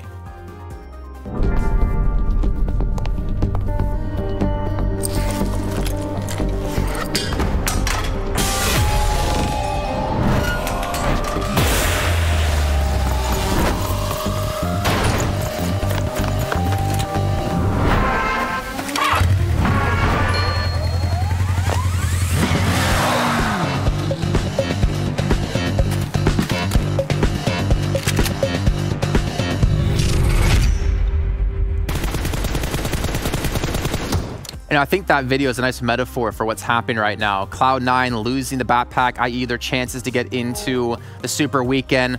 Footballist Loops driving away with it, saying, ha, we're looking for the 50K now in our pockets. It's sometimes, I don't mean any bad words to Cloud9. You know, obviously I would like to see them qualify, but they are in such a rough position. Let's take a look at the schedule so we can see the final game of the day going to Miramar. It's not even necessarily a map that Cloud9 can finish strongly on necessarily looking at past results, but we have Group A going to be sitting out here. So who's that going to be, Glitter? That means we will not be seeing Wildcard, Dream Eaters, Team Umbra, and KHK. Okay, so those teams don't have a chance to increase their points. So I'm pretty sure 3 of them, except KHK, are already through or should be through into the last and final Super Weekend. All right, it's coming down to prediction time. I think if anyone out there didn't pick Cloud9 before, I don't think they'll be picking them right now because they're in such a tough spot. I'm going to start things off. Or you could pick them and do good. You could. Never know. You could. Never know. I mean, we'll see. Time will tell. I, on the other hand, went with Footballist. Everybody loves an underdog story. They do. They do. I went with Footballist, though. I know it's not a great map for them either. They haven't had a victory on Miramar as far as I know, but maybe this can be the time for them to do it. But then again, they're already qualified through. First place, not a big deal for them if they lose here early on. Glitter, looking towards you. Who do you got? It is the final Miramar match of the day, and I know that they've struggled a little bit today, but I'm hoping my B4 boys can pull it out here in the last match. Is that a double B4 prediction today? No. Hey, I wanted to call her out. I wanted to catch her on that and freak her out. All right, 7, who do you got? I got B4 too. They usually perform really well in Miramar, and I want to see what they got. But before we even leave, before we talk about anything else, I kind of want to get some predictions out of you guys. Which teams do you guys think is going to be hunting down Cloud9 if we do see Cloud9 getting hunted? For me, it's going to be more than likely Footballers, PK, or Loops Esports. Just saying. Just saying. How about you, Jason? Any team that's in the top 6 of Super Weekend right now, besides Cloud9. Okay. I think there's gonna be a lot of teams hunting them, and why wouldn't you? If you're already qualified through, go for it, Glitter. Give me one team you think's gonna hunt. Potentially Headquarters. Okay. Yeah. I didn't expect that one. Actually. All right, well, we'll see. We'll check with you guys after the last match is done. Hopefully, we'll have some smiley faces for all the Cloud9 fans out there. If they can come up big here in their final game of the final day of the final week of League play. And you guys at home, you can be watching along. If you're only watching on Twitch, you're only watching on YouTube, you can watch within the game, within the Esports Center, and be earning points over the course of this entire event. And the top 100 viewers will get themselves exclusive rewards. If you're not doing it yet, make sure you do it now. Also, make sure you tweet to us at esportspubgm with the hashtag PMWL. Let us know your feedback on the show. Maybe we'll talk about your favorite teams. Maybe you want to tell 7 which teams you think are going to be hunting Cloud9 down. And we're have to bring in 2 people to potentially hunt down this final game as well. We got Hot Jukes and Mustache Dave to be joining me for a final time of the day. You know, yeah, your face there, Hot Jukes, tells me everything I need to know about this final game. I don't know what's going to happen. I mean, this is exactly what I was worried about. I came in here and I was just like, Cloud9, what is going to happen? Because this is exactly what I thought was going to happen. It's like all these teams are going to hunt them down like crazy. And right now, I don't know if they're going to make it. Everyone's just like, oh, you know, it's just Cloud9. Don't worry about it. But, oh, the worst fears have officially come to play right now. This is so close. Well, Mustache Dave, if you're Cloud9 right now, do you change it? We talked about it obviously with 7 and Glitter. Do you change your drop spot? Do you just go for the Hail Mary play, try to go somewhere else completely around the map so you're not hunted, or at least as likely to be hunted?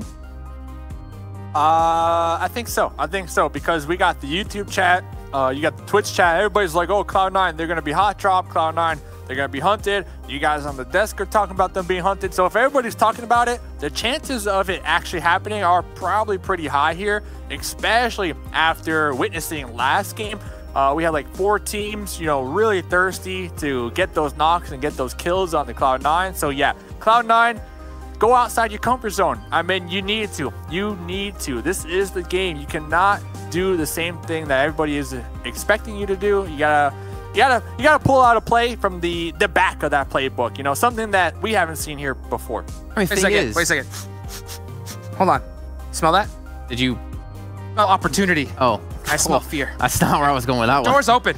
The door is open right here, you know, and I think all these teams right now, they just see that it wide open right now. They do. If there's any team you do not want playing in the Super Weekend, it's Cloud9, especially considering how they've done before. So I think considering that right there, these teams, hey, they do not want them anywhere near this Super Weekend. So if you're Cloud9, you know you like to go El Pozo. That's where I'm going to be looking at right now if they're going to look to mix it up. I mean, when you started smelling, I thought you were going to say you need to open up the window or something, or the door. Poor Wi-Fi in the house having to deal with that. Jason, hear me out. All right? You're the commissioner, all right? You're the commissioner. Hear me out, though. Take my points right now. Double or nothing. So if Cloud9, if they don't get the chicken dinner, then I go back to 0. If they get the chicken dinner, my points get doubled. You're already in last place. Why would we do that? Who's in last place? Bet. You are. I'm in last place? Either last or second to last. So then you have nothing to lose. You have nothing to lose. You have nothing to lose. That literally makes no sense, and that's what I expect out of Mustache Dave trying to be the next commissioner, making no sense at all. Listen, why would we double your score? Double or nothing. No, why? Double my score. No, I'm not going to double your score. Do you know how things get? This is the last match. This is about to get insane. Cloud9, come on. Okay. I'll make you a deal, Dave. I'll make you a deal, Dave. This is your deal. If Cloud9 win, right, you double the points, you said? So if Cloud9 win and you guess the exact amount of kills they need, or they get, I will double your score. However, if you were wrong, you'll stay where you are in points, but you'll start negative 50 points when we restart over for the league finals. That's your deal. Negative 50 points? I made you a deal. Are you going to take it or leave I would take the negative 50 points if I didn't have to guess how many kills they get. Oh, so you're scared. All right, so you're scared. All right, good to know. let's get your prediction then for the final game of League Play. Cloud9, double or nothing. I don't care. Chat, put some D's in the chat. D's in the chat if you want the commissioner to approve the double or nothing bet. Oh, goodness. I see D's. There's so many D's. Okay. So, double or nothing, Jason. Oh, so you said Cloud9. What it is. Cloud9. Okay. It. All right. Hot Jukes. I had Nova. Hey, I already played Cloud9 for today, so I'm going to go with Temple Storm. But honestly, I'm hoping Cloud9 wins this. I want to see them in Super Weekend. I think they're by far one of the most competitive teams. Come on, Bayo. Get it done. It's like an anime. You just look at all like your family's history, just kind of like going through right now. See Caitlyn like falling down. Whatever it takes to motivate you to get it done right now. Now is the time. Let's go. I think is I'm honestly worried for them.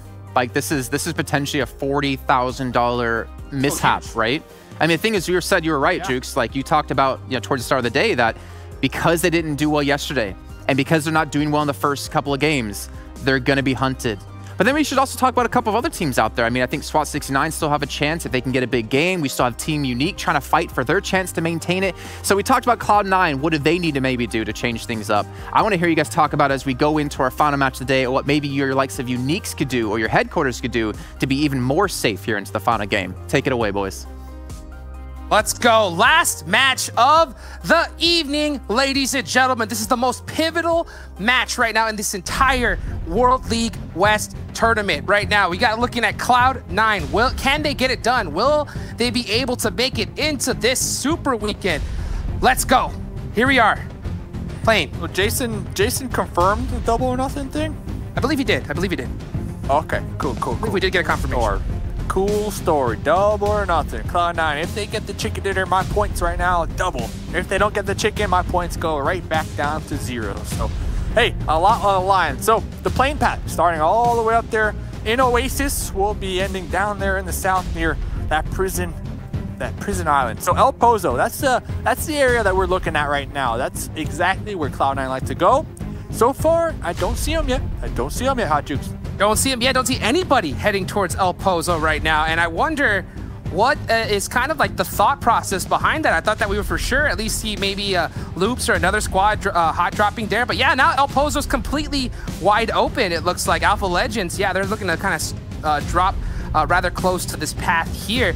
And yeah, Cloud9 looking to head over to water treatment. I mean, talk about trying to play this one safe right here. And now they're caught within Pittsburgh Knights. Oh, no. Oh, goodness. I only see two, though. Jagger and Carnage. I only see 2 right now from the Knights in the general area because the other 2 are a little more north of this one.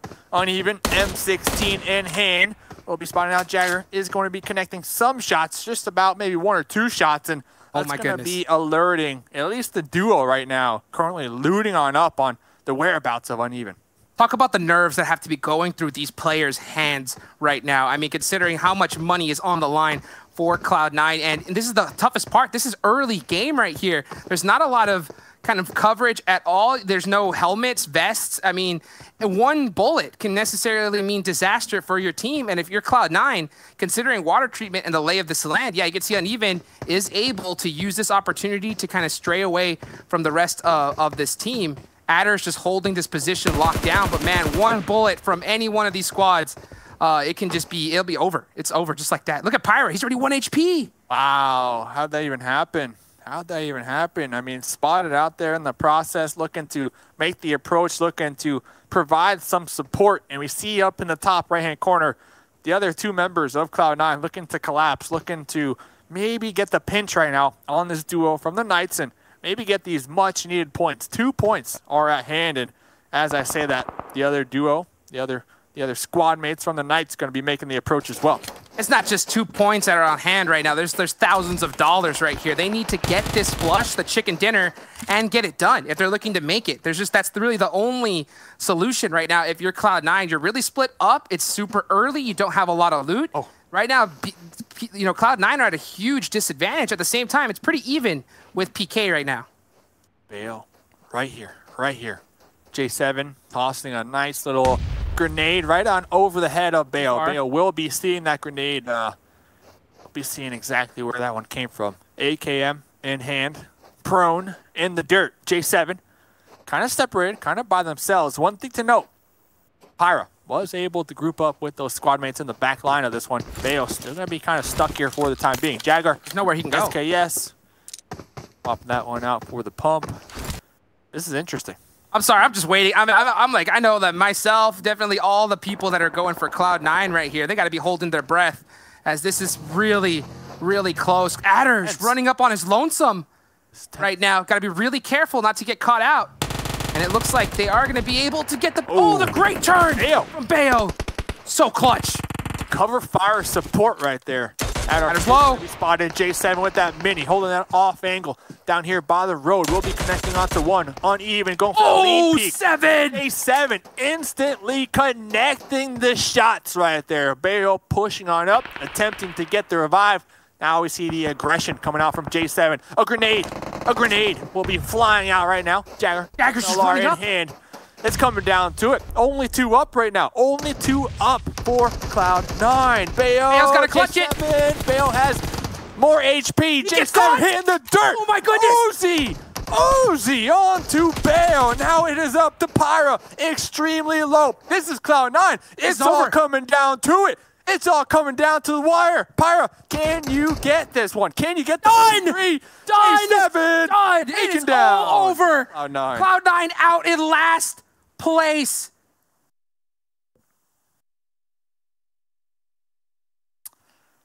J7 knocked out 3 of them, right? I mean, wow.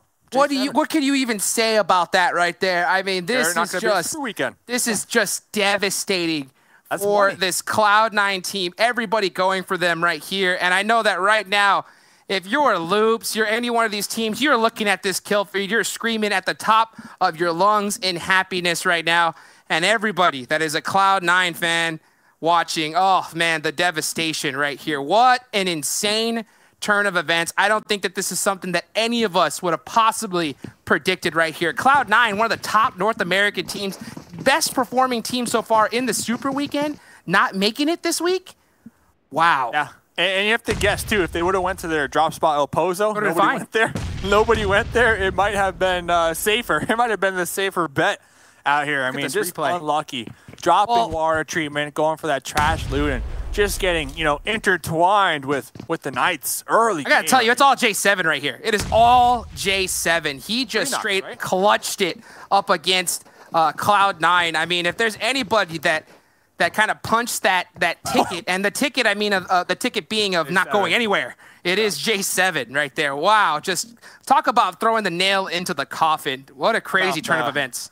Reaching in the pockets of Cloud9 and just, you know, yanking that money, all that money right on out right there. That's going to go on over to J7. Big thanks to them from the Knights. So over here, Picado, we had the lockdown, the rematch. SWAT 69 looking for that rematch onto Tempo from last game over there in Pochinki. And Gonzo all day long has kind of been, you know, that off-angle specialist for the squad, but always getting spotted out here.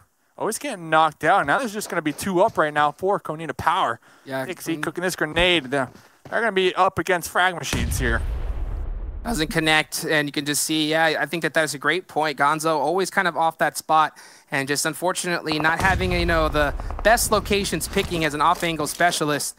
You can see Tixie. Tixie, he's quite the big fragger for Konita Power. Does kind of have an idea where Hamidi is from those shots. Yeah. And yeah, just shifting right here. I'm sorry, I'm just still like shocked right now. What a crazy! Great nade, great nice grenade on a Rob. Huge grenade. Still 2 up though. Still 2 up for Konita Power. Looks like Outplay attempting to get the revive onto Freak, and that will be successful. Wow, man, what an insane turn of events right here. Double or nothing, and Dave. Oh yeah, I got 0 points. You got the goose egg, bro. I got the goose egg. Hey, I went out. Hey, but you believed, and that's all that matters. Man. I believe. Mustache Tav on Twitter, you know. Let's go. On Instagram.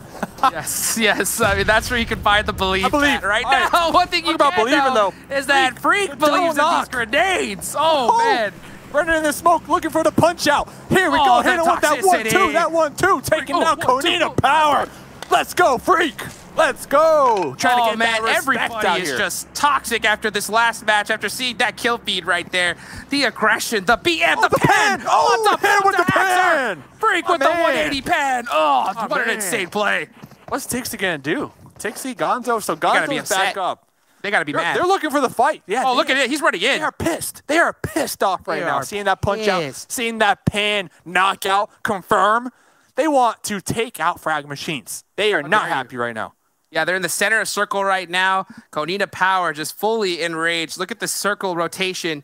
It's about to close right now. Pittsburgh Knights really close to football this on the rotation south. It does end up going right towards the south where a lot of these teams are already located. So it should be a pretty, not too difficult rotation for a lot of these teams. But man, what a crazy, crazy match. SWAT 69 Tempo back at it again. Back at it again. Rematch. SWAT 69 lost last round. Will they be victorious this round? Spec going for that fire with that M4. Needs to reload. Doesn't even need to reload. SWAT 69 0-2. 0-2 when it comes to hot dropping Tempo Storm. Oh my goodness. Through the window and through the wall. Sprek just getting a really great shot. Now it's Tixie in a 1v3. Oh, Freak connecting on to another member from Konina Power. Tixie. Wow. Only Gonzo. Freak could have punched him out there, but instead decided to thirst him. So I think he got some respect. Gonzo punching in the air right now. Gonzo, nowhere to go. Nowhere to go. Wow, what a crazy specialist. Now going to be the placement points specialist. Gonna have to turn into a snake specialist, that's for sure, if he wants to get some more points for his team. Man, you know what? This definitely opens the door, though. I think that one team that we have to kind of look at now is going to be, of course, Team Unique and KHK. Because I think KHK still has an opportunity here to be able to sneak on by Team Unique if they have a really big performance. Now, they haven't been able to do it so far. At the same time, though, Miramar, if you get the right zone, the right circle, you can get a ton of kills and the chicken dinner. So, yeah, really looking forward to see how that ends up turning out. Gold all over my Oh, the wheelie. Okay, able to... It's a beautiful Murado. Look at that. Beautiful. Beautiful. Team Queso's got to be pissed. Queso, they're pissed. They're pissed. They're golden Murado. Yep, their beauty, their pride and joy out here will be snatched underneath them. They didn't even realize it. Y'all out here, they had a pretty explosive day yesterday. Kind of quiet here today. One member from headquarters pulling on up, trying to sneak on up here, and the gunshots right there in the distance. I believe Loops were taking some shots onto Yala as they do try to gather this complex to themselves. And what a crazy surprise! It's Vander with a big initial knock onto Lord right here. Team Yala gonna have to kind of group together. There's Loops though on the top of all of them, and yeah, you can see Dadded throwing some shots into that smoke, into that divot. Not able to connect right now, but Team Yala, they are pinched really hard between two major squads. They're pinched and... Oh, no! Oh, no! Is that a grenade? They're pinched and separated. They are pinched and separated. Dadded right above Xana right now. Xana in that smoke zero right here, trying to get the revive onto Lord, but here comes the push from headquarters. They got the knock, and they're looking to get the additional points here. Much needed points. They need every single point that they can grab right now. And you can see Loops just putting that extra pressure. Great grenade from Dadded onto Xana right there. Konina Power is taken out in 14th place. We saw that just happen. But right now we're definitely just all eyes locked on this fight between Loops, Yala, and headquarters. Yala are just getting picked apart right here. Getting picked apart. Let's see if Zero can square off and defend that second story right here against headquarters. I believe two members from headquarters did make the approach on into there, making the reach. Loka out here trying to take the single tap. Scar shots on to Dadded, but Dadded not appreciating that one. Well, the one thing that they can appreciate is the fact that this circle has shifted on top of them. So that's just going to give more time for Loops to be able to kind of finish out this fight. Now, considering where the zone does go, I don't really expect Loops to push this too hard. But man, they are just picking apart this Yala team one by one right now. Yeah, definitely feels bad. We did see that next zone shift. They went a little further down there to the south. B4 right there on the coast looking really good as center as you can get when it comes to the zone. Everybody else, Los Ionos, they are on the approach. They are on the move, on the reposition. We see Tempo going for a wide rotate all the way out there to the west. But yeah, this is like the main hotbed right here. Right here, a lot of teams are going to be either passing by or collapsing in on. And I believe that's why we see Dadded, Kowalski trying to regroup right now for the time being. Yeah, and this is just getting really intense right here. This is the last match here of the PUBG Mobile World League West League Play. This is what I'm talking about. This whole entire tournament has just been really intense. Big nades right now onto J7 from Team Queso. Oh! He gets caught! Oh, but Carnage! Carnage. The return fire. The return fire. And then hops in the motorcycle to go save pick up J7. Oh, look at Marco. Marco's baiting out J7. Baiting out J7 right now. Oh, look at that. Look at that. Big jump right there. Will they be able, the driving skills from Carnage put on full display right now, just bobbing and weaving through these buildings. And it looks like they are able to make it to J7. Marco, do you have sightlines to PC? Marco. Marco's going to be unleashed in the M4 right now. Carnage going to be pulling up right behind that truck, using it as cover. They are in the blue zone. Jagger able to get the revive onto J7. This is getting so intense right now. You can see Carnage stuck in this blue zone right now. They got to be feeling good after being taken out Cloud9 right there, but they still have a lot of work ahead of them against this Team Queso and the blue zone. Marco holding this gatekeep right now. Carnage on the bike, just sending it right now into the zone. I mean, they just destroyed Cloud9's opportunity to make it on into the final Super Weekend. So honestly, Carnage just enjoying it right now, enjoying life as they do decide to try to make their way on into this next zone. Now, we saw just a moment ago, UDR seemed to have stumbled upon Loops. They caught the bad end of that one as Loops did take out a couple of those members. Oh no! We're checking in with the Carnage cam right here, the Carnage rotation cam, and not looking like it's doing too well. He needs a four-wheeler bike, you know, in order to be able to make it over those. Yeah, a helicopter would be a lot better, that's for sure. Right here, but here we go. This next circle is about to pop. We see footballists on the north side. Wow, we're gonna have to head on south as this circle just rotated right here, and it's got quite a bit of it in the water as well. So that's gonna go ahead and kind of reduce the amount of area that these players have to really kind of sit in right now. Okay, so that's right. KHK, they're sitting out of this match. They are done and out right now. Team Unique, they are sitting pretty right now. They pretty much punched their ticket on over into the Super Weekend. But right now, you know, this is about amount of pride right now on the line. Who's going to be able to take the final match of the World League West? Jagger the Fragger going out to the zone right there. J7 really low. Carnage will be swapping out that bike for a vehicle. Kowalski M4. Can he make it out alive? M4 pulling off though, pulling off. You got two members of Loops right in front of him. Carnage hearing those shots. Carnage going to be popping out. Carnage is hungry right now for some more kills.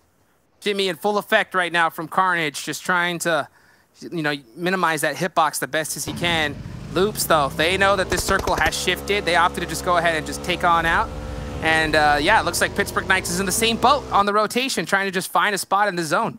Nice disengage. Nice disengage from both teams. Will we have a bridge ending here? I mean, that bridge, it is still in play. It is still in play. We see Nova, we see Tempo Storm currently going to be taking that one up. Lightning trying to connect onto D7 as they do make that pass on by. And one member from headquarters spotted. Instantly thirsted. Big plays coming out right now. You can see headquarters just holding the edge of this circle right now, just trying to gatekeep Yala Esports from getting into this zone. But everybody is just so, this is a tough circle right now. I don't think a lot of these teams are used to it. And football is getting in the face of Alpha Legends. Yeah, Kato right behind this boulder. Grenade. Folks out there. Here comes a nice little grenade. There's a molly as well. Won't allow Kato to pop onto that left-hand side. Rom trying to get the fire. Oh, Kato ended up walking on into the molly. Mistakes have been made on fire. Rom looking at this one. Drop down shot. Able to connect onto Kato, who was on fire. Solke on that off angle. Lutz going to be making the pull-up as well. I don't believe Alpha Legends will be able to get this revive as they do have 3 up out there. Oh, Federal! Oh, with the multi! Getting it done right here in Miramar 2.0. Shator gets taken down from an off angle as well. Faker, it's up to these last 2 members from Alpha Legends, and there goes Rom with the thirst, getting that flush right there onto that remaining member from Alpha Legends. This is going to be an intense fight right here, holding the north side of this circle. Og A3. Let's see if they can use it. 2 up right now. 2 up. Or Alpha Legends. Will they opt to attempt to get their revive? And it does look like they are doing just that. Lutz, M16, doing a little bit of scouting, trying to acquire as much information as possible. Might have spotted out B4 all the way out there on the opposite end of this. Yeah, and you can see right now, J7 goes out to the play zone. He takes out Cloud9, goes out to the play zone right there. That's going to be it for him. Still got Carnage up from Pittsburgh Knights on the southeast side. We're looking at a lot of these teams start to rotate in as the circle just starts shrinking smaller and smaller. And speaking of that, it's about to go ahead and get even smaller right now as this zone's about to pop, Dave. Wonder which team is going to be favored by the zone legend. It's going to be B4. Okay, B4, they got a little 2-2 split going on right now. They have a really good opportunity to, gatekeep all those squads up there, but they might want to group up, use their numbers to their advantage. And Lutz out here, still hungry as ever, trying to take out Alpha Legends in this final game of league play. And this footballist team, if anybody can have a great game at the end, it is them. They had an insane performance yesterday in game number 5. Looking to have a repeat. Oh, some big nades coming out, though, between the both of them. One of these nades right here could spell disaster for each one of these squads. Oh, really close. Raum, so close. Just getting up close and personal. Faker wasn't able to heal on up, swapping on over to that AUG. Okay, with the barrel right behind this truck. Faker's going to be immediately spotted. We still see the other 2 members of Alpha Legends just tossing out all the grenades. We'll be connecting one. Oh, that was Faker connecting on a Soke. Oh, and Lutz blew up the vehicle. Death grenade, and now it's up to Old Man coming on around for that spray down, and Lutz pinned down right now. Great shot. 1v1. Old Man going for that jump shot. Will be taking out some of the health from Lutz, but Lutz going for that trade. Going for that trade. Both members. Old Man. Old Man saving the day, taking out such a big team in the lobby as well. I mean, footballists, and at the same time, we saw the Knights also got eliminated. Goodness gracious right now. Oh, this is just intense. Way to finish it out. Tempo Storm, there they go out at 9th place right there. Unable to get it done. Still a few squads left right now. And looks like we have quite a few teams. Well, look at this. I'm still thinking about Old Man. Just how many feet of air did they catch? Like at least 7. At least 7 feet of air off of that jump right there. Got them hops. Got them hops. So close. B4 over here. B4, they got 4 up. Loops also have 4. Loops, 7 kills. Really taking advantage of their position right here on the edge. Memphis from Unique still on the outskirts. Same thing with Outplay. Trying just to survive and remain undetected. Yeah, these teams right here just trying to find any position they can, any coverage. The one thing that I was trying to mention earlier is that this is an area of Miramar 2.0 that I think a lot of these teams are just not familiar with. This is a zone we do not get to catch very often right here, and I think that is why we see so many teams just kind of spread out, just trying to find the best position they possibly can, because this is definitely a zone that we do not catch very often in competitive or in classics either. You got Memphis from Unique in the blue, healing on up. Meanwhile, their other squad mate Frozen on the shoreline, being hunted down by Marco right now, the last remaining member of Team Cave. So 1 kill so far onto Marco. And then you got 2 up for Nova as well. You got Shifan out there in the water swimming. B4, next zone does going up, so B4 Loops, they are going to have to probably fight each other up here on the top of the mountain. Yeah, you can see right now, B4 they have a really good overview over everything. The big thing, though, is that the zone has shifted a little bit south from them. So they need to go ahead and start rotating right now. You can see them just trying to get any sight lines. Marco with a great M4 4A spray, taking out Team Unique in 6th place. Marco has been hunting down Frozen for about 5 minutes now, so finally will be paying on off. Pedro repositioning that truck, and they're going to be right there on the edge of the zone. Dadden will be spotting out headquarters as they make their approach as well. Nobody's in this circle yet. We do see Pedro. So Pedro finally in it, the only person in the circle. Yeah, and you can see right now, B4 just trying to shift a little bit further into it. I mean, look at this zone, this circle. It's just right on the side face of this hill. And Mixera with the big spray onto Nova Esports. Looks like it's just HZL up left right now. And B4, they're headed into this zone right now, but they're going to be gate kept pretty hard by Loops. Yeah, Team Queso recently taken down and out. Looks like Agent ZL is currently trying to remain alive, and that's not going to be possible. We're down to just 3 more teams, and I got to say, this terrain is going to be so challenging, so challenging. Federal will be popping their head on up, and immediately taken out. You can just see by these players' movements that they don't get to know exactly where these players are, but another great nade from Carrillo right there onto B4. Wow. Looking for that follow-up, looking for that thirst, looking for that confirm. And yeah, B4, Mix0, Pedro in the zone, in the circle down there at the bottom of the cliffs. And you know what? What comes to my mind? We might have a heal-off with the terrain right now. Totally possible. Might be in the mind of some of these squads. Definitely. I think that is probably the best strategy you can really utilize, and I think that it has a lot to do with the fact that this is a very peculiar Miramar 2.0 zone, and you can just see right now, Loops, they're just trying to cover the best space that they can, trying to make some big spots. Federal spotting out Loka, trying to get to the rest of his team. Oh, Mixera had the nade. Thinking about cooking some grenades, thinking about unleashing it. Maxon will be connecting onto one of them. 3 teams remaining, 7 kills on the Loops. Daden was taken out in the process. Headquarters Nas with the best strategy. Yeah, you can see here, he's just hanging out. He's not going anywhere, but Loops, man, they are on the rampage right now, pressing really hard. Carrillo and Federer are both knocked down. They're going to try to get this res. It's all up to Kowski to be able to get it done for his squad. Spotting out Mix0. Oh, the headshot. Mix0 taking down Loops right there. And Headquarters, they have had a pretty consistent day. They still got 3 up right now. Looks like they got 1 all the way in the back lines of this one. Possibly might use that heal-off strategy. Pedro up close and personal. Here's the footsteps. D7 looking to catch Pedro off guard. Loki right there on the high ground. So Pedro will be connecting on the D7. It's coming down to it. Loki might pop on up, might go for that drop down. That drop down. Pedro with the 2-piece. Pedro able to connect, and now making sure to get the points, get the confirms, and here comes the aggression. The 1v1. It comes down to this, the final day of league play. Pedro get the 3 versus 1. Pedro with the M4. Pedro gonna be here in that one. The AKM suppression. It's gone. Unleashing. The winner. B4 eliminated.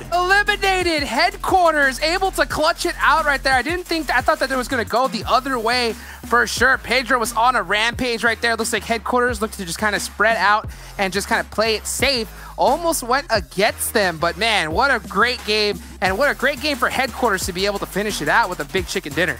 Headquarters pretty good here the past 2 days. Pedro though, like you said, almost with the 1v3, did take down 2 right there from Headquarters. I like how Headquarters, they were trying to get the pinch on the Pedro. They knew Pedro was behind that little boulder, and they sent one to the top, they sent one to the bottom, and they collapsed at the same time. So it was beautiful. Great game. I think at the end of the day, you got to give it to Headquarters. I think the big story, of course, though, is Cloud9 not making it into this Super Weekend. And Dave, guess what? That is going to be the first annual Cloud9 hunt officially coming to an end right here. So, what a day's worth of matches. I'm Hot Jukes here with Mustache Dave. That's going to be it for us today. Can't wait to see what the desk has to say about this insane day of matches right after this quick break from our sponsor.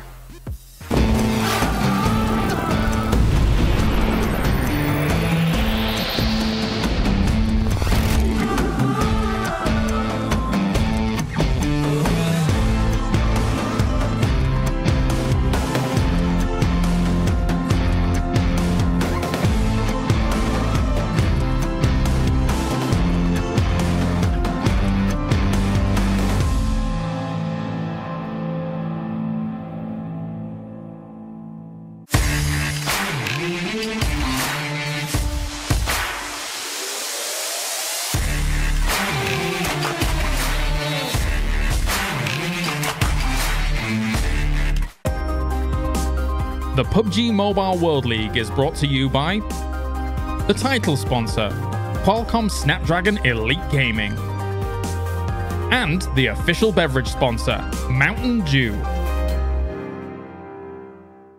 Well, Headquarters do take themselves a chicken dinner in our final match of our final day of our final week of league play, but I will have to say this, that is unfortunately overshadowed by the fact that Cloud9 don't re-qualify for the Super Weekend after winning Week 1 League Play, Week 1 Super Weekend, Week 2 League Play, Week 2 Super Weekend, and they fall short in the final League Play, which might have cost them around $40,000.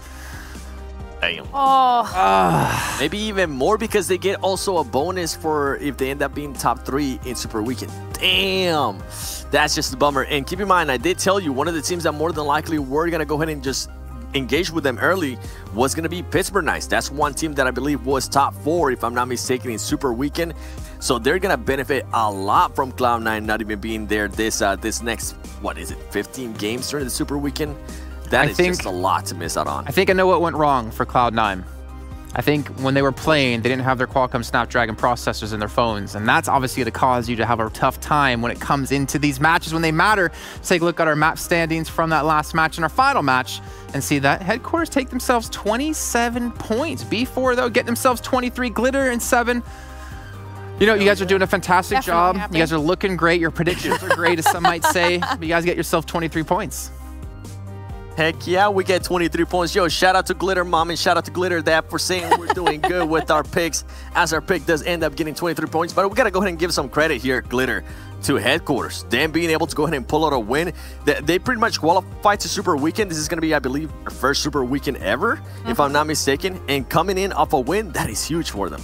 Oh, this massive, and this just shows what the team is really capable of because they've had multiple strong showings today alone. They finally figured out whatever they need to do as a team, and it is working out super well for them. And then moving down the list, we're actually able to see Frag Machines getting themselves some more points, which they definitely needed as they were towards the lower end of the overall standings. Queso being way more consistent today. Nova doing well, just continuing to kind of get themselves these points. And like you said, PK had, you know, a really strong last game, but then they continued with some of that aggression with 7 kill points into this next one. Yeah, and for PK, I think we have to go ahead and give a shout out to the man, J7. He was hitting some nasty shots. This man hit a double headshot on uneven while falling down. Can I get a what in the chat? That is so hard to do here in mobile, man. Even if I tried it like 1,000 times, I probably wouldn't even be able to hit every single headshot. Double tap right there. That was just amazing to see.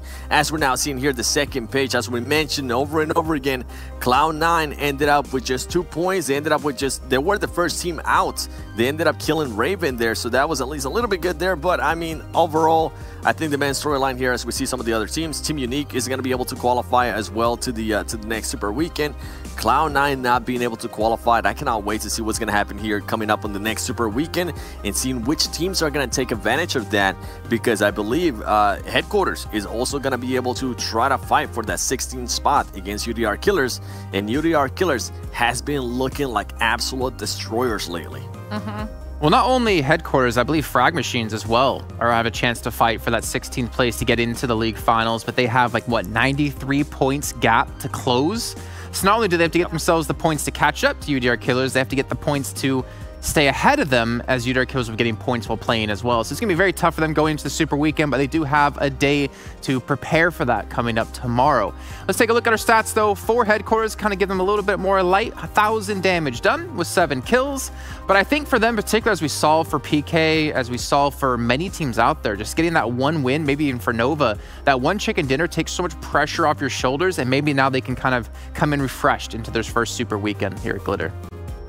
Yeah, absolutely. They were probably one of the most stressed teams, right? Coming into this final week of league play, knowing that they had yet to qualify for a Super Weekend. So if anything, there was that much more weight on their shoulders. And after their performance here this week, so much of that has to be alleviated because now they know what works for them, and hopefully they can continue to carry that through into our final Super Weekend. Yeah, the thing is, I think this is a good, nice learning experience for them, right? For them to deal with like more of the higher pressure, how to play out the later zones as well, considering they didn't really often make it there, unfortunately. Let's see actually who the top players were for that last match. Obviously, the top 4 from our final game. Dean going to make it through with a 790 damage. And of course, Mixera and Pedro as well here. But for the first time, we're seeing Jammas actually 7. This is nice to see Headquarters, but a breakthrough onto the top damage. It is, and something that we talked about going into the last Super Weekend, going to pretty much the last race until we go to League Finals. It's good to see some of these players perform so well. B4, we've seen B4, especially Pedro, over and over again here in Mixera as well, and then Daden. I mean, what can we say about that guy? He has been just performing so well this tournament as well. But Jammas, congratulations on being able to make it to your first top players, and hopefully what you guys were able to do here on this last match will translate to the Super Weekend, because we're going to need to see a lot more performances like that from headquarters, and hopefully a lot of hunting down of UDR killers if they even want to try to make it to the league finals. So this league finals, I think we're going to be first of all, this Super Weekend, I think we're going to be seeing a lot of who's going to end up where in regards to the prize pool money for Super Weekend, and then how our team's going to be performing going into league finals. Well, let's take a look at our do-the-do moments and talk about quite a few of them, though I imagine the first, I want to say like 30 seconds is going to be that big fight between PK and, of course, Cloud9. 7 we talked about before, but J7, the following headshot was insane. What? That right there. Bro, that is so hard to do. That just blew my mind. I remember once I... yes, exactly. Once I saw that, I jumped out of my seat and I said, let's go, J7, because you just don't see that often. And then Frag Machines, one of the other teams that we mentioned, they needed to go ahead and have a good performance just to solidify that they were going to be going to this next Super Weekend. Guess what? They were able to. The disrespect. They knocked some people down and they're like, yo, come over here. Let me punch you in the butt real quick and get you back to the lobby. And even the pan coming out too out of Frag Machine, just, I love it. I love it. Maybe you'll create some rivalries there going into Super Weekend. And then we see Temple Storm going up against Frag Machines. Temple Storm, I believe today was maybe one of their quietest day. Usually they tend to be quiet, but they tend to perform towards the top. I feel like today they just not sure exactly what was going on there with that Team Glitter, as Temple Storm, we really didn't mention them that much today. Yeah, they kind of ended up being consistently middle of the pack. They never had a game where they did super terribly, but they never really had a standout performance either.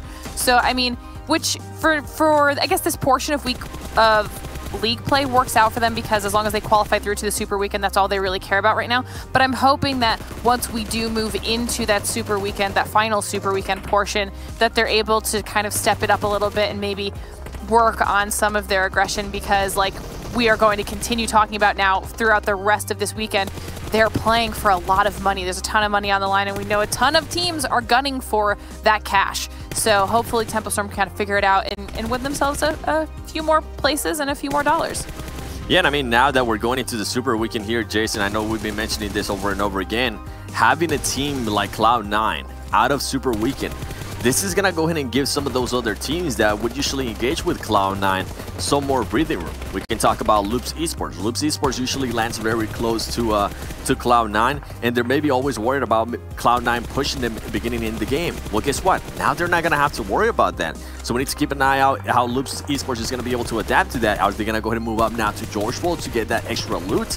There's just so much stuff going on here, Jason, that it's exciting, man. I cannot wait now for Super Weekend and see what's going to happen. I mean, the problem is that every team is now gunning for that #1 position. I mean, we saw Footballs have a phenomenal week so far. They could be looking at eyeing up themselves $50,000 for first place. Loops as well going to be so happy to see the results of Cloud9, because you know what? They weren't that far behind from Cloud9 when they were sitting in second place. So really all Cloud9 can do now, which is really tough for them, to obviously be in that position to win 50 grand, potentially. Obviously, they could slip up, or could have slipped up in the third Super Weekend, but to kind of clear your mentality, right? Don't get too frustrated watching the Super Weekend. Take these 4 days off to kind of recharge yourself, to go into the league finals. Take this time off, you know, maybe just rest a little bit, maybe work on a couple things as well, and hopefully not get too in your head of of realizing that could have been 50K in my pocket. You know, that's a lot of money, but they have to think ahead towards the 100K that they could win. Yep, and that's the thing. I think you mentioned that right on the nail. The mental aspect of it, right? With a team like that that's been dominating in a way this whole tournament, that's always been consistent 1 and 2, for them to not be able to qualify to the last Super Weekend, how are they going to be able to brush that off? We saw them, they're usually able to get a lot of kills this whole league play. They only ended up getting 6 kills. And now on top of that, they're going to have to wait out, I believe it's 7 days until we go to league finals. And in a way, they're going to be coming into league finals cold by missing 15 games that they could have gone ahead and gotten more practice in a way from the Super Weekend. So overall, it's a mental aspect. It's going to be interesting how they react to this.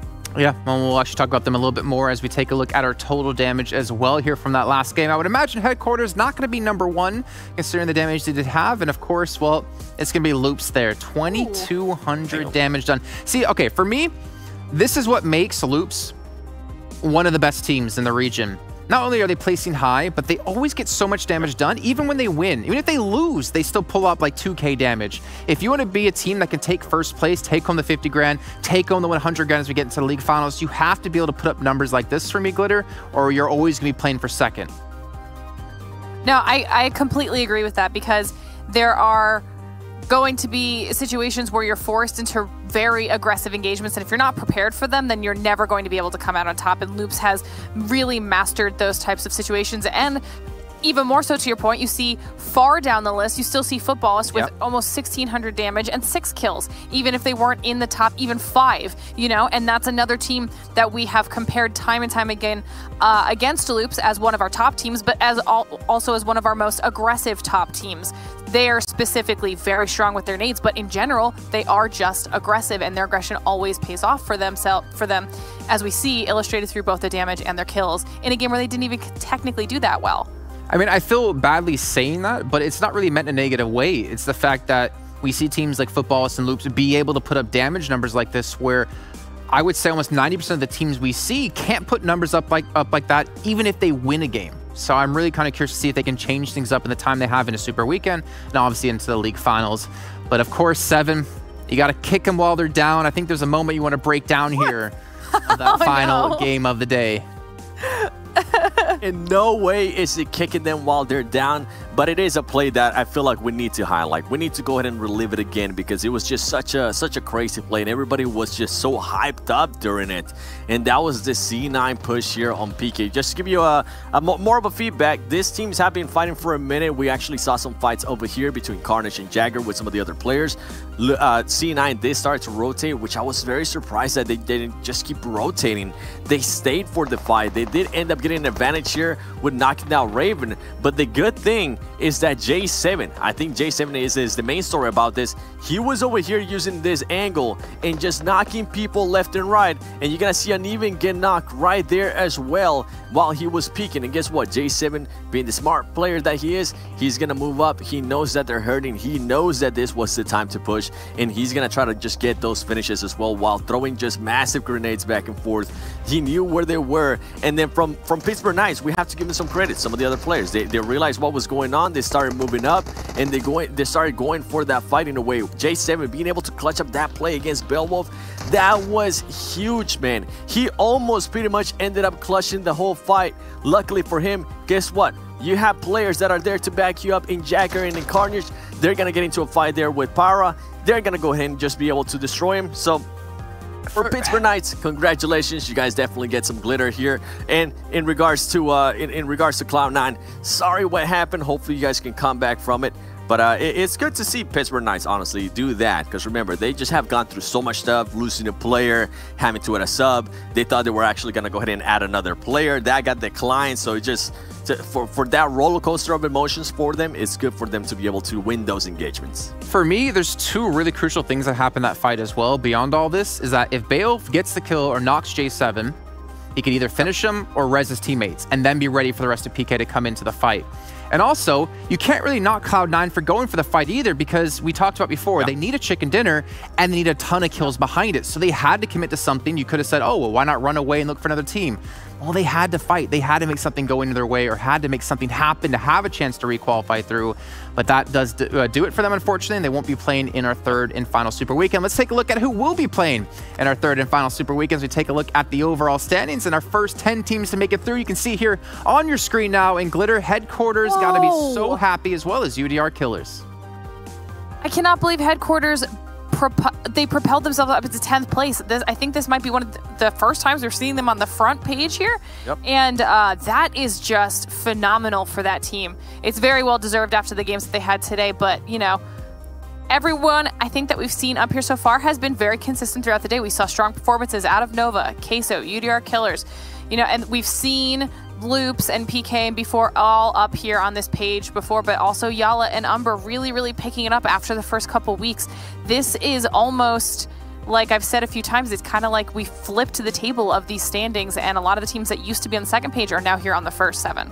Yeah, and I'm actually happy to see Team Queso there in the top 3. I think this is one team, I know we mentioned it over and over again with Jason, is one team that we expected so much out of. And it's good for them to finally start waking up. They were always a slow starting team.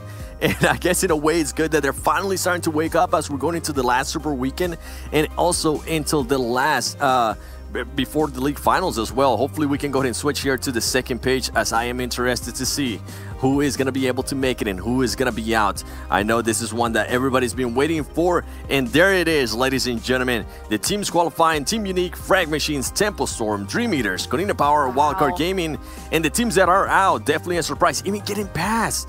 Alpha Legends passing Cloud9 there for 17th place. Cloud9 only getting 28 points, 6 kills as mentioned.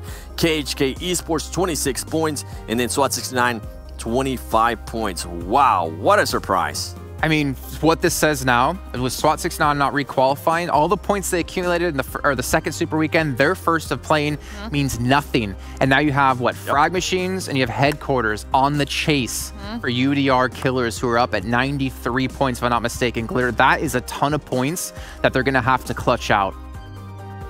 And not only is it a lot of points that they have to go after, but we do need to take into consideration that the games are potentially going to be different now with Cloud9 not in the lobby. And we've seen that happen time and time again throughout all of League play, that things were changing when Loops were out early or when Cloud9 were out early. There's potential for the standings to be different in the Super Weekend the same way that they are here for the League play portion. And now I'm kind of really hyped to see how these teams that haven't been able to qualify and have a little bit more to like lose than some of these other teams, how they play and how it all works out for them. Well, you say that, but I think UDR Killers are not hyped about it. They're more like, all right, guys, come on, just have some solid games so we can close this out and get into the finals. Let's take a look at our prediction scores, though, overall, and see how things went down for us. I wonder who's going to be in first place. I wonder how many zeros Hot Jukes got today. And we can see here. Where's Hot Jukes? There we go. 0 for Loops. I mean, I didn't want to say it. Clearly, my skill in predictions doesn't matter when it comes to Glitter's parents and how good a job I'm doing. I gotta give you some credit. Close to Jukes. I gotta give you some credit here, Jason. You have been on the money, man. You kind of slacked off there for a bit, and now you've just been destroying us. Today wasn't one of your strongest days, and I'm not even gonna talk about myself because I have a I'm only 10 points behind you now. Let me point something out real quick. Because, you know, Dave, remember he said he voted for Cloud9? Look at him, a liar. He had Nova the entire time. He didn't truly believe in them. So who do you really want him as your commissioner? Come on, chat. Use your brain. This guy is a liar. You should get him out of here. You should kick him off the show. You know, obviously the predictions. I caught up today, okay? Yeah. She's doing work, man. Y'all remember? Yeah. I remember when she was bottom. There. I remember when she just started up and she's been growing over time. It's great. It's great to see. I told you I was a sleeper. All right. Well, don't worry. We're going to be resetting all of our points after this next Super Weekend, go into League Finals, and we'll start anew and maybe design a trophy that we can give to the winner. Maybe we can get that done. I don't know. Anyways, you guys, you're done for the day. You have a day off. Go enjoy it. Go do whatever you want to do. Glitter, I think you're going to go stream if you guys want to check that out. 7 probably going to be doing the exact same later on as well, if I'm not mistaken. We'll see you guys in 2 days' time. Don't worry. Don't get too sad. You always have me to talk to. No, I'm actually really happy they're gone. I don't want to talk to them on my day off. Are you kidding me? I get enough of them on the show. Anyways, guys, that's going to wrap up our entire last day here of our last week of League play. We have 1 Super Weekend left. 3 days separates all these teams for a chance to qualify into the finals. And we'll see you guys on Friday, 11 a.m. PDT. You're not going to want to miss this.